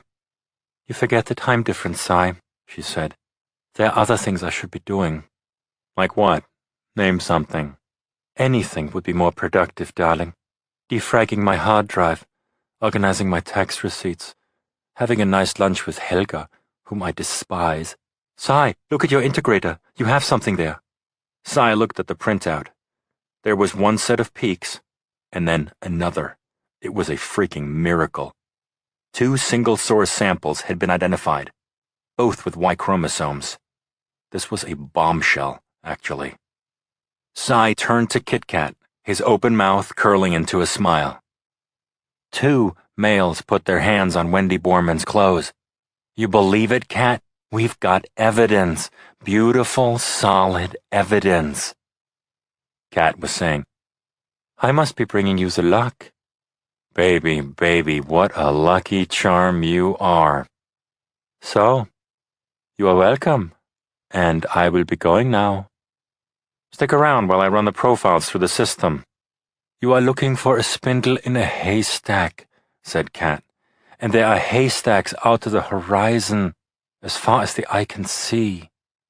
We can pass the time together anyway, said Cy. I like it when you're here with me. Kat smiled. Okay, Let's dance good-looking. Chapter 71. Everybody at Private was involved with Schoolgirl, and they all cared about the case. Mobot was in her pod in the lab down the hall from Cy. She'd personalized her windowless space with a recliner, scarves draped over her lamps, a slideshow of her kids on the monitor to her left, an aquarium of utsuri to her right, and incense burning at all times. Jason Pilzer's laptop was open in front of her. Mo used a unique program she'd developed. She called it her master key. She had already begun to pick Pilzer's passwords, frisk his hard drive, rifle through the remains of his electronic brain. "I'm into his email," she called out to Cy. "I'm the best. Right, Cy?" "Motherboard of all geeks, Mo," he called back to her. "You got that right. Watch me now." Jason Pilzer had been a pack rat when it came to electronic communication. He deleted nothing, and he utilized several screen names. Mo easily cracked open his office account, skimmed the memos to and from his bosses and colleagues. They revealed nothing, meant nothing, led to nothing, so she moved on. Pilzer's Commandos of Doom mailbox was listed under the screen name Atticus. Mobot attacked the password, and it fell. Then she ransacked the suspect's files. Pilzer used Atticus to enter gamer message boards and send private messages while he pillaged kingdoms and slaughtered foes in the virtual netherworld of Quarazes, circa 2409. What a frickin' dork this guy must have been. Mo made note of his friends and enemies in Quarazes, then accessed Pilzer's MyBook page with her electronic passkey. Pilzer had posted photos of himself on his page, blogged movie reviews, hailed and poked his MyBook friends. But there was nothing on his web page more sinister than political vitriol. No screen names crossed over from Commandos of Doom to MyBook, and Mo found no indication that Jason Pilzer had been depressed, though it sure was depressing to probe into his life. Closing his mail folders, Mobot clicked through the icons on Pilzer's toolbar. One intrigued her, a graphic of lightning shooting from a pointed finger. It was captioned Scylla. Mobot clicked on the link and was taken to a new web page. Pilzer had titled the page Scylla Lives. It was a trapdoor to Pilzer's personal journal, and it almost stopped Mo's heart. She read quickly, clicked through links, then found a bridge between the real and virtual worlds. She pushed away from her desk and her chair rolled back. A moment later, she was standing in the doorway to Cy's office. Cy stared as if he were looking through her. What was wrong with him? Didn't he get it? She'd unlocked the whole damned murder plan. She was the female modern-day Sherlock Holmes. "Less than a week from now," she said, "there's going to be a freak night. You hear me, Cy? That's what they call their killing game. Jason Pilzer would have been part of it, if he'd lived." "I'm sorry, I'm distracted. I'm running the DNA." Mo said, "Listen to the words coming out of my mouth. There are two of them. They call themselves street freaks. Their screen names are Morbid and Steam Cleaner. And they've already picked their target. She lives in Silver Lake, calls herself Lady D. Cy, are you getting this? In 5 days, they're going to kill this girl." Chapter 72. Jack had called ahead to Private's new East Coast office in New York. A senior operative, Diana DiCarlo, was waiting at the gate when Emilio Cruz disembarked at Miami International Airport. CIA-trained, DiCarlo was very efficient. She handed Cruz a briefcase with everything he would need: gun, surveillance equipment, car keys, and phone numbers of private sources throughout South Florida. And she told Cruz where his subjects were staying. Cruz checked into the Biltmore, the room directly above the men he was tailing. He set up his microphones and listened. Later he followed his subjects from the hotel to clubs and restaurants, even watched them place their bets at the dog track in Hialeah. Now, 3 days into the job, he was in South Beach, the flashiest, sexiest part of old Miami. Emilio Cruz was sitting on a coral rock wall, the beach rolling out before him to the ocean's edge.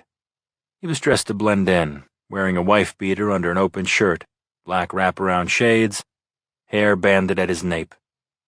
He appeared to be engrossed in the daily racing form, but it was a prop. He had a camera eye embedded in the frames of his sunglasses that was not just taping. The images were bouncing off a satellite a couple of miles overhead, sending pictures and sound back to the office in L.A. Directly ahead and maybe 30 feet away, 3 men sat on a bench facing away from him and toward Ocean Drive. They were talking together, but their eyes were on the inked, half-naked girls skating by on the hot, plum-colored sidewalk. The 2 men Cruz had been following were Kenny Owen and Lance Richter. Both were NFL referees. Owen was bald and freckled. Richter was 20 years younger, with a lot of bushy brown hair, a fresh sunburn, and a gaudy Rolex watch that must have weighed a pound. 5 minutes ago, the refs had been joined by Victor Spano, a lieutenant in the Chicago-based Marzullo family. Cruz had almost said it out loud. Holy shit. Chapter 73. Spano looked freshly showered and wore a shoulder holster under his ice blue jacket. He was telling the refs about the good time he'd had last night at the Nautilus Hotel across the street. There was no sexier town in America than Miami, not even Vegas. The mother was a little hotter than her kid, but the kid was more enthusiastic. Richter shrugged and said, "Mr. Spano, wasn't that like incest?" "Nah," Spano said. "It was her stepmother. What do you think, I'm a pervert?" Everyone laughed. The kid with the hair said, "But seriously, Mr. Spano, back to the assignment we have this week. Tennessee by 17 points at Oakland. 17 points is no walk in the park, and we could be under a lot of pressure here." Spano said, "I follow your point, Lance, but you know what they say. Pressure is self-inflicted. You guys are pros. I don't see a problem." A homeless teen with meth mouth and wearing a Speedo and a dirty green shirt came over to Cruz and asked for some spare change for his college fund. Cruz said, "You're standing in my sun." The kid, already a bum, said, "It's why they call it spare change, dude. You won't miss it." By the time the fresh kid had pushed off, Spano and the refs had finished their meeting and split up, Spano returning to the Art Deco hotel across the street, the refs inside a cab heading downtown. It didn't matter. Cruz had the whole story. The Titans were favored to mow the Raiders down. The refs had to prevent a massacre and protect that 17-point spread. If they did, someone was going to make a whole lot of millions. Cruz tapped buttons on his iPhone, calling Jack. "Good news. Very good news. I recorded the fix. Do you receive me, Captain?" "Loud and clear. We got it all here. Audio and video. Who's that on the blue jacket?" "Victor Spano, out of Chicago, Marzullo family." "Unreal," Jack said. "Good job, Emilio. Come home. We need you here." Chapter 74. Justine was at Beso, the spectacular restaurant owned by Eva Longoria and Todd English. It was a huge vaulted space known for its Mexican cuisine with an original twist. Justine's round booth gave her a wide view of the room, but she hadn't exactly been stargazing. That wasn't her style. She'd been passing the time paging through a short stack of yearbooks from Gateway Prep. The waiter cleared the table and brought her check. "Everything was good this evening, Dr. Smith? You enjoy your lemon sole?" "Yes, Raphael, I'm practically addicted to the lemon sole. Everything was perfect." Actually, nothing was perfect other than the fish. She tagged 10 boys, Gateway graduates from the years 2004 through 2006, who somewhat matched Christine Castiglia's description. Some had pointy noses, some had sticking out ears. None of them had a police record. Justine paid her check, and as she waited for the valet to bring her car around, she switched on her phone and checked her messages. She saw that Bobby had called, and so had Christine Castiglia's mother, Peggy. Was it possible? Had Christine made a breakthrough? Justine tapped a button to return Peggy Castiglia's call. She muttered, "Come on," until the phone was answered on the 5th ring. "Leave my daughter alone," Christine's mother told her. "She's an anxious child, and now she's got you to worry about. You can't rely on anything she says, do you understand? Because she doesn't want to disappoint you. She's in her room crying right now." Justine blocked out the traffic, the pedestrians on the sidewalk. She stared at her blue pumps as she told Peggy Castiglia that she was sorry. She didn't want to upset Christine, but it was necessary to keep her involved. Necessary? Not for Christine, Peggy Castiglia said. Justine's head throbbed. She clenched the phone and said, Peggy, someone has already murdered 13 girls that we know about. Christine is our only real lead so far. Do you seriously want to get in the way of bringing down a killer? I can't afford to worry about other girls, Dr. Smith. If you had a daughter, maybe you'd understand. Just stay away from Chrissy. Don't make me call the authorities. I am the authorities. I can have her interrogated as a material witness, Justine said, her voice high, strained, getting away from her. Please, she said to Peggy Castiglia. Don't make me force her to talk to the cops. You just try it, Dr. Smith. I'll fight you to my last breath.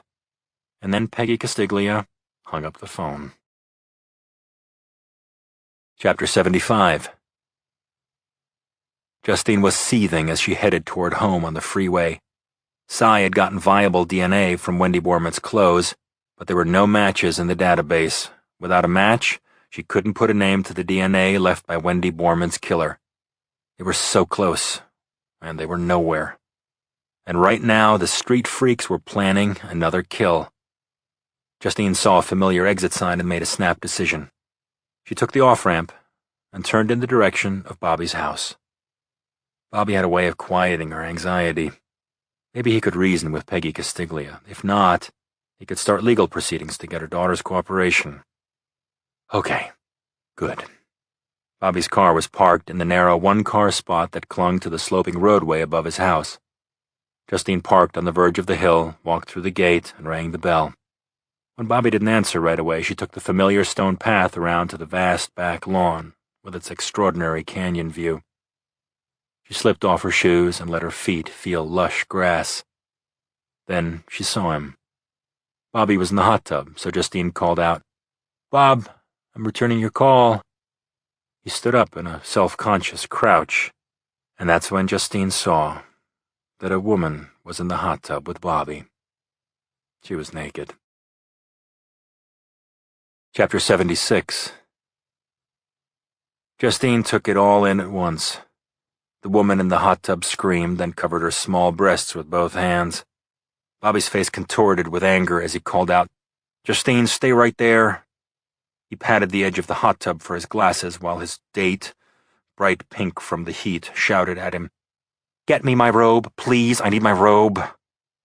Justine recognized the naked woman now. She was Bobby's wife, Marissa, the woman he'd separated from over a year ago, the one he didn't love anymore, the one who had moved to Phoenix and was ready to sign the divorce papers any day. Justine's guts liquefied, then froze. She was so disappointed and so hurt. She wanted to run, but it would be better to do the hard thing. Face the truth. Get answers. She had a pretty good idea why Marissa Patino was here, but she had to ask anyway. Justine's feet carried her within speaking range of the hot tub. She said to Marissa Patino, I'm Justine Smith. I'm sorry to interrupt. I thought Bobby would be alone. Marissa clutched a robe to her chest, turned blazing eyes on her husband. Bobby, who is this? Justine said, Bobby and I have been seeing each other for, Bobby, about a year? Bobby had tucked a towel around his waist. His glasses were perched at a cockeyed angle on his nose. He looked as though he'd lost his cool in the hot tub, and Bobby hated that. The man had to be in control. Justine, damn it, this is damned crazy, you know that? Let's go, I'll walk you to the gate. Justine ignored Bobby and said to Marissa, Just bear with me, please. Did Bobby tell you he's running for governor? What do you mean? Of course he told me. You mean you're seeing him now? Bobby stood between Marissa and Justine, his face so red that Justine thought he was going to try and punch her. I wouldn't have told you this way, he said. You shouldn't have come here without calling. I loved you, said Justine. I trusted you. I never promised you anything. I never lied to you. Justine slapped him and saw her handprint white against his cheek. Everything was a lie, she said. Don't you even understand that? Marissa Patino cinched her robe and faced her husband. I get it now, Bobby. Running for governor with your wife plays better than running with your girlfriend. Please, Marissa, please, let's talk about this later, Bobby said. I don't want a later, and thanks, Justine. I appreciate the reminder of what a snake my soon-to-be ex-husband is. My pleasure, said Justine. Can you give me a lift? Marissa asked Justine. My car is at the Beverly Hilton. I can be dressed in 2 minutes. Bobby, I hope you frickin' get leprosy and die. My car is parked on the side of the road, Justine said to Marissa. Blue Jaguar. I'll be waiting for you. She turned back to Bobby. Lots of luck in the gubernatorial race, Bob. Don't ever call me again. Part 4. Shooter. Chapter 77. A Do Not Disturb card hung from the doorknob of Andy's third-floor suite at the famed, or perhaps infamous, Chateau Marmont off Sunset. It was almost 11 a.m. I pounded and pounded on the solid wood door. Andy, it's Jack, let me in. Go away, Andy said from the other side of the door. Whatever you're selling, I'm not buying it. Come on, bozo, I've already told the manager you're on a suicide watch. He's going to key me in if you don't open up. The door finally opened. Andy was in rumpled pajamas, holding a half-full bottle of Chivas by the neck. His hair was standing straight up as if he hadn't combed or washed it in a while. I fired you, didn't I? Yeah, you did, asshole. I'm not billing you anymore. I'm here because I'm your best friend. I followed Andy into the sitting room. The room was dark, curtains pulled closed. An old Harrison Ford movie was on the television. Witness. The suite looked like a set from the 1930s, or a West Side apartment in New York, except for the open pizza box lying on a chair next to the extra-large TV. I took the pizza box to the kitchenette and dumped it into the trash. Then I returned to the sitting room and sat down. How you doing? I asked. Fucking fine and dandy, can't you tell? I'm sorry, I said. Andy took a pull off the bottle and said, So what now, Jack? Last time I saw you, you told me that my wife was a whore. What else have you got for me? She was using. What? What did you say? She was a crack addict. Maybe heroin, too. Hey, fuck you, Jack. Oh, for God's sake. I mean, who cares anyway? She's dead, Jack. Dead. And look what she left me. I got cops on my ass all day and night, friends avoiding me for good reason, I guess, and this frickin' room is costing $1.50. All because of my whore junkie wife. The thing is, Andy, her being a user maybe explains a few things about Shelby. Why she had a secret life, for instance, why she needed the money, maybe why she couldn't tell you the truth. Andy picked up the TV's remote control and surfed around while I talked. His eyes were vacant. He was already a lost soul. It's also a lead of sorts, I told him. We already have a line on her dealer. As I've been saying, if we find out who killed Shelby, you stop being a suspect. Andy finally looked at me. Come here, Jack. I want to give you a big, wet kiss. I got up and took the remote out of his hand, turned off the tube. I didn't do this to you. I'm trying to help you. Yeah, like you helped me in school, when that girl I was seeing turned out to be doing Artie DeVille behind my back. Laurel something. Right. You got me through Laurel Welke and kept me from killing that guy. Killing him, Andy. And how about when I ran my car through a phone booth in downtown Providence?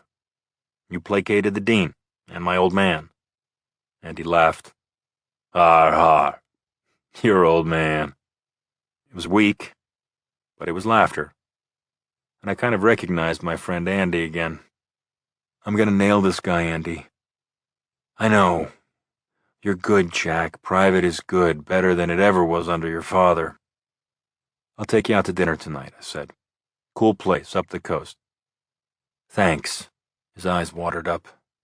We hugged at the doorway, thumped each other's backs a couple of times. I fucking feel sorry for her, he said, and started to cry.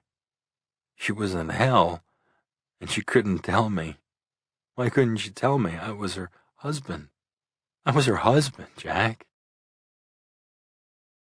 Chapter 78.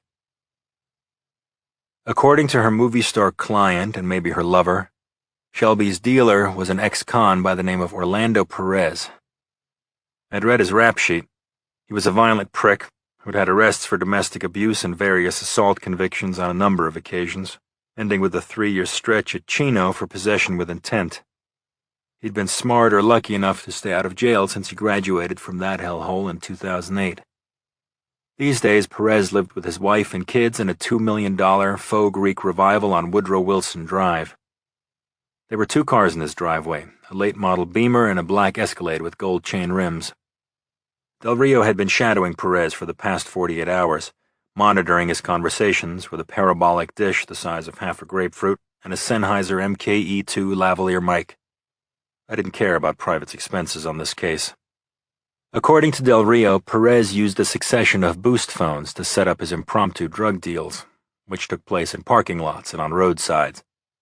His customers were executive types as well as models and starlets, who in all likelihood got discounts for favors provided in the front seat of Perez's SUV. The front door of the house opened, and a pretty brunette carrying a baby and holding the hand of a toddler came out, got into the Beamer, and then drove right past us. "The wifey poo," said Del Rio with a smirk. He put on his headset and told me that Perez was alone. He was on the phone with a disgruntled client named Butterfly, telling her to take a deep breath. He'd be there soon. He'd bring her what she needed. "Okay, he's meeting Butterfly in the parking lot of the Holiday Inn on Cahuenga in 20 minutes, Rick said. "No, he's not. Let's go." We got out of the fleet car and walked up to the front door of the house. I rang the bell. Rang it again. Then I yelled, "Open up, Perez, you won $10 million from the Publishers Clearinghouse."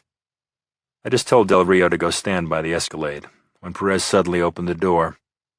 He was barefoot, his shoulder-length bleached white hair contrasting with his tan skin and dark Fu Manchu mustache. A scar ran through the mustache, enhancing the frig you look on his face. Was his the last face Shelby Cushman had ever seen? It wouldn't have surprised me at all. Had this son of a bitch killed her for getting behind in her payments? I showed Perez my badge, and mistaking us for cops, the scumbag hesitated. "You need a fucking warrant, yo," said Orlando Perez, his face balling up like a fist, the scar going white. Del Rio put his shoulder hard against the door, and we were in. "See, we don't need a warrant," Rick said. Chapter 79.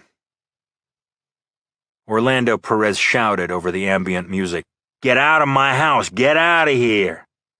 Del Rio took his gun out of his belt and said, "Jack, I left my book in the car, the one on negotiation, called Getting to Yes. Think you can get that for me?" I said, "Let's wing it without the book." "Yeah," Del Rio said, "sure, we can do that. See how much we remember." Perez's pupils were large and he was having trouble focusing. "Hey!" he shouted at Del Rio's gun. "I said get out!" I pulled the plug to the sound system out of the wall. Del Rio said, "We're not cops, but after we have a talk, go ahead and call him." The dealer grabbed a gun resting in the seat of a lounge chair and got the grip into his palm. He was bringing up the muzzle of the semi-automatic when I hit him at the knees and brought him down. A burst of rounds went off, blew past my ear and took out a lamp with a glass shade and a painting of a bullfighter over the mantel. Del Rio kicked the gun out of Perez's hand, and I rolled the dealer over and put my knee into his back with feeling. Then I cuffed him with flex ties. When I stood up, Del Rio handed me his gun. Then he got a two-hand hold on Perez and dragged him by his white hair and the waistband of his jeans across the polished marble floors, past the indoor pool shaped like a bong, and into a high-tech stainless steel kitchen that was actually quite nice. "Yow, ow, ow, ow, hey! What are you doing, yo? Cut the shit, will you?" Del Rio hauled the dealer to his feet and shoved his face flat onto the stove, inches from the front burner. "Why did you kill Shelby Cushman?" Rick shouted into the drug dealer's ear. "I don't know no Shelby." Del Rio twitched the dial on the stove. Blue flames leaped. Perez said, "You don't know what kind of son of a bitch I am, mister." Del Rio said, "Ditto," and turned up the heat. The dealer's white hair sizzled and burned and scorched the air. "Yow, turn it off, man, please turn it off." Del Rio grabbed Perez's collar and lifted his head off the stove. He asked him again, Why did you kill Shelby?" "I didn't kill her. She owed me a few grand, like 4. She would have paid. She was a good lady. I liked Shelby. Everybody liked Shelby." "Let me tell you how this game is played," Del Rio said.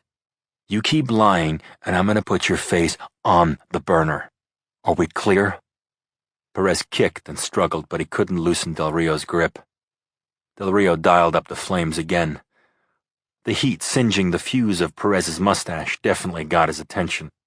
I was a second away from pulling Rick off Perez when the dealer screamed, "Listen to me. I didn't kill her. Maybe I know who did." Del Rio yanked Perez upright, spun him around, and said, "Keep it real, yo, or you go back on the hot plate." "I heard on the street it was a hitman. For the mob." "His name?"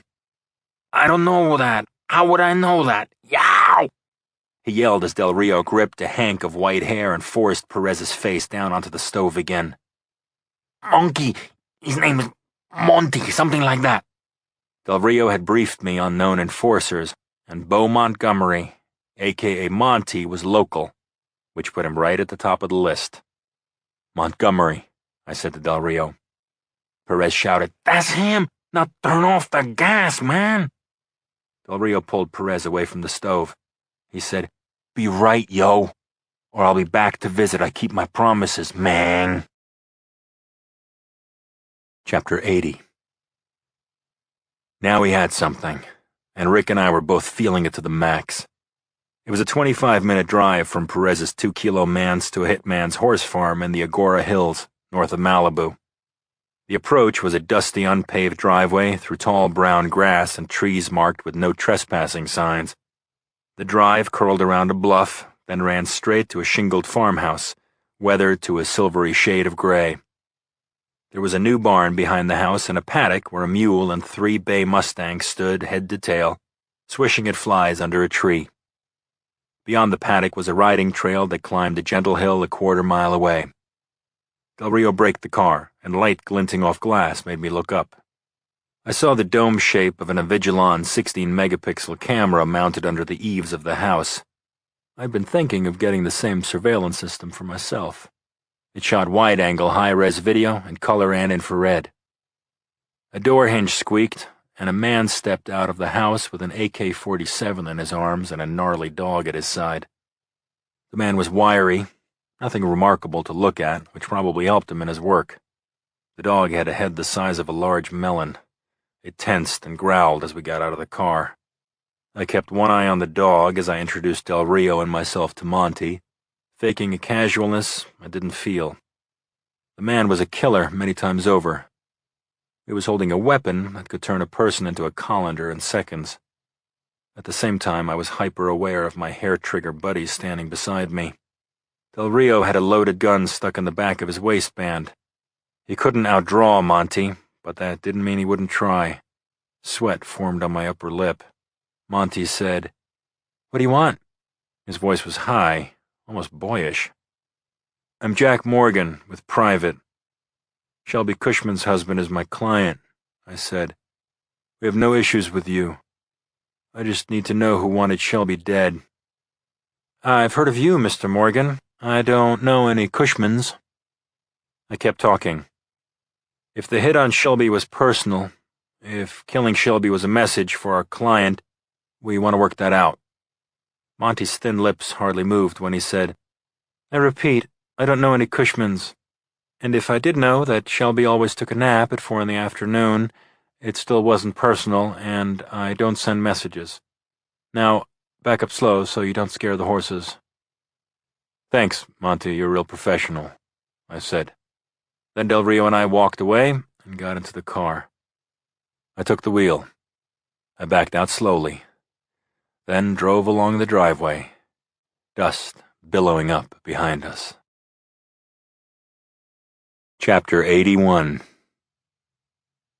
I had been working the schoolgirl case hard, for the girls, for Justine, a little of both, and had finally gotten to sleep.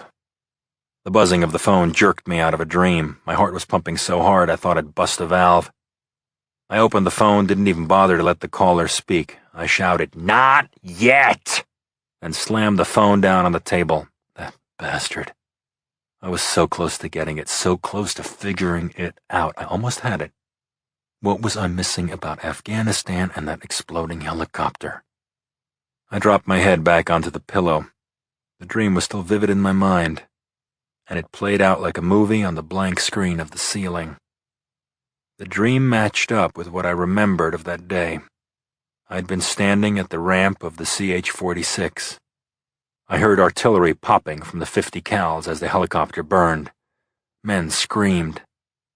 Danny Young was on his back in the dark. His flight suit was soaked with his blood, so much of it I couldn't see where he'd been hit. I called his name. Then everything stopped. There was a sound in my ears like static, and my vision blurred. I tried, but I couldn't see anything. I couldn't get a clue what had just happened. I just lost a few seconds, though. The action began again. In life, as in the dream, I had pulled Danny out of the aircraft, slung him over my shoulder, started to run with him across that burning battlefield. I'd put him down safely, and then... What? I was flat on my back, and Danny was lying, lifeless, a few feet away. I had died and come back, with Del Rio's help. I put a pillow over my face, and more images of Danny came to me as I lay in my soft bed. Danny had been a dairy farmer, the son of a dairy farmer in a small town in Texas. He had enlisted in the Marines because he felt it was his duty, and also so that he could get the hell out of the barn. I'd done the same, to get free of my father. There was something so open about that kid, so gee-whiz about everything, that I had to love him. He had no guile, and while he was mostly innocent, he was also very aware of words and of feelings. I'd served with him for just 6 months before he died, but in those 6 months he was the only one besides Del Rio I could talk to in the squadron. The only guy who didn't see me as privileged, just let me be myself. I flashed ahead to meeting Danny's wife, Sheila, when I got back to the States. She had strawberry blonde hair and gray eyes. I remember it sitting in a small, dark parlor in their house. There was black fabric draped over the mirror. The small-scale furniture was uncomfortable and looked unused. I told Sheila that I'd been with Danny when he died. I told her that he'd been unconscious, that he hadn't been in pain, that he was a brave man, that we'd all loved him. Every single word of that was true. Sheila had clasped her hands across her distended stomach. She didn't sob, but the tears poured down her face. "We're going to have another girl," she said. The static filled my mind again. It was that blank in my memory that told me something was missing. Something else had happened. What was it? What didn't I know? The damn telephone started to ring again. Chapter 82. The phone vibrated inside my fist. The faceplate read 704. Incoming call, T. Morgan. I put the phone up to my ear, said to my brother, "Did you call here a minute ago?" "I called last night. Didn't you get my message? My shrink wants to see us together this morning at 9. Today? Are you kidding? I have a business, you know." "Sure. It used to be Tommy Sr.'s business," he said. "It's important, but hey, suit yourself." Now I was sitting in a reception pod at Blue Skies Rehab Center, a pale blue windowless room with a wraparound ceramic tile mural of birds in flight and discrete groupings of streamlined Scandinavian furniture. I was upset that I'd been summoned the morning of the meeting, but I'd be damned if I'd give Tommy any excuse to fail at recovery. With luck, I'd be in the office by 10:30. Schoolgirl was bubbling, and so was the NFL. While I waited, I joined a conference call with one of our clients in the London office, then signed off. As one of a half-dozen doors down the hallway opened, a man stepped out and came toward me. He was lanky, gray-haired, wearing a yellow cardigan and pressed chinos, had reading glasses suspended from a chain around his neck. He was also smiling. I stood to shake his hand, and he lurched and was literally thrown to the floor. Suddenly everything was sliding sideways. I grabbed for my chair and fell into it hard. What the hell? Light fixtures swung overhead and shadows swooped over the pale carpeting. There was a roar like wind, but there was no wind. The floor rippled like the surface of a river. I clutched the arms of my chair, which bucked as if it were alive and trying to shake me off. The man in the yellow cardigan had covered the back of his head with his hands. The mural cracked up the center, and red flowers shot out of a vase like rockets. Glass shattered, and then the power went out. A herd of people ran helter-skelter through reception, shrieking in the darkened room. I hung onto the chair. It was as if I were paralyzed, but my terror was lashing around inside me like a downed power line in a storm. The room spun, and I was there again. The helicopter whirled in a death spiral, dropping out of the sky. I couldn't do anything to prevent the crash. And all those deaths. Chapter 83. I knew the monstrous dog shaking the building like a rag was an earthquake. Had to be. But in the dark, as the chair jounced and the floor rolled in waves under my feet, I was clawed out of the present and hurled 7 years back in time. I was in the cockpit of the CH-46 when the surface-to-air missile tore through the cargo bay floor and took out the aft transmission. The sound as it blew through the cabin was like the howl of the world coming to an end. As the helicopter whirled downward, I was pinned to the left side of my seat. I pulled the engines offline to reduce the violent right-hand rotation, but there was nothing I could do to reverse gravity. I held on to the cyclic, my shoulders nearly ripping out of their sockets, and tried to keep the aircraft level. I had a single thought: to land the bird in one piece, and the machine was fighting me all the way. I held onto the stick, staring out through the dual tunnels of my night vision goggles as the swirling, abstract pattern of the ground came up to crash into us. The landing gear tore up through the chin bubble by my feet as we hit. The force was stunning, sickening, and it jarred me through my bones, but the aircraft was intact. I released my harness, reached over, and shook Rick's shoulder. He turned and grabbed my arm, said, "Bumpy landing, Jack, very fucking bumpy." The gunner and the crew chief bailed out of the crew door behind me. Rick went between our two seats and followed them down the steps into the night. I could have gotten out through my window, but I must have gone back to the cargo bay because what I remember next was the sight of the ruined cabin. Half of it ripped away by the missile. What remained was littered with dead Marines. It was a horror show. The real thing. 14 men who had been joking and cheering when we lifted off 20 minutes before were now broken and heaped against the left side of the cabin. Danny Young was lying apart from the others, and he was soaked in blood. I felt for a pulse, but my hands were numb and shaking. I couldn't feel a thing. I called Danny's name, but he didn't answer me. Were his eyelids flickering? I couldn't be sure. I inched my way through the aircraft, pulling Danny after me. I had him over my shoulder when I heard someone shout my name. I turned and saw Corporal Jeffrey Albert lying toward the rear of the cabin, where he was weighed down by the bodies of the dead. He was screaming in pain. Fire had started in the cockpit. As the cabin brightened, my ability to see through the goggles washed out. Jeff Albert twisted his head to see me.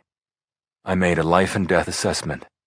Jeff was not only pinned, his legs had broken during the crash, and his bones had torn through his flight suit. I couldn't get him out by myself. He screamed, "Get me out of here, Captain! Don't let me burn alive!" "I'll be back," I shouted to Albert. "I'll be back with help. I'll be right back." Albert shrieked, "He's dead, Captain! Danny is dead! Please help me!" Chapter 84. The lights in the rehab center reception room flickered and came back on, their white incandescence practically blinding me. When I took in the scene, I saw that the walls had cracked like eggshells, and the carpet was littered with shards of plaster and glass. I was both at Blue Skies and in Afghanistan, memories still pouring into my head like gasoline streaming over hard desert ground. Men ran toward me, phosphorescent green figures against the black of night. I put Danny Young down on the ground, and then the great gaping hole opened up in my memory. I was there, and then I wasn't. I was dead, and then I returned to life. For what reason? I had no idea. There was intense and painful pressure on my chest, and Rick Del Rio was in my face. "Jack, you son of a bitch!"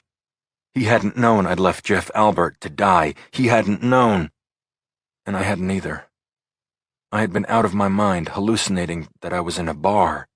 I'd thrown a jab at Rick. Now I was remembering for the first time, falling down the hole in my memory toward searing mortification. Everything I believed about myself melted before this terrible truth. I'd left a man behind. I'd promised him I would be back, but I had left him. I wished Rick hadn't brought me back to life. I wished that I had stayed dead. A voice called to me. Jack? Jack, are you all right? Rick? Where the hell am I? I stared at the gray-haired man whose face was close to mine. Who was he? How did he know my name? I'm Brendan McGinty, Tommy's therapist. You were moaning. Where are you hurt? I'm okay, I struggled to stand, and Dr. McGinty held out his hand to help me up. I clasped his forearm and pulled myself to my feet. People scurried past in pairs and groups. McGinty was speaking in a soothing tone. It's going to be all right. I'll call a doctor to look at you, Jack. No, I'm fine. I'm really fine. McGinty said, Tommy, we have to postpone our session. We'll reschedule. I looked up and saw my brother standing only a few feet away. He said, Hell no, we don't have to cancel anything. Jack's been through firestorms on the dark side of the moon. A little quake isn't going to bother him, right, Jacko? I wanted to get into the Lambo and jam the pedal down to the floorboard. I wanted to drive until I fell asleep at the wheel. I wanted to do whatever it took to get away from the guilt and the unbearable pain of what I'd finally remembered.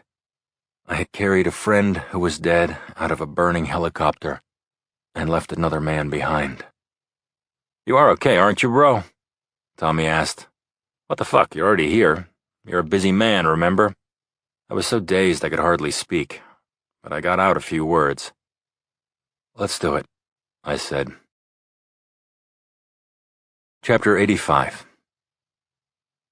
The world outside my head seemed insubstantial, as if the present could be a dream and my memories much more solid and alive in the now. Sounds were irrelevant. The sirens shrilling outside on the highway, the blaring voice over the PA system, Tommy and Dr. McGinty talking together as they walked down the hallway with me trailing behind. I ducked my head as I crossed the threshold into Dr. McGinty's office. The room was small, and the quake had flung pictures and books across the hardwood floor. McGinty returned a floor lamp to its upright position and switched it on. He said, Jack, honestly, we can do this another time. I'm fine, I said. Really, I'd like to have our talk now. We cleared the center of the room and placed two identical wooden armchairs side by side across from McGinty's recliner. I felt Jeff Albert's presence eyeing me from a corner of the room. As Tommy and I sat down in the chairs, McGinty got comfortable in his lazy boy. It was a pretty crazy thought, but I wondered, had Jeff Albert been calling me every day to tell me that I was dead? Tommy said, I don't think California broke off the continent at any rate. We were dressed the same, white shirts, blue blazers over jeans. I wore loafers, Tommy wore moccasins. The smirk on his unshaven face made him look a little like the guy who stars on Mad Men. The arrogance was completely unearned. The smug, invincible affect had come from my dad. Tommy was grounded in Tommy Sr.'s crap. McGinty asked if either of us needed anything, and then said, Let's begin. Jack, we're hoping you can give us some additional insight into your father's personality. Speak of the devil. How would you describe him? My father had been dead for over 5 years, but he would never really be dead to me. I said, He was cruel. That was his best trait. Dr. McGinty smiled, then asked, Can you tell me more, Jack? Oh, hell, volumes. He was abusive to my mom all the time. He pitted Tommy and me against each other for his amusement. He didn't stop until someone bled or cried. He was never wrong about anything. Sports, human nature, the weather. He was a perfect, godlike creature in his own mind. The shrink nodded. What we call in my business a real SOB. He looked to my brother. Tommy, what do you think about your father? Jack just sees it his way. Jack is never wrong either. Dad was trying to toughen us up, my brother said. The smirk was gone. I'd attacked something he had defended his entire life. He didn't want the world to take advantage of us. I barely listened as my brother excused my father's brutality. He said to Dr. McGinty, Jack never gives him credit. Dad wanted us to succeed. He encouraged Jack to play football and to be good at it. Jack and I were black belts before we were 13. And when Jack became a Marine, Dad lit up when he talked about his son, the war hero. He was really proud. I was looking over Dr. McGinty's head, seeing Jeff Albert's face through my NVGs. I saw the fear and the agony, the broken bones coming through his pant legs. He was screaming, "Don't leave me here to burn!" "What are you thinking right now?" McGinty asked me. Images were firing off like 50 caliber rounds. I had repressed the truth to protect myself. Now I had no place to hide. I wasn't who I thought I was. I said, "This was a mistake. I don't belong here. I have to go."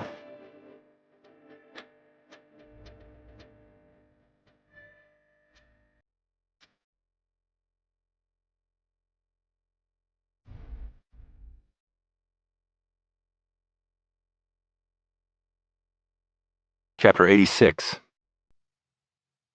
I got out of the chair made for the door.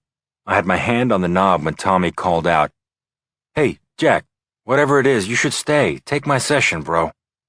"Okay, Dr. McGinty?" "Of course. Please, Jack, sit down." I didn't want to let the demon out. It was too big and still too raw. How could I tell a stranger what I'd managed to keep from myself all these years? How could I tell Tommy? "This is a safe place," McGinty was saying. McGinty was wrong. It wasn't safe. Dropping my guard with Tommy took more than courage. It was a high-risk bet with bad odds and an irretrievable downside. At the same time, the pressure to talk was building into a runaway need to admit what I had done. I was flying a transport mission from Gardez to the base at Kandahar. I choked out. I had 14 Marines in the back. You can hear a screwdriver drop in the cargo bay of a CH-46. So when the missile came through the floor, the sound of the aircraft being ripped up, I envisioned the dead Marines piled up against the left side of the cabin. I forced myself to continue. I described the crash and the aftermath, staring into the cabin through my NVGs, seeing the dead men, my friend soaked in blood. I had Danny slung over my shoulder, a fireman's carry. And then Corporal Albert woke up. He begged me not to leave him there to burn. I already had Danny. I had to get him to safe ground. Albert was half buried under the casualties. His legs were in pieces. I needed help to get him out of there. I promised him that I'd come back. The words were stopping my ability to breathe. "Are you all right, Jack?" "Jeff Albert told me that Danny Young was dead." "Do you think he was? How could Albert have even known?"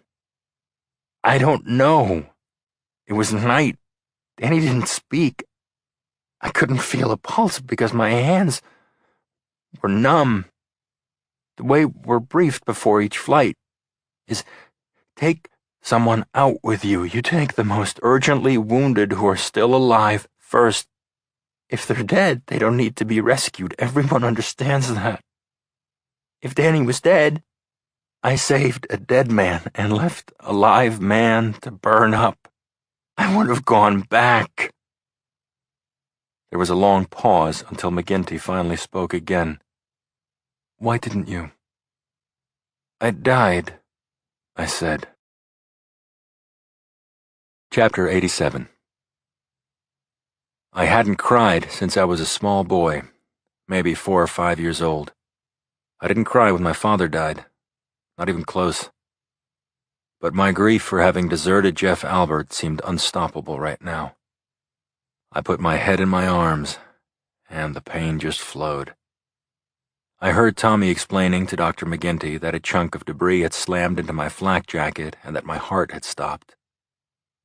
It had taken CPR to start my pump again.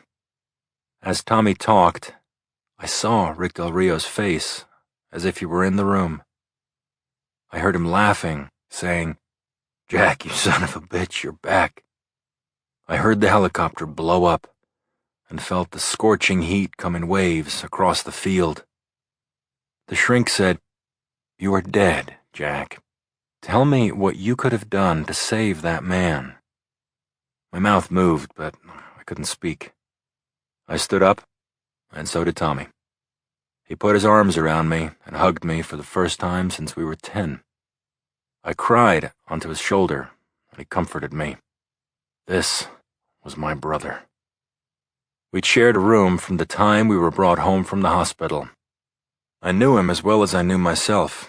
Maybe I knew him better. I had to accept that underneath the enmity, Tommy and I still loved each other. It was a huge moment between the two of us. I started to say it was good to be able to tell him what had happened to me. But he spoke first. "Well, isn't this something? And Dad thought you were perfect." "I guess he was wrong, Brother Jack. Not perfect at all." Tommy had suckered me, and now he was twisting the blade. The anger was instant and overwhelming. I pushed him with all my strength, watched as he slammed into a bookcase and tumbled to the floor. "What else do you need to know, Dr. McGinty?" I said. "I think you've heard enough." Then I left the building. Chapter 88. I felt pretty bad now. I felt betrayed by my brother. I got on the freeway and drove north, just barely noting the highway signpost zipping by. Speed gave me a feeling of escape, but my thoughts circled like a hawk on meth. I could run, but I couldn't hide from this terrible feeling of guilt about Jeff Albert. I knew that logically I shouldn't blame myself, but it didn't help one bit. I took the off-ramp at Carrillo Street in Santa Barbara and got back on the 101, this time heading south, back toward L.A. I put my phone into the holder and called Justine. The sound of her voice over the speaker made tears come to my eyes. "Jack, are you on the way into the office? I want to bring you up to date." "Got time to have coffee with me?" I asked her. "I need to talk to you about something." Okay," she said. "Meet you at Rose." "Don't tell me you're going to share, Jack." "Hey, you never know. Stranger things have happened." "Not true," she said. "Not with you." Nothing bad had ever happened while I was having coffee with Justine. Also, I couldn't remember a time when she hadn't been there for me. The Rose Cafe had once been a gas company dispatch office. It had multi-paned windows and I-beams overhead. There was an in-house bakery and tables the size of pizzas, all of them full. The place smelled like cinnamon apple pancakes. Justine was waiting at her favorite table in the back when I got there. She was wearing skinny black trousers and a pearl-colored blouse with a ruffle at the neckline. Her hair was cinched up in a ponytail with a pink band that matched her lipstick. She smiled at me and put her handbag on the floor to free up the stool. I sat down and she asked me, "And where were you when the earth sneezed?" It felt like old times to be with Justine at the Rose. We used to come to this place on Sunday mornings, read the paper, rate the bodybuilders who came in after their workouts at Gold's Gym. I'd seen Arnold here often, and Oliver Stone, whose studio was a couple of blocks away. I told Justine that I'd been at Blue Skies and that there hadn't been any real damage. That was factually true, but not entirely accurate. I wanted to tell her the rest of it. I wanted her to help me put myself back together. I hoped she would read the trauma in my eyes. "I was on Fairfax," she said. "I pulled into that strip mall off Olympic. Holy crap, talk about a minute and a half lasting a lifetime." She hardly stopped for breath. She put her briefcase on the table. Yearbooks came out, and Justine showed me a list of names and page numbers. "I am praying that I'm right about this feeling of mine, Jack. One of these kids could be our killer. I'm meeting with Christine Castiglia after this. She's the key to this, I swear she is." Justine showed me pictures of teenage boys who'd matched Christine Castiglia's description of a kid who might have abducted Wendy Borman. I tried to stay focused, but my mind kept shooting back to Afghanistan. I saw Danny, his blood glowing green through my NVGs. Jeff Albert screamed in my mind, "Danny Young is dead." "Are you all right?" Justine finally asked. "Is Tommy okay?" "Something happened, didn't it?" "He's fine, but My face got warm. Some memory from the war shook loose. "I want to tell you." Justine closed the yearbook and looked at her watch. "Damn it, Jack, I have to go. I'm meeting Christine on Melrose in 20 minutes. If I'm not there, she'll bolt. Here's an idea. Come with me. We can talk on the way in the car." "No, you go ahead," I said. "This can wait. Honest. Tommy's fine. I'm fine." Justine snapped her briefcase closed and picked up her handbag. She stood and put her hand on my shoulder. Our eyes locked. She smiled, and for a second I thought she was going to lean down and kiss me. But she didn't do that. "Wish me luck," she said. "I'll need it with this girl." I said, "Good luck." She said she'd see me later. Then I watched Justine through the multi-paned windows as she walked up the street to her car and left me all alone. "It's what you deserve, Jack," I told myself. Chapter 89. Justine had been seesawing for days between mindless optimism and gutless despair. If the emails Cy and Mobot had found on Jason Pilzer's computer could be trusted, the street freaks were going for another kill in just days. They had to be stopped somehow. She could just about picture their target. A teen girl who was either cocky or naive, but either way vulnerable to being talked into a careless rendezvous, and then, possibly, her death. Justine's head hurt thinking about it. She felt she was so close to the killer, but she knew she might fail anyway. On the other hand, Christine Castiglia was a force for good. There was reason to believe that she could help Private get ahead of the killers before Monday, before another girl died. Justine parked her car on the busy block on Melrose where she and Christine had agreed to meet. She was 10 minutes early. Traffic was heavy and the air quality was poor. Justine dialed up the air conditioner, then she took her BlackBerry out of her handbag and put it on the dash. She scanned the street, saw kids in clumps hanging out on the sidewalk. None of them was Christine. As noon passed, Justine had a bad thought that started to grow. Christine had defied her mother by asking for this meeting. It had been courageous to do that. But had the girl changed her mind? Or had something happened to Christine? By 12:15, Justine was sure of it. At 12:30, she called Private and checked her voicemail. There was no message from Christine.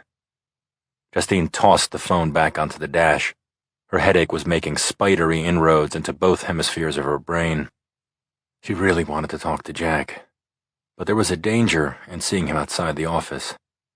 Coffee with him at the Rose Cafe had pulled hard on old feelings, made her wistful and sentimental about what they'd once had. They had both been so stupid in the past. For her part, she'd thought she could get him to open up and tell her his feelings. But Jack apparently couldn't do that kind of intimacy, and Justine couldn't do without it. She'd bought him a mug with a happy face and lettering on it that read, "I'm fine, really, how are you?" Jack had laughed and used the mug, but he still kept big parts of himself locked away from her. He never saw why talking about his inner life was good for him. He didn't seem to need to do it. Jack was gorgeous, and he knew it. Women flattered him, flipped their hair, touched him, gave him their phone numbers. Jack was always modest about his good looks, probably because he could be. She and Jack had fought, made up spectacularly, fought again, and when they broke up the third or fourth time, Jack had slept with an actress. So she and Bobby Patino had spent a memorable night dealing with their own purely sexual tension. And Jack had found out. Of course he had. Jack knew everybody's secrets. She and Jack had another reconciliation, but both had brought so much past hurt to the party.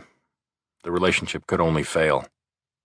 They'd broken up again a year ago, and now any thoughts of getting back together came with the knowledge of how the relationship would end. She was startled by a tap on the window.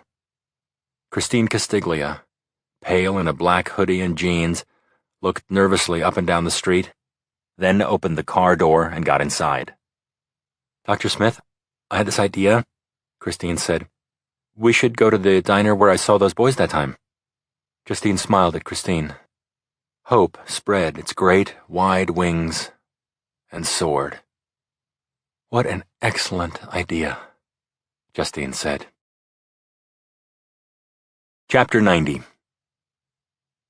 This was where it had all started, wasn't it? All of the murders so far. Becky's House of Pie was a hole-in-the-wall eatery on Hyperion. It was gloomy, and it smelled of coffee and the disinfectant a busboy was using to mop the floor. There was an electric clock on the wall above the cash register. It made a loud tick every time the second hand moved. Justine wondered what the schoolgirl killers were doing right now, at this very second. "This is where we sat," Christine said, pointing to a red vinyl booth with the tables scarred by decades of blue plate specials. A picture window alongside the booth faced onto the lunch-hour traffic streaming up and down Hyperion. A motorcycle farted through a yellow light, the rider's fat ass slowly moving away. Christine said, "I sat here. My mom sat there. I can still see it." The waitress had bushy gray hair, a pinafore over her blue velvet dress, and a name tag reading Becky. She looked as though she'd been in the House of Pie for 50 years. Justine ordered coffee, black. Christine asked for a tuna salad, then said, "To be honest, Dr. Smith, I wouldn't want to get someone in trouble if I'm not sure." "Don't worry about that, Christine. Your word alone can't hurt anyone. We'll still need proof. It's not that easy to convict somebody of murder." The van stopped in the middle of the road, Christine said, pointing to the cross street.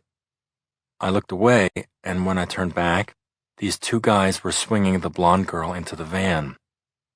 "Would you like to look at some pictures for me?" "Sure, if it'll help."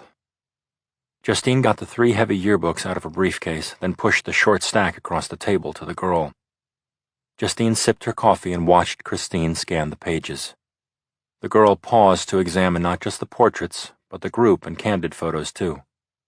For a few long moments, she stared at a black and white group shot under a heading, "The Staff of the Wolverine." "What do you see?" Justine finally asked. Christine stabbed the photo with a finger, pointing out a boy in a line with 9 or 10 other kids. Then Christine exclaimed, "It's him." Justine turned the book around and pulled it toward her. The caption identified the yearbook staff and their graduating classes. She checked the caption against the students' faces, then flipped to the portraits of the class of 2006. The boy Christine had stabbed with her chewed-up fingernail had dark hair, a nose that could be called pointy, and ears that might be described as sticking out. Suddenly, Justine was so wired she felt as if she could run electricity for all of East Los Angeles off her mood. Was Christine's memory this good? Or was she just trying to please Justine, like her mother had said she would? Justine said, "Christine, it was nighttime, right? The van stopped for a minute and the kids were moving. Are you sure this is the boy you saw?" Christine was a bright girl and she understood the potential problem instantly. "I worried that I wouldn't be able to recognize him, but I do. Like I said the first time, Dr. Smith, I'll never forget his face." "Okay, Christine, great job. And now that face has a name. This is Rudolph Crocker." Chapter 91. In the beginning, Justine had fought Cy's suggestion to install a high-tech dashboard computer in her Jaguar. It would mess up the look of her car, and also guaranteed that she'd never have a moment away from work.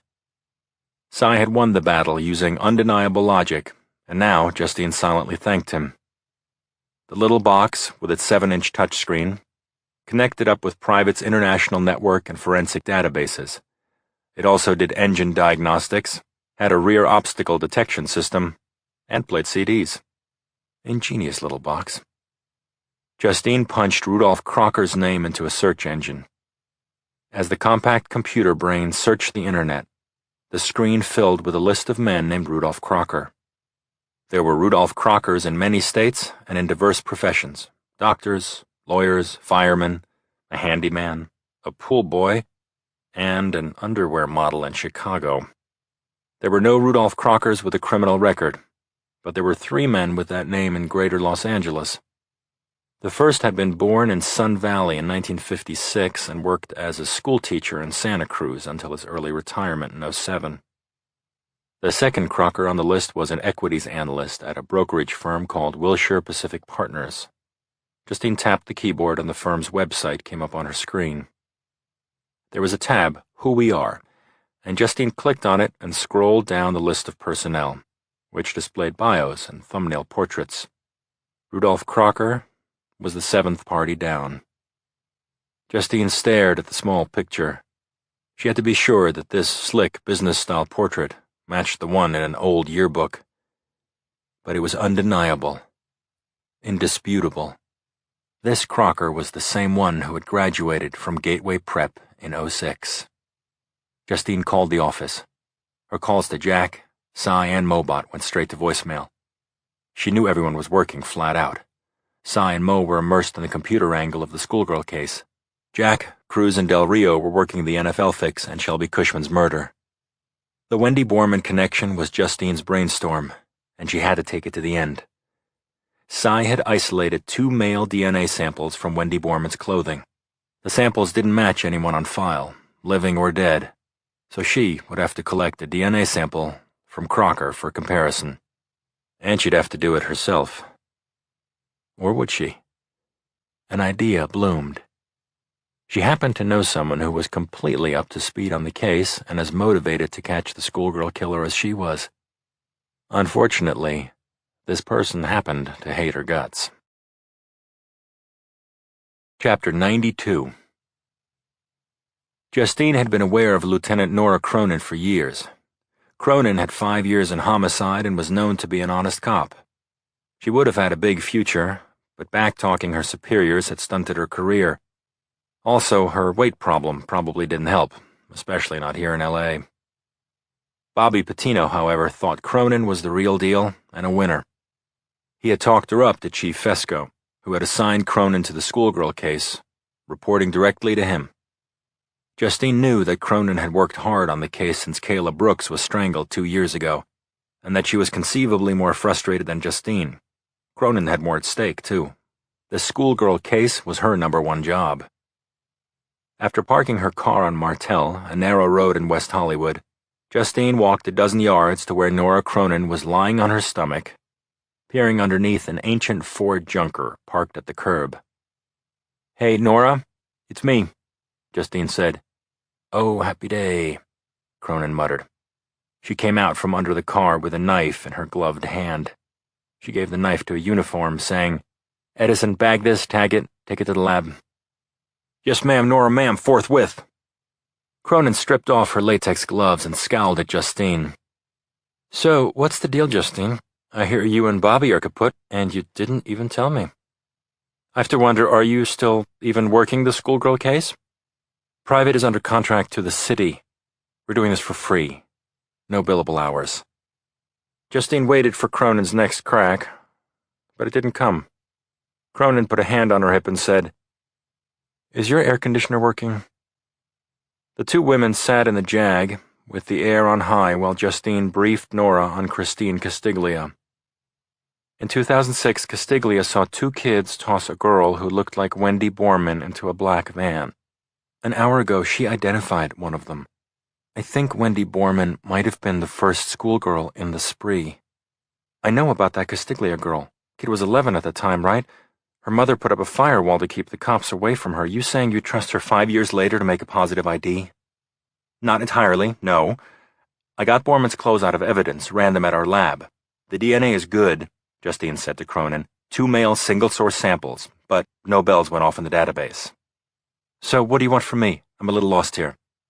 "We have reason to believe that another murder is going down in 2 days." "Oh, really? But you can't tell me how you know this, right? So, I repeat, what do you want from me?" "Christine Castiglia saw a Gateway Prep decal on the kidnap van," Justine said.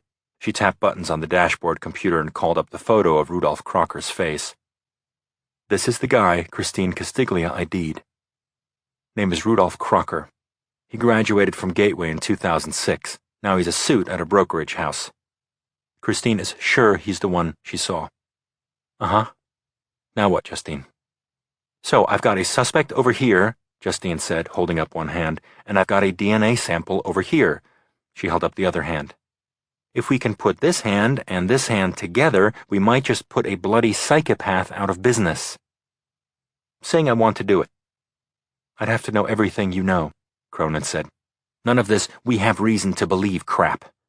You hold anything back from me, I quit. Of course. I don't answer to you. No, you don't. And you can't bring anyone from LAPD into this without my okay. Okay?" "Yeah," said Nora. She was smiling now.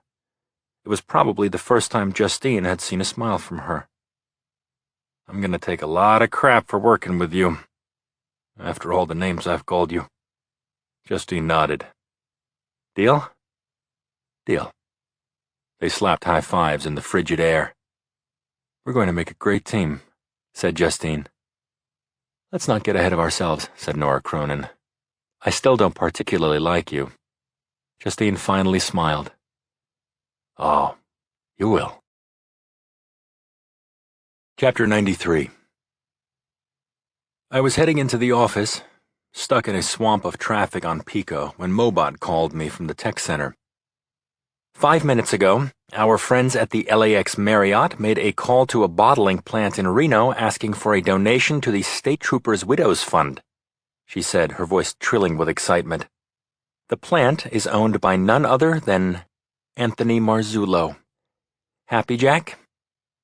"Good catch, Mo. That's excellent. But you know what I really want? To hear the sound of coins changing hands?" Mo laughed. After the call to Nevada, Victor Spano called Kenny Owen on his mobile. "They're meeting at the Beverly Hills Hotel, Bungalow 4, this afternoon."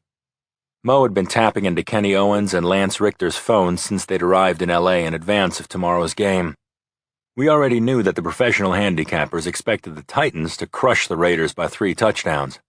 And we knew that if the 2 refs could skew the calls, could make a 17-point spread hold up, tens of millions in illegal bets would slide over to the Marzullo's side of the ledger. But Uncle Fred and his associates would want more than idle chit-chat and suspicion. They'd need proof. I called Del Rio, met him at the garage, and swapped my car for one of our Honda CR-Vs. The Honda was black with tinted windows, outfitted with cutting-edge wireless electronics. I drove myself and my wingman to Sunset, pulled the car under the porte cochere at the entrance to the Beverly Hills Hotel, and dropped Del Rio off. He pulled down the bill of his cap and adjusted his camera bag as he entered the hotel. Once he was inside, I looped around Sunset and parked on Crescent Drive, 100 yards and a stucco wall away from the pretty white cottage and the lush garden surrounding the hotel. Del Rio kept me posted through his lapel mic as he planted the pin cams, one at the bungalow's front door and another at the patio, and stuck 3 more spider eyes on windows facing into the 3 rooms. A long 12 minutes later, Del Rio was back in the CR-V, and the micro cameras were streaming wireless AV to our laptops. The only thing moving inside the bungalow were dust motes wafting upward in columns of sunlight. For all of his volatility, Del Rio could sit on a tail for 10 hours without having to take a leak. I was still suffering mental whiplash from the earthquake and the devastating memory it had dislodged. After a half hour of staring at sunbeams, I had to say something or I was going to explode. "Rick, did you take a look at Danny Young when I brought him out of the helicopter?" "Huh? Yeah, why?" My voice was flat as I told him about my morning. I was a dead man talking, but I got to the point. I didn't need to add color commentary. Del Rio had been there. "So let me get this straight," Del Rio said when I'd finished. "You're beating yourself up for leaving Jeff, Albert, and the Frog and trying to save Danny Young? What about the other guys? We took a missile, Jack, and you landed the goddamn aircraft. Do you remember Albert? Sure, he was a good kid. They were all good kids. Jack, you were just a kid yourself." I think Danny Young was dead when I pulled him out. Del Rio stared at me for a few seconds before he said, Danny's blood was still pumping out of his chest when I got to you. He died on the ground. The helicopter blew up, Jack. If you'd gone back in, Danny Young, Jeff Albert, and you would have died. And nobody could have brought you back. Del Rio was right. Danny's blood had been splashing on my shoes. He had been alive. I had brought him out, alive. I almost felt fully alive myself. Neither of us spoke again until two men came up the bungalow's front walk. One was Victor Spano. The other was a short man in a good suit. The guy in the suit put a key card into the slot and opened the door to Bungalow 4. I put my arms up like a football referee. Touchdown. Chapter 94. I had big news, but not necessarily good news, to tell. It was dark when I pulled up to my uncle's huge Italianate manse in Oakland. I parked at the top of the circular drive and trotted up the walkway. Fred's second wife Lois came to the door and was joined by my boisterous 11-year-old cousin, Brian, who tackled my thighs like the All-American linebacker for Southern Cal he was sure he was going to be one day. I rolled around and groaned in fake pain as Brian whooped and did a white boy sack dance in the foyer. My little cousin Jackie stooped down and patted my head as if I were a golden retriever. Brian's a big fat brat, Jack. Are you hurt bad? I winked at her and told her I was okay, and she pulled my nose. Did you eat, Jack? Uncle Fred asked, giving me a hand up and throwing an arm across my shoulders. I wouldn't say no to coffee, I said. How about coffee and a slice of banana cream pie? Sold. I grabbed a chair at the dining table, and the kids pelted me with questions. About the earthquake, if I'd nailed any bad guys lately, the fastest I'd ever driven my car. As soon as I answered one question, they loaded up and fired again. Normally, I'd have grabbed one kid under each arm, taken them into the media room and watched a Spider-Man or a Batman movie. But tonight I was thinking of the time, how little of it was left before the Sunday schedule of games, one game in particular. I caught my uncle's eye and patted my breast pocket. He nodded and said to Lois, I'm going to steal Jack for a few minutes.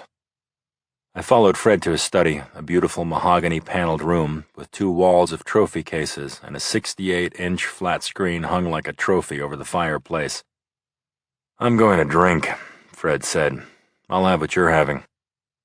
Fred poured Jane B over rocks, and I shoved the flash drive into his video setup. I gave him the desk chair so he could have the better angle. Fred Kreutzer was a complicated man. I couldn't guess at how he would react to the unfortunate movie I had to show him.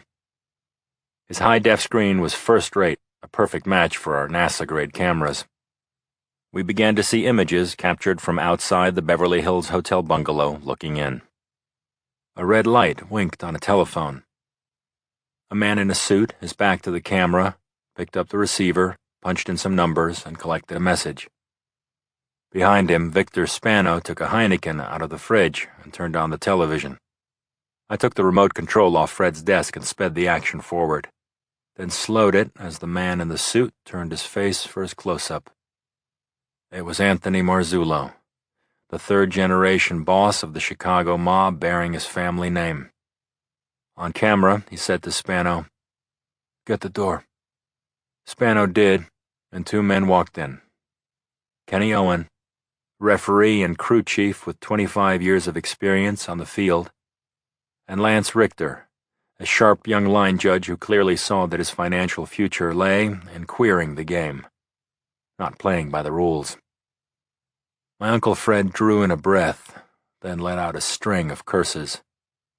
On screen, hands were shaken, and the refs filled seats opposite a man who had taken on the heretofore impossible task of corrupting modern-day pro football. "There can be no mistakes," said Marzullo. He smiled without moving the top of his face. "As per usual, here's 20% down. The rest you get tomorrow night. No more than 17 points, understand? If you have to call the game on account of the suns in your eyes, that's good enough. Whatever it takes to hold the spread." Richter said, We understand, and we know what's at stake. He reached for a fat stack of banded hundreds. Do you? Marzullo said, putting his hand over Richter's. Yes, sir. It'll happen just like you want. It's not a problem. Whatever it takes. Owen slapped his packet against his thigh before pocketing the cash. I stopped the video and turned to my uncle. The poor guy looked as though he'd taken a wrecking ball to the gut. Actually, I remembered the look from my father's trial, a combination of terrible shame and sadness. It's pretty bold, I said. This isn't just a case of one ambitious mobster and a couple of crooked refs. It's much bigger. The Marzullos are moving in on Nochia's territory. I never thought Kenny Owen would take a nickel that didn't belong to him, said Fred. I know his wife and I've met his kids. One plays ball at Ohio State. The tape is good, I said. It'll hold up in court. I've got some calls to make, Fred said. I'll get back to you in the morning, let you know what we're going to do. You did a good job for us, Jack. Yeah, well, I'm sorry, Uncle Fred. I couldn't be sorrier. Yeah, Fred said. Tomorrow will be worse. Chapter 95. It was past midnight when I finally got to Colleen's house. I was wrung out, and I needed Colleen's cool hand on my forehead. I wanted to listen to the musical sound of her brogue and fall asleep with her body curled around mine. She came to the door in a camisole and a pair of panties the size of an afterthought. Her hair was bunched loosely on top of her head. She smelled wonderful, like pink roses with sugar on top. I'm sorry, but the inn is closed, she said. There is a Days Inn down the road a piece. Colleen, I should have called first. Come in, Jack. She opened the door and stood on her toes to kiss me. Then she leaned in and pressed her hips against me for the couple of seconds it took to get me hard. She ran her hand across the front of my pants, then took my hand in hers and led me to her bedroom. Filtered moonlight was coming through the curtains as Colleen stepped into a pair of high-heeled shoes. Want to watch the telly? She asked. Or is it something else you have in mind? What's on? I said and grinned. So did Colleen. Chapter 96. I put my hands on the straps of her camisole and pulled them down onto her shoulders. No farther than that. Just a tease. Colleen kept smiling as she unbuckled my belt and stripped off my clothes. Then she sat me down, took off my shoes and socks, and pushed me back onto her bed. God, I do love that body, she said. I do, God save me. This wasn't what I'd expected when I rang her doorbell. But there I was, naked on flowered sheets, watching Colleen tug the clips out of her hair. That curtain of fragrant black silk fell around her shoulders, covering and revealing her breasts. She bent over me, hair tickling my face, and she kissed me deeply and for a long time. It was glorious. She slid into the bed and wriggled against me, her cool skin sliding across mine, pulling away, then pressing against me. I had my hands around her narrow hips, felt a prick of high heels at the small of my back, and then I was inside her. My mind emptied, thoughts of sleep having burned away completely. Love poured in and filled my heart. Love and gratitude and ecstasy. And then, after maybe 10 minutes of this, release for both of us. I moved off Colleen's body and sank into the bed. The sweat began to dry on my skin, and unbelievably, Colleen began to cry. I felt a flash of regret. I couldn't take any more this day, not another thing, but the feeling dissolved, replaced by shame and then compassion for Colleen. I gathered her into my arms and held her as she sobbed quietly against my chest. Colleen, what is it? She shook her head no. Sweetie, tell me what it is. I want to hear it. I'm right here. Colleen struggled out of my arms. Shoes flew, banged into the corner. The bathroom door opened, and I heard water running. Minutes later, Colleen came out in a long sleep shirt and got into the bed. "I've made a right fool of myself," she said. "Talk to me, please." She lay on her back, staring up at the ceiling. I put my hands across her belly. "It's hard, Jack. This leaves me so sad sometimes. I see you at midnight some random nights. I work with you at the office. And in between?" I'm sorry. I couldn't say that things would change. We were smack up against the wall, and I had to tell the truth. This is all I've got, Colleen. I can't move in. I can't marry you. This has to stop. "You don't love me, do you, Jack?" I sighed. Colleen hugged me as I stroked her hair. "I do, but not the way you need." I felt as heartsick as she felt, and then I had to disengage from her embrace. "Stay, Jack. I'm okay now. It's Sunday morning, a bright new day." "I've got to go home and get some sleep. I'm working today. This NFL thing is about to blow. My uncle is depending on me. I gave him my promise." "I see." I gathered my clothes from the floor and dressed in the dark. Colleen was staring at the ceiling when I kissed her goodbye. "You're not a bad person, Jack. You've always been honest with me. You're always straight. Have a good day for yourself now." Chapter 97. Colleen was still on my mind when Del Rio and I met Fred in the stadium parking lot at noon. Horns blared without mercy. Motorcycles sputtered and roared as they came through the gates. Cars and trucks streamed across asphalt, fans of all ages wearing Raiders t-shirts, some with their faces painted silver and black, a select few in Darth Raider costumes, were having tailgate parties, cooking burgers and steaks and getting bombed. The home team was going to play, and the fans always dared to hope that by some miracle their glory days would return, that the Raiders would triumph. And if they didn't, it was still a good day for a party. I looked across to the owner's lot, saw Fred lock his car and start toward the entrance. He was wearing his favorite warm-up jacket, Dockers, and orthopedic shoes. His thinning hair was neatly combed. I thought he looked older than he had a week ago, like he'd suffered a great loss, which I guess he had. I called Fred's name, and he looked up, changed course. He shook hands with Del Rio, clapped my shoulder, and led us through the crowd toward a side door beyond the lines. "Thanks for coming, Jack. Rick. I appreciate it." He flashed his ID at one of the security guards, said, "They're with me." And a door opened into a tunnel fit for the remake of the Mean Joe Green commercial. For one bright green instant, I saw the field, the stands filling on all sides. And then we took a sharp left and headed down beneath the stadium. Doors opened and closed along the underground hallway. Stadium personnel called out to Fred, and he acknowledged them with a wave and a smile. But my stomach clenched, thinking about what was going to happen in the next few minutes. "Let's get it over with," Fred said. "This is going to be tough. Really bad, Jack." He put his key into a lock and stood back to let me and Del Rio pass in front of him into his office. I was surprised to see Evan Newman and David Dick sitting around Fred's desk. Two men I didn't recognize sat on the sofa at the rear of the room. They were wearing black and white stripes. Their expressions were grim. Fred introduced the men as Skip Steffero and Marty Matlaga, then said, "Jack, you got the pictures? You and Rick come with me.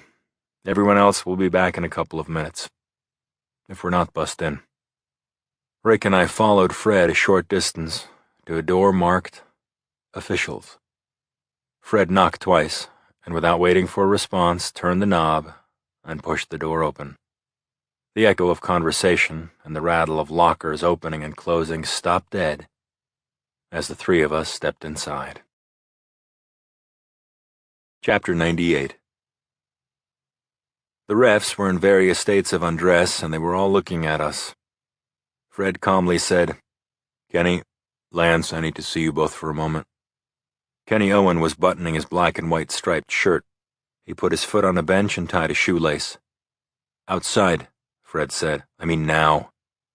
Lance Richter's sunburned complexion paled, but he and Kenny Owen went through the door, and Fred closed it behind them. We five formed a huddle a dozen yards away from the ref's locker room. Fred said, "There's no easy way. We can do this hard or we can do it harder." "What are you talking about, Fred?" Owen asked, playing dumb and doing it rather well. "We've got the whole revolting fix on tape, you pathetic assholes. Jack, show them the pictures you took at the Beverly Hills." I had printed stills from the video of Owen and Richter's meeting with Anthony Marzullo, had them in an envelope inside my breast pocket. I took out the pictures, sorted through them, and put the money shot right on top. Richter saw the photo of him and Owen holding stacks of money, sitting across a coffee table from the boss of the Chicago mob. I smelled urine, saw the front of Richter's pants get wet. He blurted, "I had to go along with it. It was go along with Kenny or lose my job." Owen snarled, "You pussy." Fred went on, "Don't waste time giving me bull, Richter. I don't care why anyway." "This was the first time," Owen said. "Have a heart, Fred. You can't make money working this job." "Ken, did you hear me say I had it on tape? Marzullo says here's 20% down as per usual. Listen to me. Newman and Dix are in my office. Dix would like to take you out to the desert and shoot you both. He'd do it too. Newman wants to run for Congress. He'd like to have you arrested right now, which would partially protect the NFL's reputation and destroy the game. I see it differently, and my partners trust my instincts. If you've got any brains at all, these are your options. Now listen." The two refs stared unblinkingly as Fred continued. "Plan A. You go back into the locker room, say that you were seen having dinner with a couple of players, you can't say who. That's a league violation with a termination penalty. Here's Plan B. I take our video of you accepting a payoff from Marzullo to the commissioner. The integrity of the game goes under the microscope. All the games you officiated in your depraved little lives will be examined. You'll be arrested and charged with criminal conspiracy. And the story will be news across the country overnight and for years to come. The Marzullos will be charged with racketeering, and your lives won't be worth a hangnail, either in jail or out. Frankly, I wouldn't bet a buck on your lives right now. You've got 3 hours at the most to disappear. When the Marzullos don't see you on the field, the word's going to go out. When the game doesn't go the way the Marzullos expect, you're marked men. I don't think your bodies will ever be found." Kenny Owen's eyes were huge and wet. He paraphrased what Fred had fed him. "We had dinner with some players, but I can't say who because it wasn't their fault. It was stupid. We went for the free steak and broke the rules. Please accept our resignation." Fred said, "Empty your lockers and get the hell out of here. Run!" 10 minutes later, Fred, Newman, and Dix marched the new refs into the officials' locker room. As predicted, the Titans hammered the Raiders, 52-21, beating the spread by 14. I took the video back to private and locked it in the vault, where a lot of other secrets were kept. If Fred ever needed it, I'd have it for him. But I kept the still shots of Spano, Marzullo, and the refs in my pocket. I had a clever idea, but I couldn't tell anyone about it yet. Chapter 99. It was 3:50 on that same Sunday afternoon. Justine and Nora Cronin had been parked outside Rudolph Crocker's white stucco 3-story apartment building on Via Marina since 8 in the morning.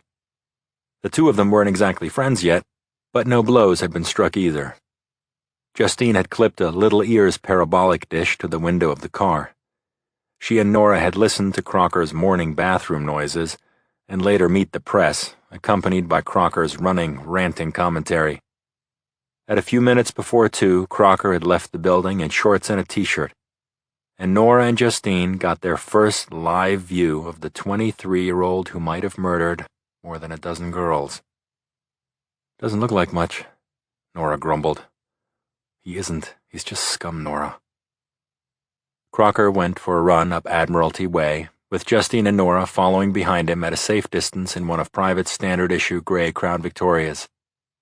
After returning home, Crocker took a shower, singing "Unbreak My Heart," off-key, but with meaning. He watched CNN's Your Money, and then everything inside his front-facing apartment went quiet.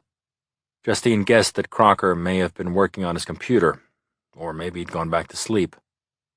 Is he in for the frickin' night? Nora fretted. I thought this guy needed excitement. Lean back, close your eyes, Justine said. If he is, then so are we. I can't catnap in a car. You? How do you like your coffee? There's a deli at the corner. I'm buying.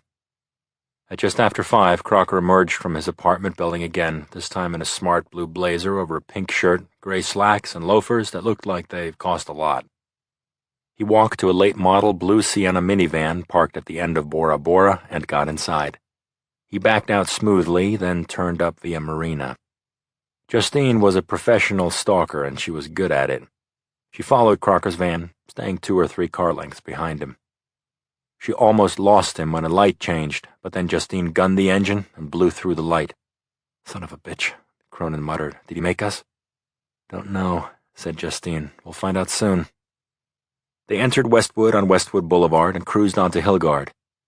They saw Crocker pull into a driveway, leave his keys and van with a valet, then take the stairs into the lobby of the W Hotel. The bar, located at the corner of the building, was visible through the plate glass windows on 2 sides. He's going to the Whiskey Blue, Justine said. It's a pickup joint for Richie singles, perfect for our purposes, really. Their agreed-upon mission was narrow and very precise. They weren't going to confront Rudolph Crocker. They weren't going to arrest him. They didn't even want to meet his eyes, though Justine wouldn't have minded scratching them out. They just needed a smear of saliva, a microscopic sample of skin cells, a hair, or a flake of dandruff. That was all it would take. Easier said than done, though. How do I look? Nora asked Justine. Adorable. Use this. Justine took a lipstick out of her bag and handed it to Nora while watching the door Rudolph Crocker had just entered. He was still in there. Let your hair down, Nora said. Shake it out. Open a few buttons. Justine did and said, Let's go. Let's meet the devil. Nora slammed the door, showed her badge to the valet, and said, Our car stays right here at the curb. Police business. Justine gave the kid a 10, then followed Nora up the stairs. I get it, said the kid. Good cop, bad cop. Nora turned to him and laughed out loud. No, this is fat cop, skinny cop. Chapter 100. A good laugh always helps, Justine said as they entered the bar. Since Justine had last been at the Whiskey Blue, it had undergone a modern makeover. The lounge was swathed in earthy neutrals. There were angular couches in chocolate and umber, and soft lighting over the bar. Techno music pounded out of the speakers, making real conversation impossible. The place was jammed with young execs and wannabes savoring the remains of the weekend. Still a chance to score. Girls with great hair and tight clothing, breasts squeezed up to their collarbones, laughed into the faces of young guys obviously on their way up in the world. Every other one of them seemed to have dark hair and very white teeth. Most wore sunglasses. Justine felt an unnerving sense of urgency. This was it. All she had. Rudolph Crocker had to be their guy, and he was here. For too long she'd been working this case as though the murdered girls were her own children. It had been months of frustration and grief, hearing the indelible cries of the girls' parents etched into her mind like the grooves of an old-fashioned vinyl record. She and Nora had given themselves a difficult but critical task. If they pulled it off, they might shut down a heinous fucking killer. But there were so many ways this could go wrong. Chapter 101. Justine signaled to Nora with her eyes, and they inched and edged through the crowd. When they got to the bar, Justine said to a big, bluff, 20-something red-faced guy wearing a shirt that matched his complexion, Mind if I slip in there and order a drink? What are you having? Said the guy, checking her out from the neck down. My girlfriend and I were together. The large guy looked at Nora, then quickly back at Justine. This time, her eyes. He sneered, but he backed away. Justine nabbed a stool, put a hand around Nora's arm, and pulled her close. She leaned in and whispered, Got a clear view of him? Yeah. Crocker's asking for a refill. The bartender just took away his glass. The bartender was in his early 30s, sandy hair thinning in front. He was buffed and looked bored, had the name Buddy appliqued on his shirt. What can I get for you, ladies?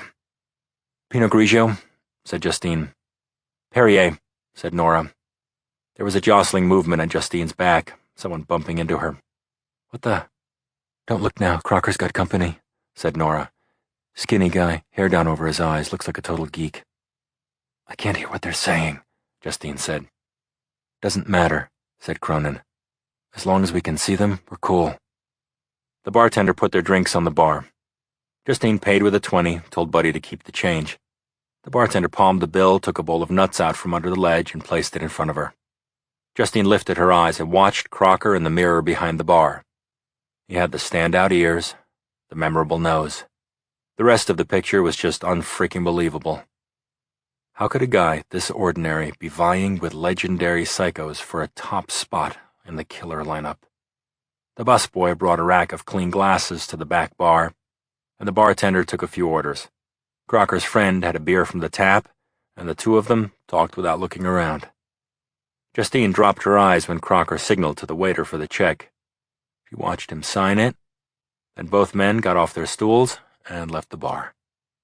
Buddy moved to clear away the glasses, and Nora slapped her badge down on the bar in a fraction of an instant. "Don't touch the glassware," she said to Buddy. "I need it. It's evidence." "Evidence of what?" the bartender asked. "I think that pretty girl over there is looking for another drink," Justine said to Buddy. "Why don't you go give one to her?" Nora and Justine each wrapped a paper napkin around a glass, the one belonging to Crocker and the one belonging to his friend. Only when they were out of the bar, sitting together again in the Crown Vic, did they allow themselves to smile. Justine opened her phone and tapped in some numbers. "Cy, can you meet us at the lab in 20 minutes? I think we got something good." Chapter 102. As Yogi Berra would have said, it was déjà vu all over again. Rick was sitting beside me in the Cessna. We landed at the Las Vegas airport at dusk and rented a car. Then we drove out past the sandy lots of stillborn subdivisions that had gone silent in '08. Eventually, a gray wall appeared, blocking the view of the gated community from the street. We stopped at Carmine Nocia's front gate. Rick pressed the button, and a voice answered, then someone buzzed us in. We crossed the bridge over a man-made recirculating river that could only have existed in Las Vegas or maybe Orlando. We continued past the spotlit stables and came into the forecourt with its island of date palms outside the massive oak door. Squint your eyes, and you were in Barcelona or Morocco. The Nocia goon we'd last seen wearing a red shirt was now in a tight black pullover and leather-like jeans. He opened the door for us, then took Rick's gun and mine and put them on top of that double-wide gun safe masquerading as a Moorish armoire in the hallway. The goon took the lead, as he had before, through the billiards room, filled with the clacking of colored clay balls, to the great room where Carmine Nocia sat in his leather chair. This time Nocia wasn't reading. He had his eyes on the ginormous screen over the fireplace, watching a rerun of the Titans' flat-out massacre of the Raiders a few hours ago. He shut off the TV and, as before, offered us seats without shaking our hands. I was feeling heady. On the one hand, we'd been warned off by Carmine Nocia and his family, and they had good reason to dislike us. I'd snubbed his lawyers, beaten up his guys at Glenda Treat's whorehouse, and I'd been disrespectful to Carmine's father, the Don. Now I was back with Del Rio, my loosely wrapped bodyguard buddy, wanting to make a deal. Took some nerve. I had asked Rick to keep his mouth shut, his eyes open, and his ass on the sofa. He'd said, "Yeah, boss," and I could only hope that he'd firmly chained his loose cannon to the deck. The pool outside the glass doors reflected waving bars of light across Nocia's face, making his expression unreadable. Would he tell me what I wanted to know? I sure hoped so. "What is it now, Morgan?" "You saw the game?" "Call that a game? More like a turkey shoot." "I've brought something to show you." I took the packet of still shots out of my pocket and handed them to Carmine Nocia. He took the photos with his cool, manicured hand and flipped through them. His eyebrows lifted minutely as he recognized the people in the pictures and realized what they were doing and what it meant to his business. "How did you come by these photos, if you don't mind me asking?" "I shot them myself. But here's what matters. The game was rigged, and it's been going on for a while." If we hadn't intervened, money was going to keep hemorrhaging out of the bookie joints, and you might have bled to death. Instead, the Marzullos got it in the teeth. It should set them back for a while. Keep them out of sports betting on the national level. That's what I think. What do you think? Carmine put the pictures down on the table between us. He leaned back in his chair and watched my face. I watched his. I tried to imagine what he was thinking. Did he believe that I'd done something this enormous that actually benefited him? Was he mapping out a war against the Marzullos? Or was he simply composing a way to tell his father how narrowly they'd avoided a calamity that could have sunk a very important component of the family business? No words were spoken for a long time. Time expanded beyond the beveled glass windows in the great room, out past the man-made paradise, and into the desert. As I've said, Del Rio is a patient man when he wants to be. I needn't have worried, because he was showing me what he'd proven many times as my co-pilot in Afghanistan. He was waiting, watching and waiting. Carmine Nocia finally blinked. "Tell me what you want," he said. Chapter 103.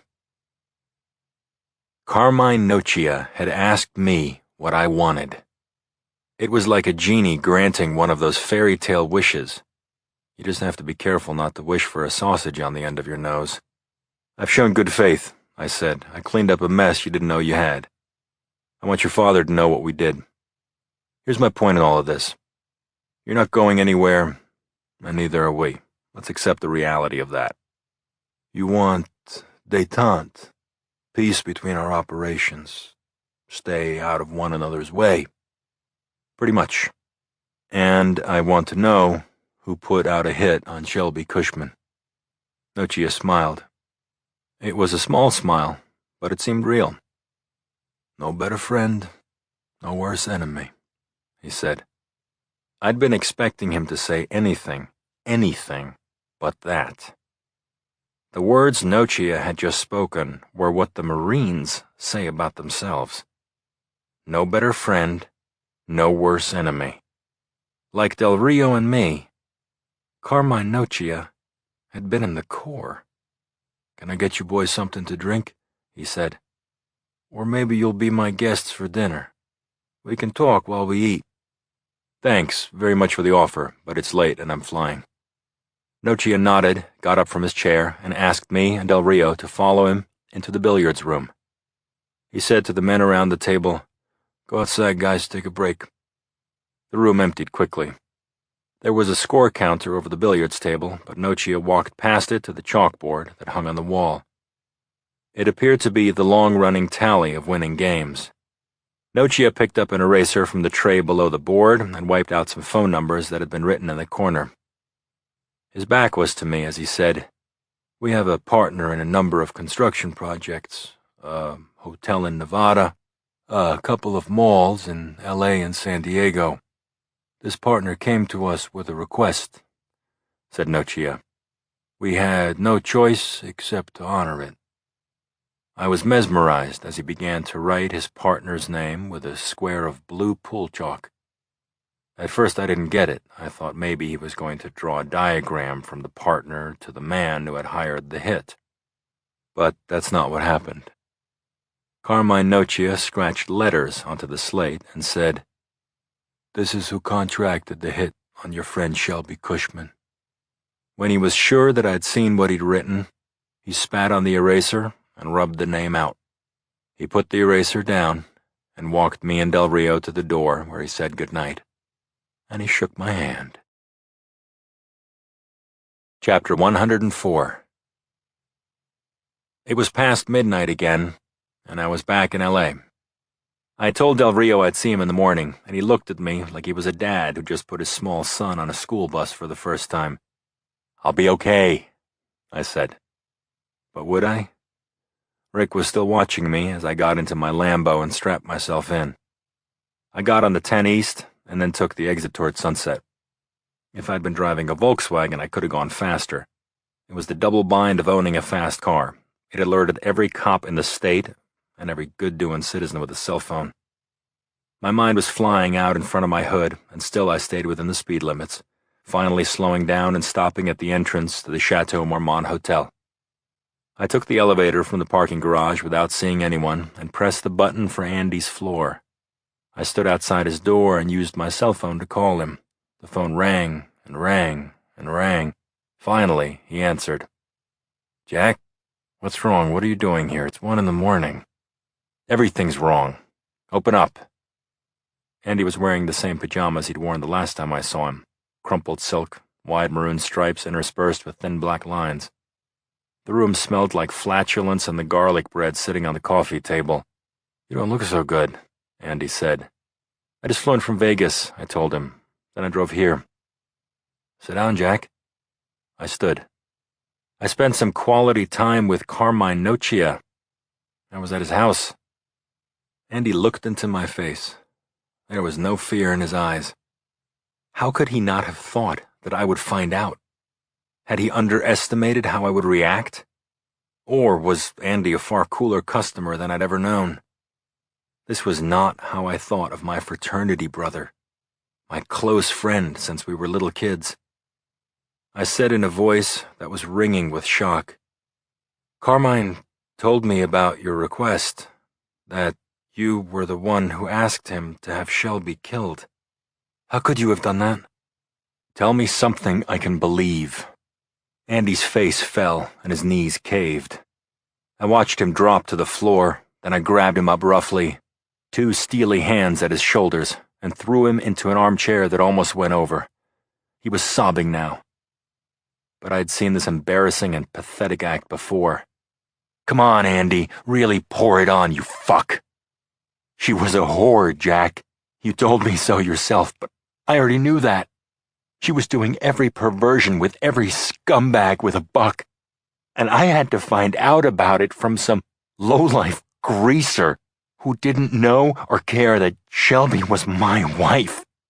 "There are divorce courts," I said, but I was thinking of Shelby, seeing her face, remembering the belly laughs at the Improv, how she'd been a rock for me and maybe my salvation right after I'd come back from the war. It killed me that she'd gone into whatever drug hell had made her fall so far. And then I thought about how I had introduced her to a man who had paid to have her murdered. If I hadn't introduced them, Shelby would still be alive. I had loved her, and I had trusted him, and I missed her badly. How could Andy have done that to Shelby? How could anybody want to kill Shelby? She was gentle and kind, and she made us all laugh. She made me laugh. Andy's weeping was infuriating. The last time he'd sobbed his heart out, I'd felt his grief. Now there was no hiding it from myself. I'd been perfectly played, and my friend had done it to me. I didn't know Andy Cushman anymore. I said, "For a bean counter, you're a damn fine actor. Maybe overplaying it a touch right now." The sobbing stopped, and Andy sobered. "Please, Jack, you don't understand what it was like living in the same house with her, knowing what she was doing, the junk, the men. I had to do it, but I couldn't do it myself. I did love her, Jack. I honestly did. Please, don't tell the police." "Don't worry about it. I won't call the cops. You're a client, you shit." "And a friend?" The pleading look just enraged me more. By way of an answer, I punched him in the face. His chair fell back, and when he was down, I yanked him up by his hair, kicked him everywhere. Legs, kidneys, ribs. I poured a $300 bottle of scotch over his head. I couldn't think of anything else to say, nothing else I could do without actually killing him. Andy Cushman, my former client, my former friend, was still crying when I left his suite. Chapter 105. Dr. Sy came spinning around the corner to Justine's office, grabbed the door jamb, and leaned straight out as if he were a flag in a gale. It was 10 after 10 in the morning, and he'd been working in the lab with Justine's 2 bar glasses all night.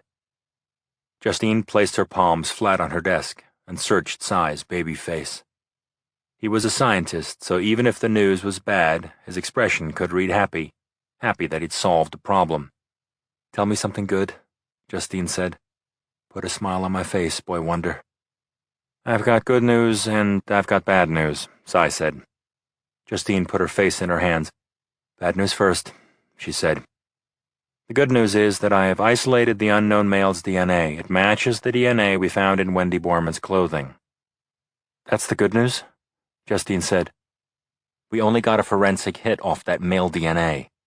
Yep, he's still unknown, but you saw him. He's alive and well and living in L.A. Listen, Cy, good news would be that you've got a positive match to Rudolph Crocker. I was sitting right next to him in the bar. I wrapped up his glass like I was swaddling a baby chick. His DNA has to be on that glass. Cy let go of the door jamb, came into the office, and sat in the chair across from Justine.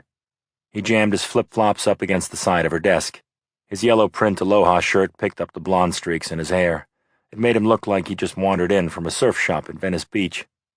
The problem isn't that Rudolph Crocker's DNA isn't on that glass. It's that what I got was allele soup. So while I can't exclude him from the sample, I can't positively match his DNA to the DNA we found on Wendy Borman's shirt. I'm sorry, Justine, the sample is crap. Wait a minute. Can you run the test again? Try to isolate his DNA somehow? Cy watched Justine try to twist the result he'd given her into hope. If he could do it for her, he would. Can't you? No. If I were to guess what happened, said Cy. The barkeep was out of clean glasses. He rinsed out a dirty one in the sink and gave it to Crocker. New glasses came after that, and the barkeep gave a clean glass to the unknown male. Plausible?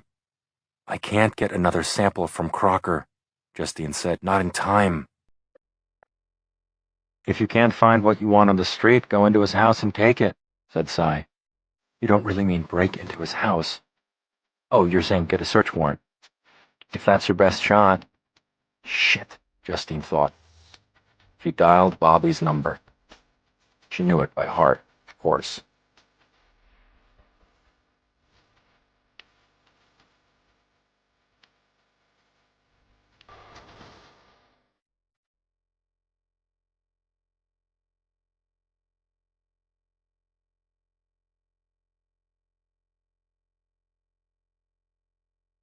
Chapter 106. Justine sighed, then swiveled her chair toward the window and away from Cy. She lowered her face as she spoke urgently to Bettino. Bobby, Cy says we can't exclude Rudolph Crocker's DNA from the sample. That means he could have been one of the psychos who kidnapped Wendy Borman. Right, Bob, Justine continued into the phone. The sample is contaminated, but Crocker is included as one of the many possibilities. Yes, that's true. Crocker is one of the many possible contributors, so I need a search warrant. Are you serious? I only need to go into his apartment for 1 second and get his toothbrush. Thanks for your time, and thanks for nothing, Bob. Whatever happens is on you. Justine banged down the receiver, spun around, and said to Cy, He says even if he could strong-arm a judge, the evidence would be inadmissible. I don't care about the case right now. I want to stop this freak from killing someone tonight. Cy's phone buzzed on his hip. He glanced at it and said to Justine, I'll be downstairs if you need me. Cy took the stairs to the basement lab. He found Mobot in her druid cave of an office, incense burning. It smelled like perfumed garbage to him. Mo didn't look up from the computer. She said, Morbid has hijacked a screen name and launched a text message to the target. Cy rolled a chair up to Mo's desk and studied the screen. The stealth program they'd created was awfully good. It could hack calls wirelessly once the outgoing number was plugged in. But it also picked up chatter. Highlight Morbid and Lady D, Cy said. Let's make it easier for us. He pulled his cell phone off his belt and called Jack. Morbid's making small talk with the target, he told Jack. The little fuck is using the handle Lulu218. His text to her says, see you after school. Doesn't say where. Cy said to Mo, Can you get a better fix on Morbid's location? Jack, he's in West Hollywood. That's all I can tell you right now. We'll track the pings until we can refine his location. Can't you trace him? Jack asked. Nope, Cy said to Jack. We can't intercept the call, and that poor girl will be dead before the cops can get a court order. I'm working on it, Jack practically shouted. Cy said, Okay, we'll keep trying, then disconnected from the call to Jack. Text Lady D, Cy said to Mo. I tried. We're blocked. She's being so careful, poor lamb. She knows there's a killer out there, so she lets in the wolf, wearing her girlfriend's screen name. and she locks us out. Chapter 107. Lieutenant Nora Cronin sped up Figueroa, jerked the wheel to the right, and double-parked in front of the obscure 5-story white building that housed Private and its many secrets. Justine walked out of the glass front doors at a smart clip, got into the squad car and buckled in. "Pisses me off," Justine said. "You know, even though Bobby's a complete prick, you gotta give him points here, Justine, because he's right. We don't have probable cause. Crocker and his buddy are going to kill someone tonight, another girl. That's my probable cause, damn it." The car radio sputtered, a hit and run on Cahuenga and Santa Monica Boulevard.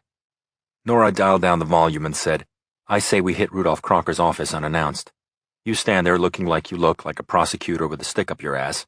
I badge Crocker. Ask him nicely to come downtown. He's not under arrest. We just need his help with a case we're working on. Good citizen kind of thing. Say he could have witnessed a crime." "Okay," Justine said. "He comes in, now he's in the box. You say he was identified driving past the street where Borman was kidnapped 5 years ago." "Sure, that could work. Maybe he gets nervous and says something incriminating, or maybe he leaves his DNA on a Coke can," Nora said. "Maybe coming into the station throws him off. So he cancels the kill tonight, and then, partner, we've bought more time at least." Justine nodded. "He works on Wilshire, near Fairfax. At 10:40 a.m., he should be there." Nora hit the gas and drove for 15 minutes up Wilshire, located the address easily, and parked. Then she and Justine entered the chilly office building with a vivid, barn-sized Frank Stella construction in the lobby. Nora badged the blade-thin receptionist at the long, green marble desk on the second floor. She asked to see Rudolph Crocker. The receptionist said, "Mr. Crocker isn't in. He's taking a vacation day." "Fuck," Nora said, and banged her fist on the desk. Back in the squad car, Nora drove toward Crocker's apartment building. "If he's not home, we wait for him like last time," she said to Justine. "Or why don't you put out an APB on his stinking minivan?" Nora said, "Fine. Good call, Justine." Nora gave dispatch Crocker's name, said that he was driving a late-model blue Toyota Sienna minivan, and requested an all-points bulletin on the vehicle. "I want that van," she said, "in connection with the schoolgirl murders."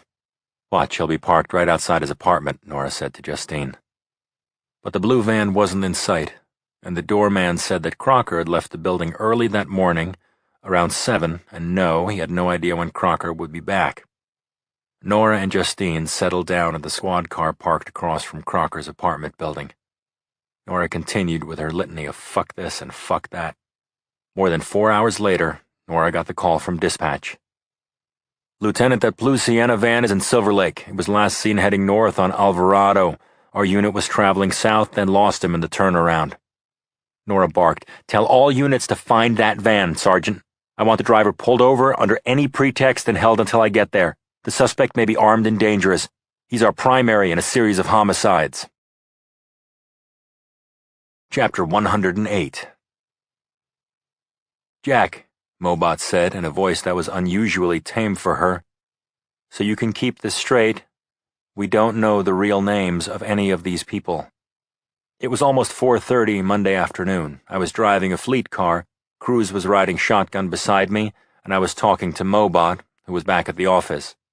I put Mo on speakerphone, so Emilio could hear this too.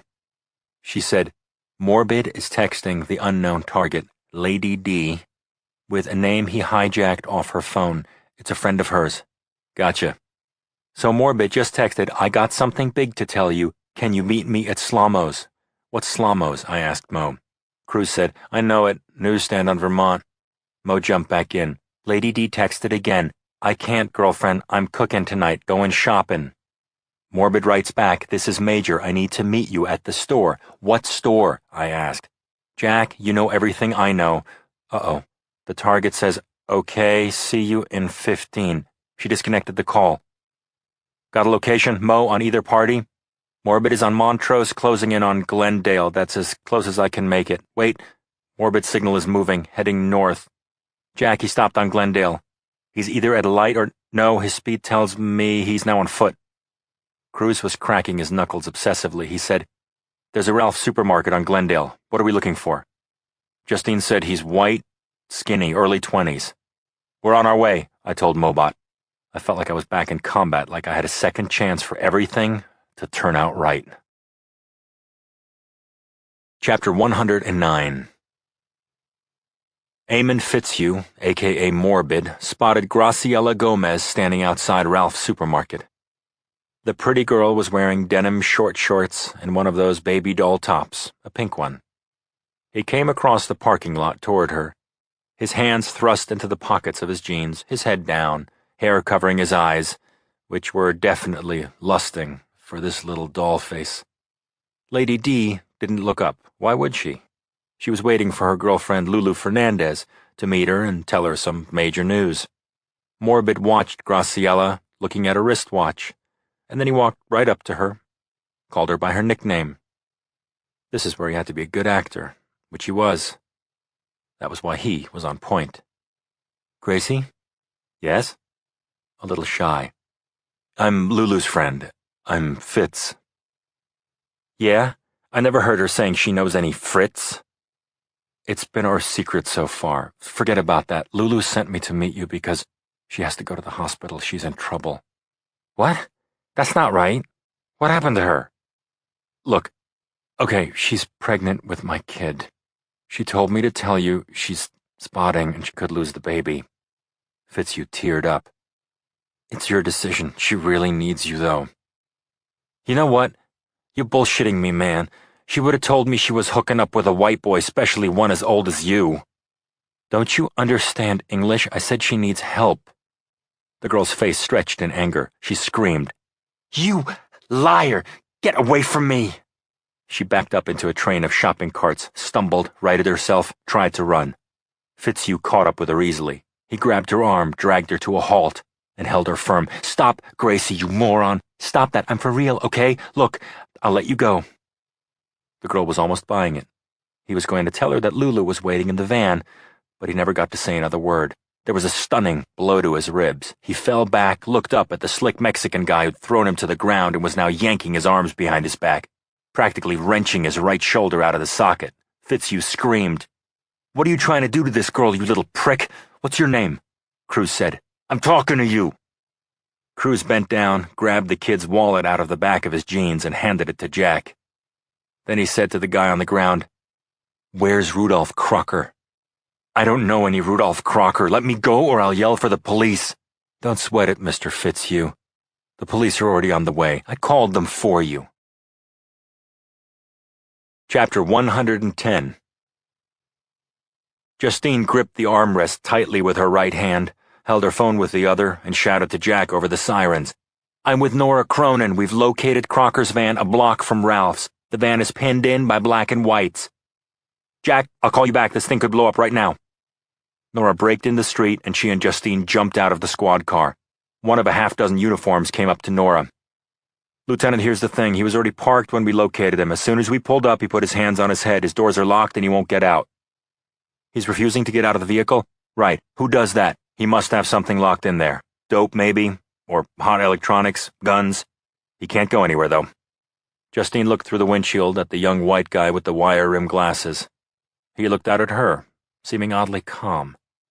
It was definitely Crocker, the savage son-of-a-bitch psycho. She knew his face from the yearbook and from seeing him yesterday in the Whiskey Blue. For the past 2 years, every couple of months, he'd lured and killed young women who'd fallen for whatever story he and his partner had concocted. Justine knew the names of the victims and all about their promising 2 short lives. All 13 of them. She hated Crocker, and she was also afraid.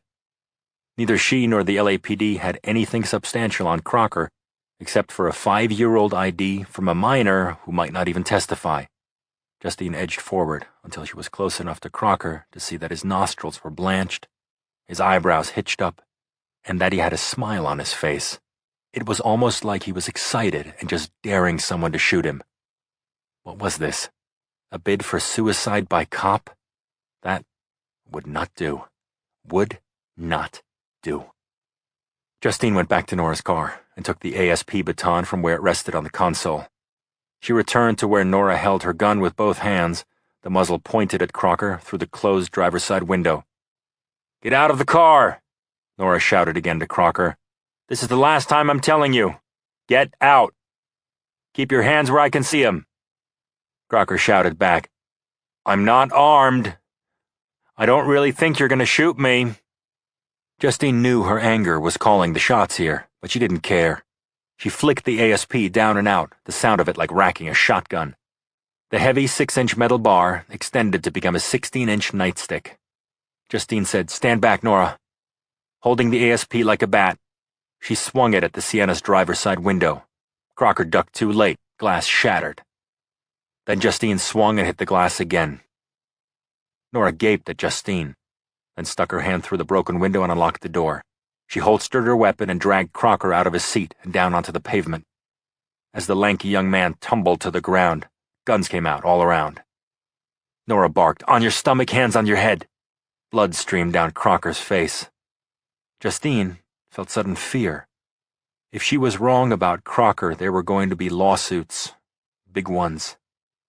Crocker would sue the city for false arrest, police brutality, assault on his person and property. At the same time, he would sue her personally.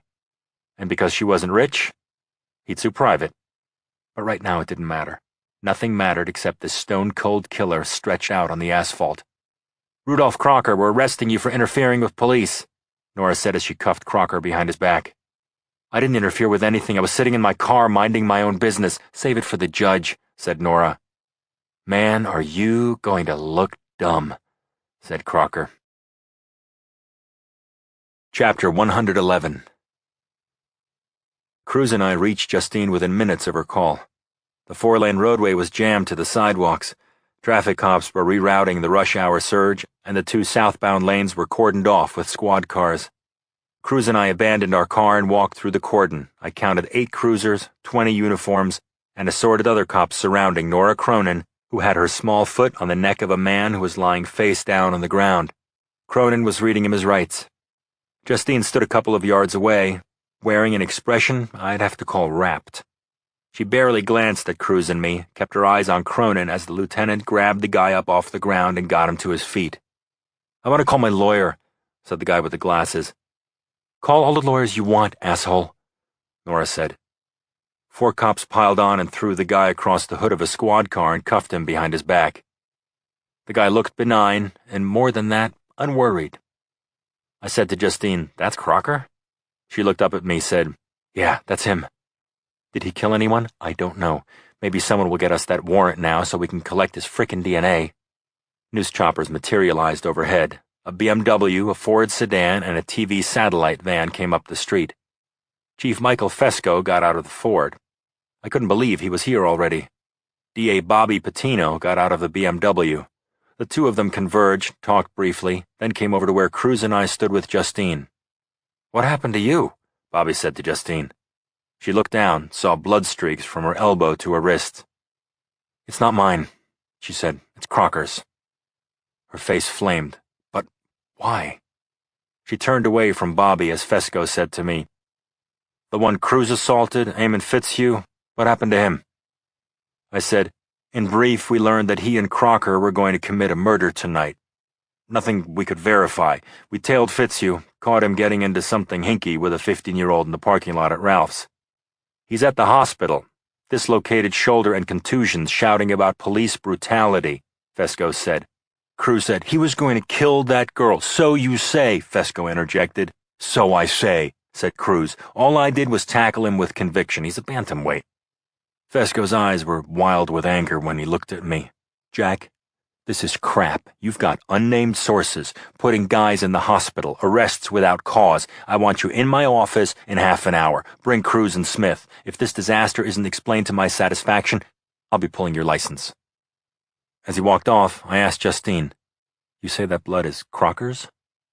She nodded. Yep. There was shattered glass all over the seat of the Sienna. Before the uniform could tell me not to, I put on a latex glove, picked up a few shards with blood on them, and folded the pieces into another glove. I handed the impromptu evidence bag to Justine, along with the keys to my car. Get this to the lab pronto. I'll meet you in Fesco's office. Should be fun. Justine didn't exactly smile, but her look softened. Thanks, Jack. Chapter 112. Chief Michael Fesco's office smelled of yesterday's lunch. The blinds over the interior glass walls were opened halfway so that Fesco could see the squad room. The smudged windows peered onto Los Angeles Street, where cars rushed by like phantoms in the dark. The tension in the room was electric, and not in a good or positive way.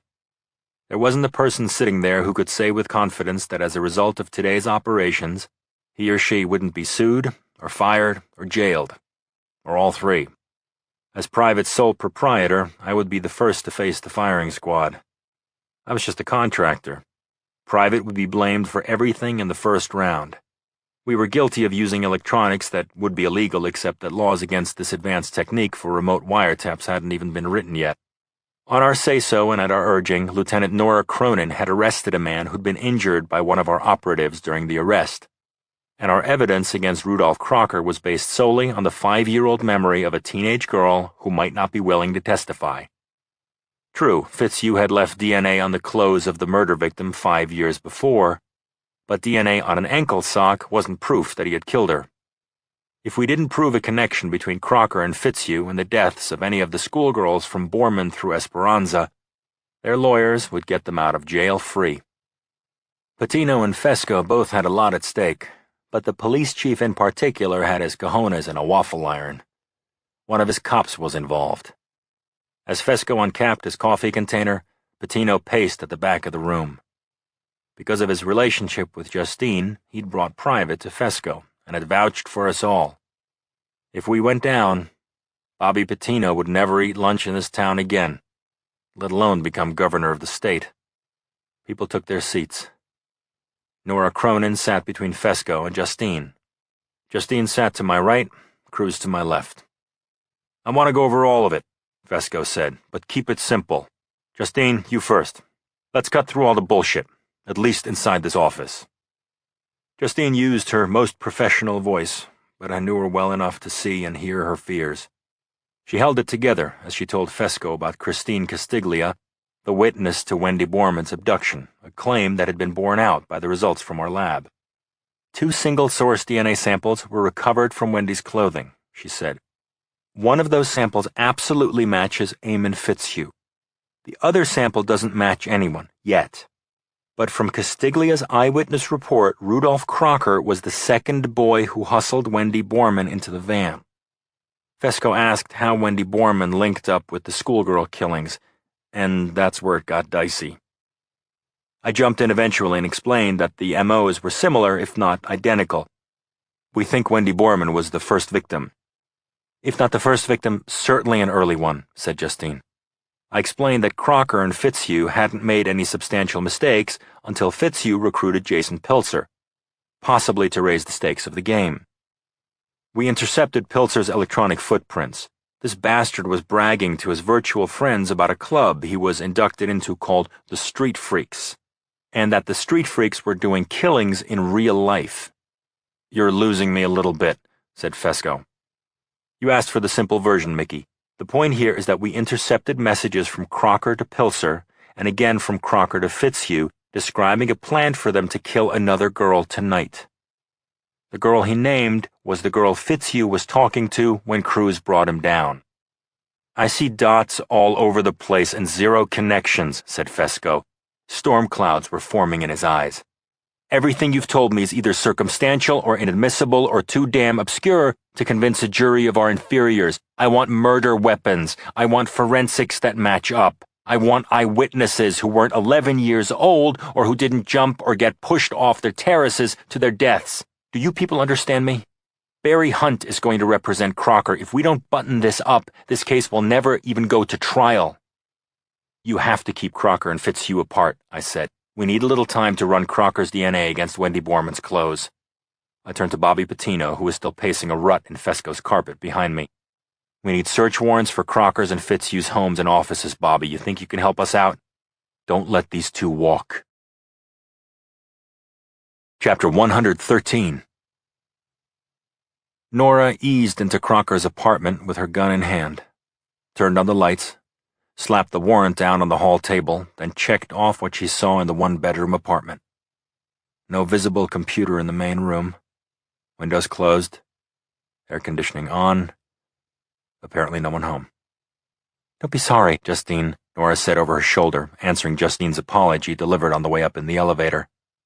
"I'm not the one going down. I can't speak for you, but seems like little Nora is the low man on the totem pole. I'm just your, pawn. Clear?" she said. Justine entered the apartment and followed Nora into the kitchenette, the bedroom, the bath. Nora cleared all the rooms and closets, then put her gun away. "Nobody here but us chickens. You take the bedroom and the bathroom," Nora said. "Shout if you find anything." Justine stood in the bedroom doorway, studying the place. The room definitely showed an active brain. It was painted dark blue and had woodwork in different neon colors: pink, green, yellow, and orange baseboards and moldings. There was a California King platform bed for the young killer. His books covered the full range of human knowledge, from arts and sciences to politics and ecology. His nightstand held a flashlight, an unopened box of rubbers, chapstick, TV remote control, batteries. There was a desk, and Justine went to it. No computer on the surface. The drawer was locked. She took a pair of scissors out of the pencil cup and pried the lock as quickly as a B&E artist could. That was probably illegal, but what the crap. She'd bashed in his car window. That had to be worse. Crocker's desk drawer was a disappointment, though. 6 Krugerrands and an empty paperclip box, a baggie with some loose dope and rolling papers. The rest was office supplies. Not even any photographs. Justine closed the drawer, went to the dresser, and opened every drawer. She was looking for evidence of heinous crimes or the slightest memorabilia of those crimes. Newspaper clippings or a notebook with handwritten notes or souvenirs. Anything. Crocker took souvenirs from his victims, but unlike many trophy hunters, he had hidden them, then sent snarky, nose-thumbing emails to the mayor that led to the whistle-clean artifacts that proved nothing. Surely, with all his pride in his success, Crocker would have kept something. Or was he just too damn smart? Nora came into the room, and she and Justine flipped the mattress, revealing a clean box spring, no pockets cut into the fabric. Nora said, "I never met any guys this clean." Justine went to the closet, reached up and tugged on the light pull. A doodad, attached to a chain. Crocker had 6 dark suits, 6 sport jackets, and several blue shirts, all hanging from hangers. Shoes were lined up neatly under the clothes. She checked pockets and felt inside shoes. And the longer she searched, the greater was the cold feeling of defeat. Had Christine been wrong about Crocker? Was that possible? Had Justine forced the girl to create false memories? Justine reached up to turn off the closet light, and that's when it clicked. Crocker, that fool. He'd never expected anyone to look for it. Why would they? It had happened 5 years ago. Justine shouted for Nora, and she appeared almost instantly. Justine's heart was doing a happy dance, and her blood was pounding so hard in her ears she could barely hear her own voice when she said, "Nora, tell me I'm not seeing things. Tell me I'm not making this up." Chapter 114.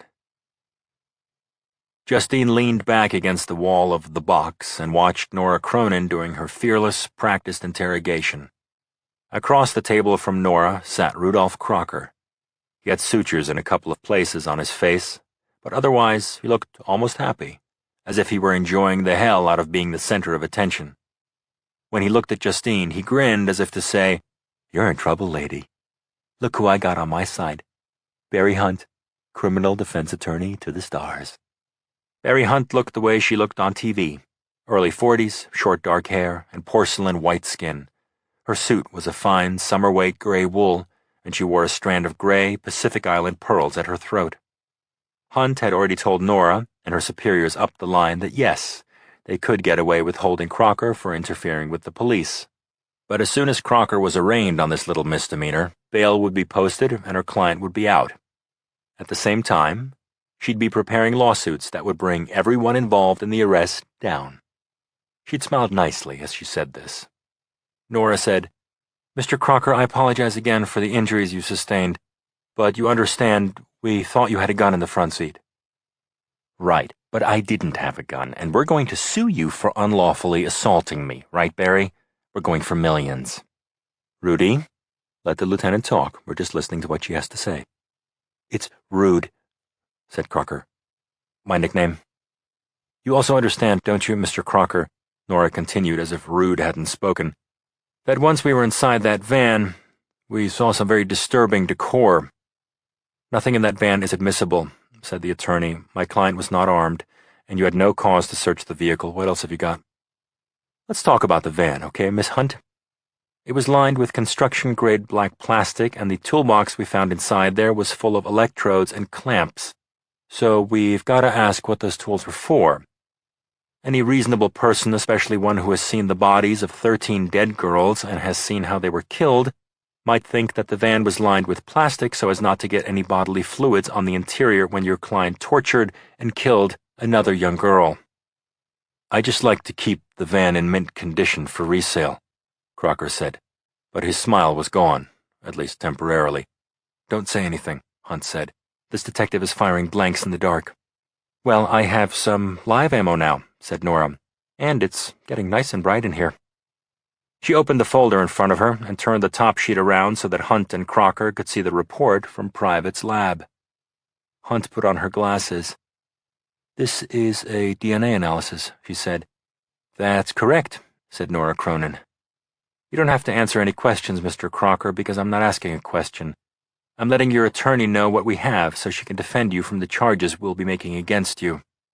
This report positively matches your DNA to the DNA found on Wendy Borman's shirt. I'm sorry, said Hunt. Who is Wendy Borman? Tell her, Mr. Crocker. Never mind. I'll do it. In 2006, a 17-year-old girl named Wendy Borman was tasered on the street. After that, Mr. Crocker held her under the arms, and his friend Mr. Fitzhugh took her by the ankles, and they swung her into a van. A day later, Wendy Borman turned up dead. Her clothing was properly stored, and the DNA left behind on her socks and her shirt was matched conclusively to Mr. Fitzhugh and to your dirtbag client. The kidnapping of Wendy Borman was witnessed, Nora continued. The witness can positively identify your client, and she will testify. The lawyer said, Do you have any proof that my client had anything to do with her death, Lieutenant? Touching and killing are two different things entirely. Nora turned to Justine and said, Dr. Smith, want to clue Miss Hunt in? Chapter 115. Justine sat down at the table next to Nora, across from Crocker and his famous attorney. It felt like her pulse was beating in the low hundreds, but she thought she had her game face under control. She'd been looking forward to this. She opened the folder and took out the wonderful photo of Wendy Borman standing between her two parents, taller than both of them, arms around their shoulders. Wendy had been more than just beautiful. She looked like she was all set to win at life.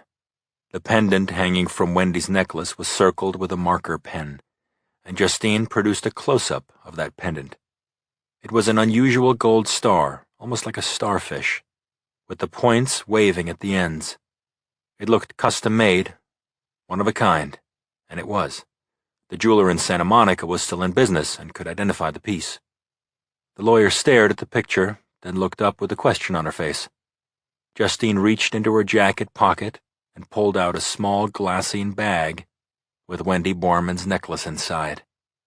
Your client was using this as a light pull, Miss Hunt, she said. Mr. Crocker's fingerprints are on it, and so is Miss Borman's blood. It's engraved on the back. To Wendy, with love, M&D. I photographed this charm hanging in Mr. Crocker's closet. Lieutenant Cronin witnessed it. We've got more than enough to hold your client on suspicion of murder while we negotiate with Mr. Fitzhugh. I want to speak with my client in private, Hunt said. Great. Do that, said Nora.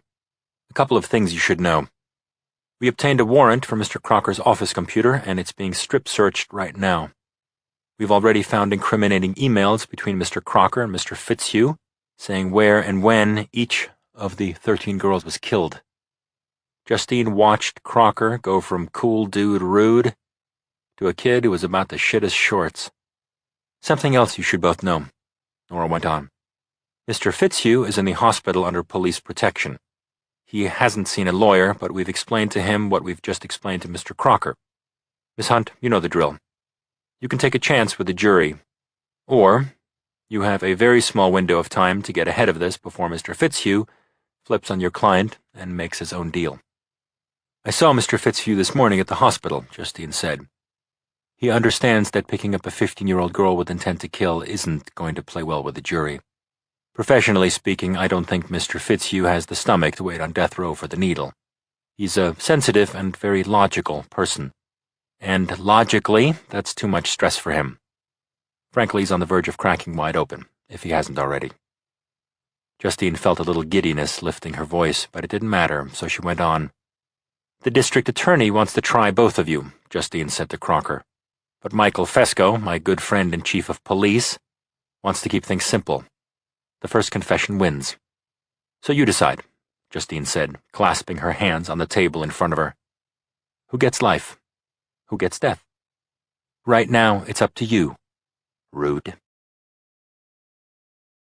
Chapter 116. Justine felt wired and almost high as she left her office for the meeting at City Hall.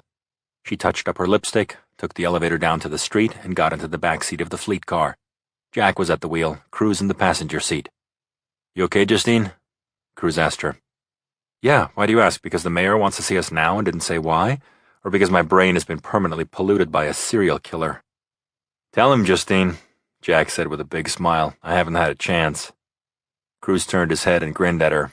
Yeah, Justine, tell me everything. So, okay.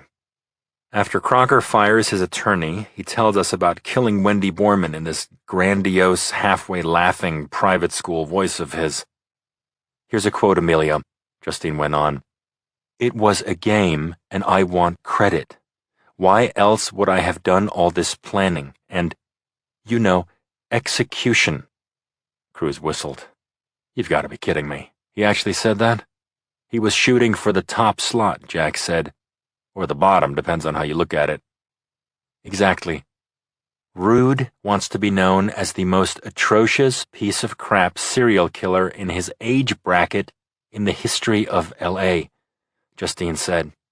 Like it or not, I guess he's going to have to share that honor with Fitzhugh. As for the 14 victims we knew about, Crocker hints maybe there are more.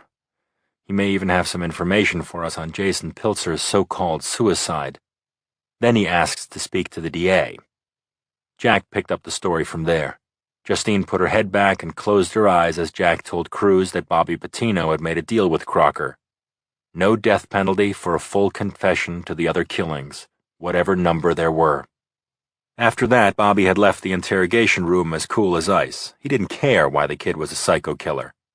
But Justine had to understand why these privileged kids had become monsters. Crocker and Fitzhugh reminded Justine of Nathan Leopold and Richard Loeb, another pair of brilliant teenagers who killed a schoolmate in the early 1900s to see if they could get away with it. Smart as they thought they were, they made a rookie mistake and were sent to prison for life. It came out later that those boys had had an acted-out but unacknowledged homosexual attachment. Crocker and Fitzhugh had tortured their female victims, but none of the girls had been sexually assaulted. Were Crocker and Fitzhugh, Leopold and Loeb all over again? There were more questions than answers about the nature of their psychosis, and many different bags to choose from. Genetic predisposition, trauma, brain physiology, and the ever-popular, who the hell knows, because we're all different, right? As a potential witness against him, Justine couldn't spend any more time with Crocker, but she wished she could. That reptile would have told her anything she wanted to know, as long as it was about him. Jack pulled into the garage behind City Hall, opened the door for Justine, and gave her a hand. Justine got to her feet, lowered her sunglasses, and said, I'm just warning you, Jack. If the mayor tries to kick our butts for roughing up those bastards, I'm going to kick back. Chapter 117. Mayor Thomas Heffron was a wiry man with thick gray hair and a hanging left arm from an injury he'd taken in Desert Storm. Chief Fesco, at a muscular 6'2", looked like a bodyguard standing next to him, but Heffron could handle himself just fine. Heffron motioned all of us, Justine, Cruz, Fesco, Patino, Cronin, and myself, to join him at the glass conference table with its long view of the skyline. He said, "I'm glad all of you could make it on such short notice. Chief Fesco has news." Fesco folded his hands on the table and said, "Eamon Fitzhugh made a deal with Bobby and confessed to his part in killing Wendy Borman. We've got his computer at the lab now. Turns out this sick SOB must have obsessive-compulsive disorder," the police chief said. "He saved every file, every text message back to 2006. It's going to take weeks to figure out the wireless eavesdropping program he used to bait the victims. That freak is a kind of genius, I've been told." Justine said, "That's interesting, Mickey. Crocker thinks of himself as the genius. He calls Fitzhugh a tool." Cronin said both of them are tools. "So that's it, huh? I get my life back after 2 years. Hey, now I don't know what to do with myself." After the laughter stopped, Hefferon said, "You folks did a tremendous job. Chief, it took guts to bring Private in on the case. Jack, hope to see you again. Justine, Nora, all those hours and years more than paid off. You too, Amelia. I hear you scared the snot out of Fitzhugh. Fact is, LA is a safer place because of your dedication. Thank you." Damn, but that thanks felt good. Whatever brain chemical it released made my whole body happy. No amount of money could compare to the high of taking out the trash and slamming down the lid, knowing it was nailed shut for good. We were sipping champagne and joking around as we had our pictures taken with the mayor when my phone signaled me from my inside breast pocket. It was a voicemail message, transferred from my office phone and marked urgent. The caller was a Michael Donahue. I knew the name but couldn't place it. Then it came to me like a punch to the face. Donahue was the owner of the Irish pub Colleen frequented. I hit a button, listened to Donahue speaking gravely in his heavy Irish brogue. I replayed the message so I could be sure of what he had said. "Jack, it's bad. Colleen is at Glendale Memorial Hospital. Room 411. You need to come there quickly." Chapter 118. I tore up the freeway north, heading toward the hospital. I tried to reach Donahue, but my calls went straight to voicemail. I was scared, preoccupied. And the exit came up too fast. I twisted the wheel hard and lost control. The car fishtailed, came to a stop, and stalled out 5 inches from a concrete divider. Horns honked as freeway traffic flashed by me at 70. My hands shook as I restarted the engine and finally made it safely down the off-ramp. Geez, I'd almost totaled my car. And maybe myself. 25 minutes after getting Donahue's call, I bulled my way through the lobby of Glendale Memorial Hospital and stabbed the elevator button until the doors opened and then closed behind me. By some kind of blind bloodhound instinct, I found Colleen's room on the first try. I strong-armed the swinging door and Donahue got up from the bedside chair, came toward me, and shook my hand. "Take it easy on her, Jack. She's not well." "What happened?" "I'll leave the two of you alone." Colleen's cheeks were flushed. Her hair was damp at her temples. The white cotton blankets covered her to her chin. She looked very small in the bed, like a feverish child. I took Mike's vacated chair, leaned over, and touched her shoulder. I was scared for her. She'd never been sick since I'd met her, not a day. "Colleen, it's Jack." She opened her blue eyes and nodded when she saw me. "Are you okay? What happened?" I asked. Medication dragged at her voice. "I'm going home." "What are you saying? To Dublin?" A terrible thought came to me, like a balled fist to the gut. Were you pregnant? Did you lose the baby? Colleen's blank expression became a smile. She laughed, and then she was swept up in a kind of hysteria that turned to sobs. She put her hands up by her cheeks, and I saw shocking white bands of gauze and tape binding her wrists. The gauze was striped with bright blood, which was seeping through. What had she done? "I told Mike not to call you. I'm mortified for you to say me like this. I'll be all right. Please go, Jack. I'm fine now." "What were you thinking, Colleen?" I thought back over the past weeks and months. I hadn't noticed that Colleen was depressed. How had I missed it? What the hell was wrong with me sometimes? I was completely daft, she said. I just hurt so much. You don't have to tell me again. I know it's over. Colleen. Oh, Colleen, I whispered. She closed her eyes, and shame washed over me. Guilt and shame. I did care about Colleen, but she cared more. It had been selfish of me to stay with her for so long when I knew we'd gone as far as we could go. I'd hurt this woman, and she'd done this to herself. What a terrible thing.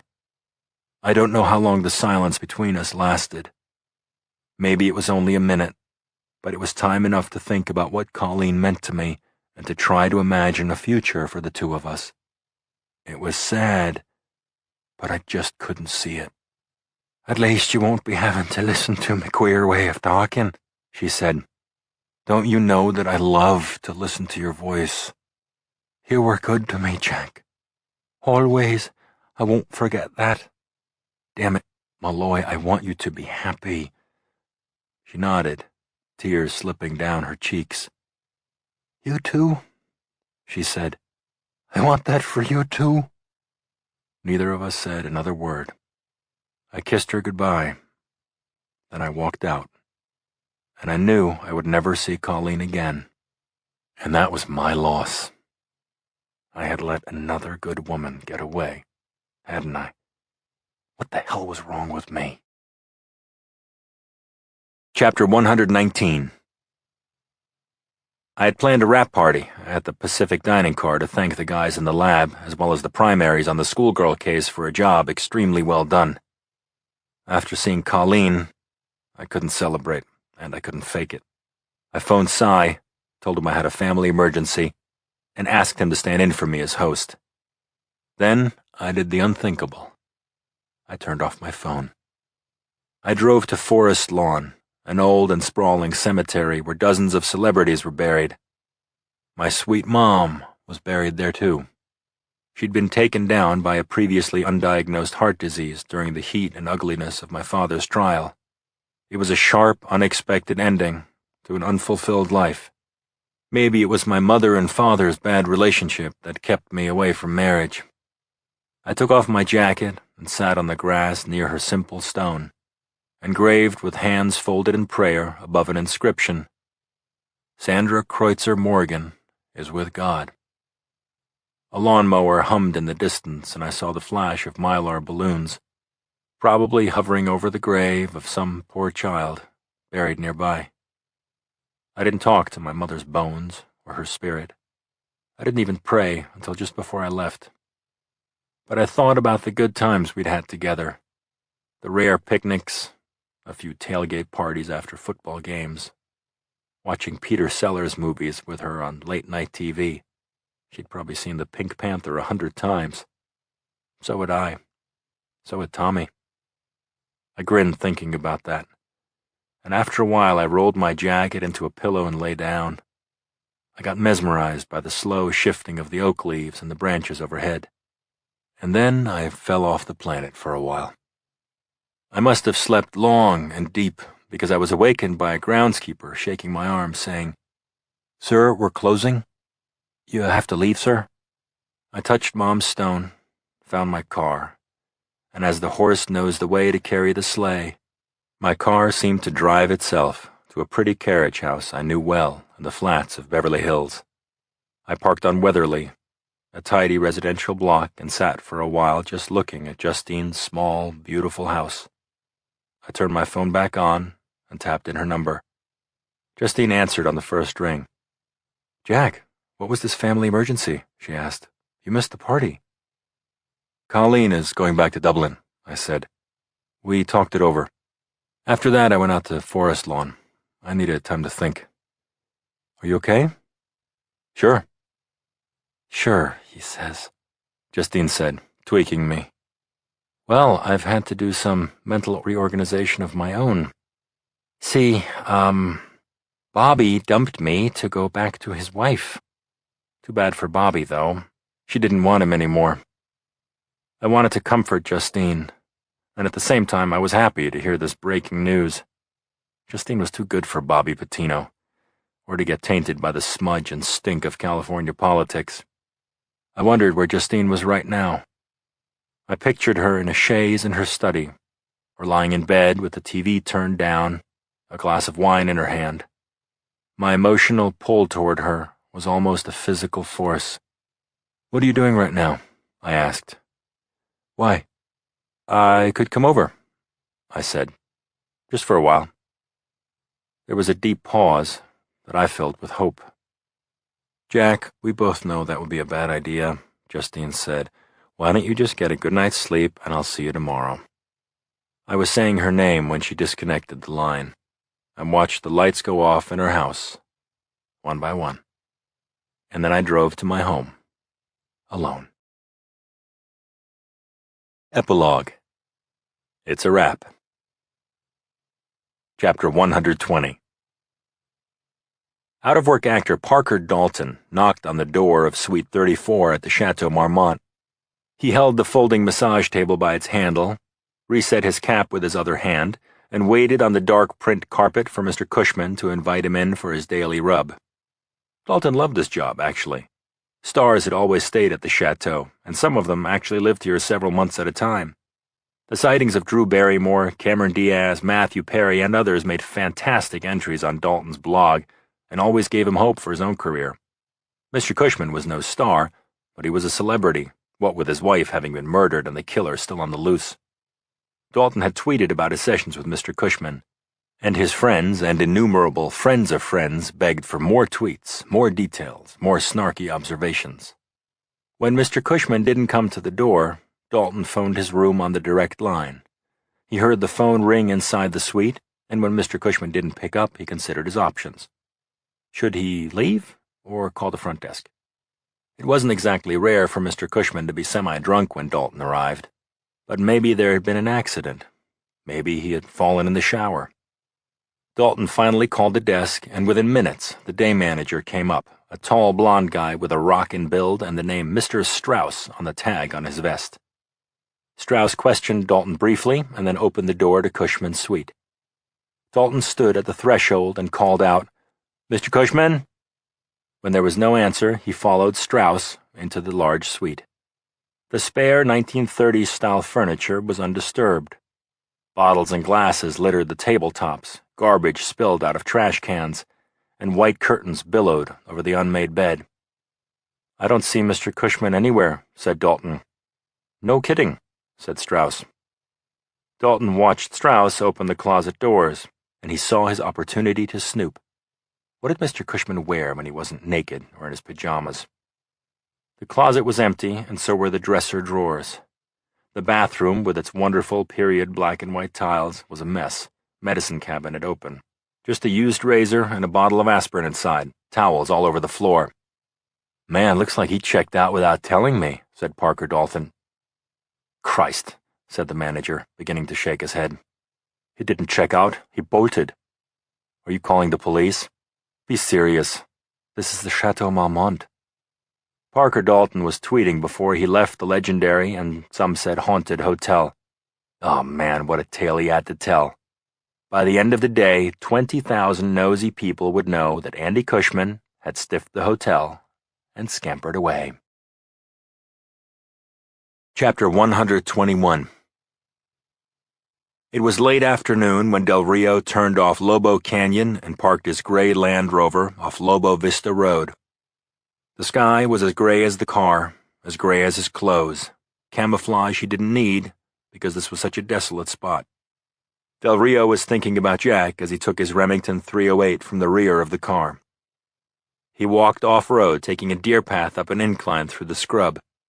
The rise got steeper, and when the trail bore to the right, Del Rio broke a new path through the weeds, grabbing onto grasses and coyote brush, and pulling himself up the hillside in places where his shoes slid on the slope. When he reached the plateau, he took in the view of the farmhouse 75 yards below him, with its sun-bleached outbuildings and stretch of terrain that looked like a rumpled and dusty carpet had been tossed over the hills. Del Rio assumed a prone position, with the muzzle of the gun extended over the edge of the bluff. 40 minutes crawled by before the back door of the farmhouse opened, and the man he was waiting for came out with a dog, a handsome Rhodesian Ridgeback. The guy had a rolling walk, wore a plaid shirt, jeans, a brown-brimmed hat. He chained the dog to the porch post, patted its head, then picked up a bridle and saddle from a railing before heading to the paddock. The guy with the hat saddled up a bay mare and rode it out to a bridle path that led into the hills, where trouble was waiting for him. Del Rio lined up his shot where two lines of plaid intersected, and squeezed the trigger. The mare's ears went back, and Del Rio saw the hole appear in the rider's shirt just as the horse rounded a bend. Del Rio stood and saw that the rider was still sitting upright, until, as if in slow motion, he tipped to the left and fell to the ground. The mare stepped off the trail, dragging the rider by one boot until he fell free. Then the horse stopped and grazed on the dry grass. Del Rio picked up his shell casing, put it in his shirt pocket, and walked down the bluff at a right angle to the trail. When he reached the hit man's body, he checked for a pulse. There was none. He kicked the contract killer a couple times in the side to be sure he was dead, then said, "Hey, Bo Montgomery, you scum. Shelby didn't see it coming either." Del Rio wiped down his gun with his shirt tails and tossed it over a cliff, saw it bounce and get lost in the miles of unbroken scrub. He polished the casing and hurled it after the gun, watched it disappear. One shot, one kill. Job done. Very professional. Very private. Very personal, too, thought Del Rio. Jack had loved Shelby, and he loved Jack. Chapter 122. All of our major cases were closed at the moment. At least that was true in the Los Angeles office. London, Frankfurt, Chicago, and New York were busy, and they were fighting a war in Presti's office in Rome, which was good for the bottom line, though I didn't much care about that. Our morning meeting in the war room had turned into an ad hoc standing-room-only hip-hip-hooray bash.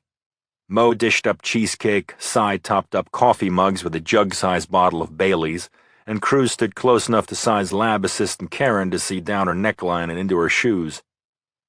Pressured into saying a few words, Justine took the floor and spoke 3 syllables. "We got him." The group broke into whooping applause. Just then the door opened and my new assistant Cody Dawes slipped in and made his way toward me. "Jeanette Colton showed up without an appointment, Jack. She's in reception. What should I do?" "I'll bring her up to my office," I said. "Get in there, Cody. Get to know people. That's the most important part of your job here. Your phones." "This is why we have voicemail." I left the war room and found Jeanette Colton sitting off to the side of the reception desk. The last time I'd seen her, she was neatly coiffed and contained, telling me how she and her tennis star husband and the couple down the street wanted to swap partners. I'd referred her to my old friend Haywood Prentice, thinking it was too bad we couldn't take the assignment. As I closed the distance between us, I could see that something was terribly wrong with Jeanette Colton. There was a fresh handprint on her left cheek, and both eyes were swollen and turning black. Her hand felt like a hook when she grabbed my arm and held on. "Jack, I have to talk to you. I'm sorry I just showed up like this." "Jesus, what the hell happened? Let's go upstairs to my office." Her face twisted and she started to cry. Suddenly she looked like a little girl. "I did a bad thing," Jeanette Colton sputtered as we got into the elevator. "I ran Lars over with his rolls." "You did what?" "I ran him down. Backed over him, too." "You killed him?" She shook her head no. "He was swearing at me when I left. I called an ambulance, but I didn't wait for it to come. I need your help, Jack. I need the best." We got out of the elevator and headed toward my office, lickety-split. Scratch that about all our major cases being solved. "I'll help you any way I can," I said, opening my door and stepping aside to let Jeanette walk into my office ahead of me. The door yawned open, and both Jeanette Colton and I did a double-take. My twin was sitting in my chair, moccasins up on my desk, a smirk on his face. Why was he here? What new load of garbage was he going to dump on me now? "How's it going in the hero business?" Tommy said. "No need for tears, fair damsel in distress. Jack will straighten everything out for you." Chapter 123. "I just need a minute, bro. Tommy said, and then I'll get out of your way. I asked Jeanette Colton to take a seat next to Cody's desk and said I'd be right back. 30 seconds. I closed the door behind me. Start talking, I said. It's more like show and tell, Tommy said, handing me a document from inside a blue folder. Get away from my desk, I said. Tommy snickered, got up, and took a seat in the side chair as I unfolded the legal document. I saw Tommy's name and my dad's. I looked up at my brother and said, Cut to the chase, will you, Junior? My client is in trouble. She'll be just fine, I can tell. Anyway, happy to boil it down, Twinster. I finished rehab with flying colors and mentioned it to Dad's lawyer. I got big news. And I mean big. Dad wasn't a real father, that's a relief. Tommy laughed. Oh, he was our real father, all right.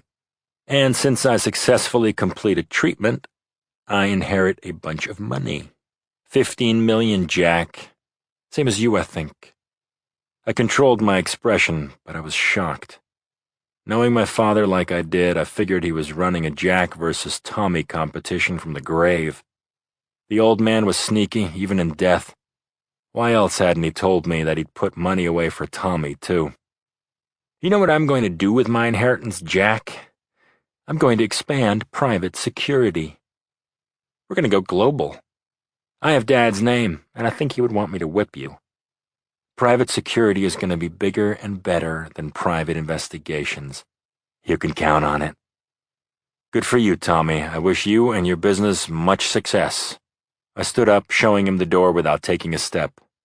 Thanks for stopping by. Don't let the door hit you on your way out. But Tommy wasn't done. His smirk broadened. I have something else for you, he said. He took a slip of paper out of his breast pocket and handed it over. It was a check for $600,000, made out to me. We're even now, Jack, he said. And then he stood and made a gun with his forefinger and thumb, pointed at me. You're dead, Jack. He said it with an eerie bleat, and I understood that he was imitating the sound his voice had made all those times it came through the electronic gizmo used to disguise it. Seeing his face as he said, You're dead, had an even more chilling effect than hearing a mechanical voice over the phone. It was that much more real. This was my brother. This was my twin. He hated me so much that he'd been secretly tormenting me for years. I didn't flinch, even though he'd hurt me. I said, So it has been you, Junior, calling me all this time. I asked you if you were calling and you lied. And like all the other times I gave you the benefit of the doubt, you turned it back on me. I won't trust you again. Not ever. And by the way, bro, I'm not dead. No way.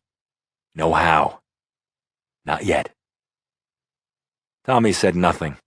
His grin was wooden as he left my office. My womb-mate, my sworn enemy, my daily death threat caller headed down the winding Nautilus shell staircase and out of sight. I hoped I'd never see him or hear his voice again. Fat chance of that. I went out and got Jeanette Colton. My evil twin, I explained. Chapter 124. I woke up the next morning in accord with my own circadian rhythms. For a change, I wasn't torn out of a nightmare. The phone hadn't rung. The surf was up behind my house, and the sound of crashing waves was coming through the open windows. Nice. Even nicer, Justine was lying next to me. I turned to look at her gorgeous face and saw that she was watching me and smiling. I was filled with complete love for this woman. She put her arms around my neck and pulled me close to her. The music of the surf, she said. I've always loved this house. This house has always loved you. We were on our sides, facing each other. I pulled her thigh over my hip, and suddenly we were immersed in a deep kiss, the sound of our breathing overwhelming the rush of the waves. I didn't think I could wait another moment when the goddamn phone rang on the table. Tommy. I reached for the phone, planning to blast him to hell, and I read the caller ID. It wasn't Tommy, and still I had to take the call. Jack Morgan, I said, panting a little. Carmine Nocia's tone was casual, but his message was deadly serious. Sorry, Jack, but I've got bad news for you. Andy Cushman was involved in a one-car accident up the coast. He met a turn in the road head-on and went over a cliff near Marin. The car burned right the hell up. There were no skid marks. I think maybe his brakes failed. You sure it was Andy? I asked. I was having a little trouble talking and breathing. Oh yeah, it was him. One of my guys saw it happen. We were keeping an eye on him, you know. Hey, you have a good weekend. I closed the phone but hung on to it for a moment. I thought about my new silent partner, Carmine Nocia. Never a better friend, never a worse enemy. And I thought about how my feelings for Andy had changed once I knew he'd had Shelby murdered. Andy had been my closest friend. I stood up for him at his wedding. I'd expected to be godfather to Andy's kids, or at least hang out with him when we were old, jetting around to golf course.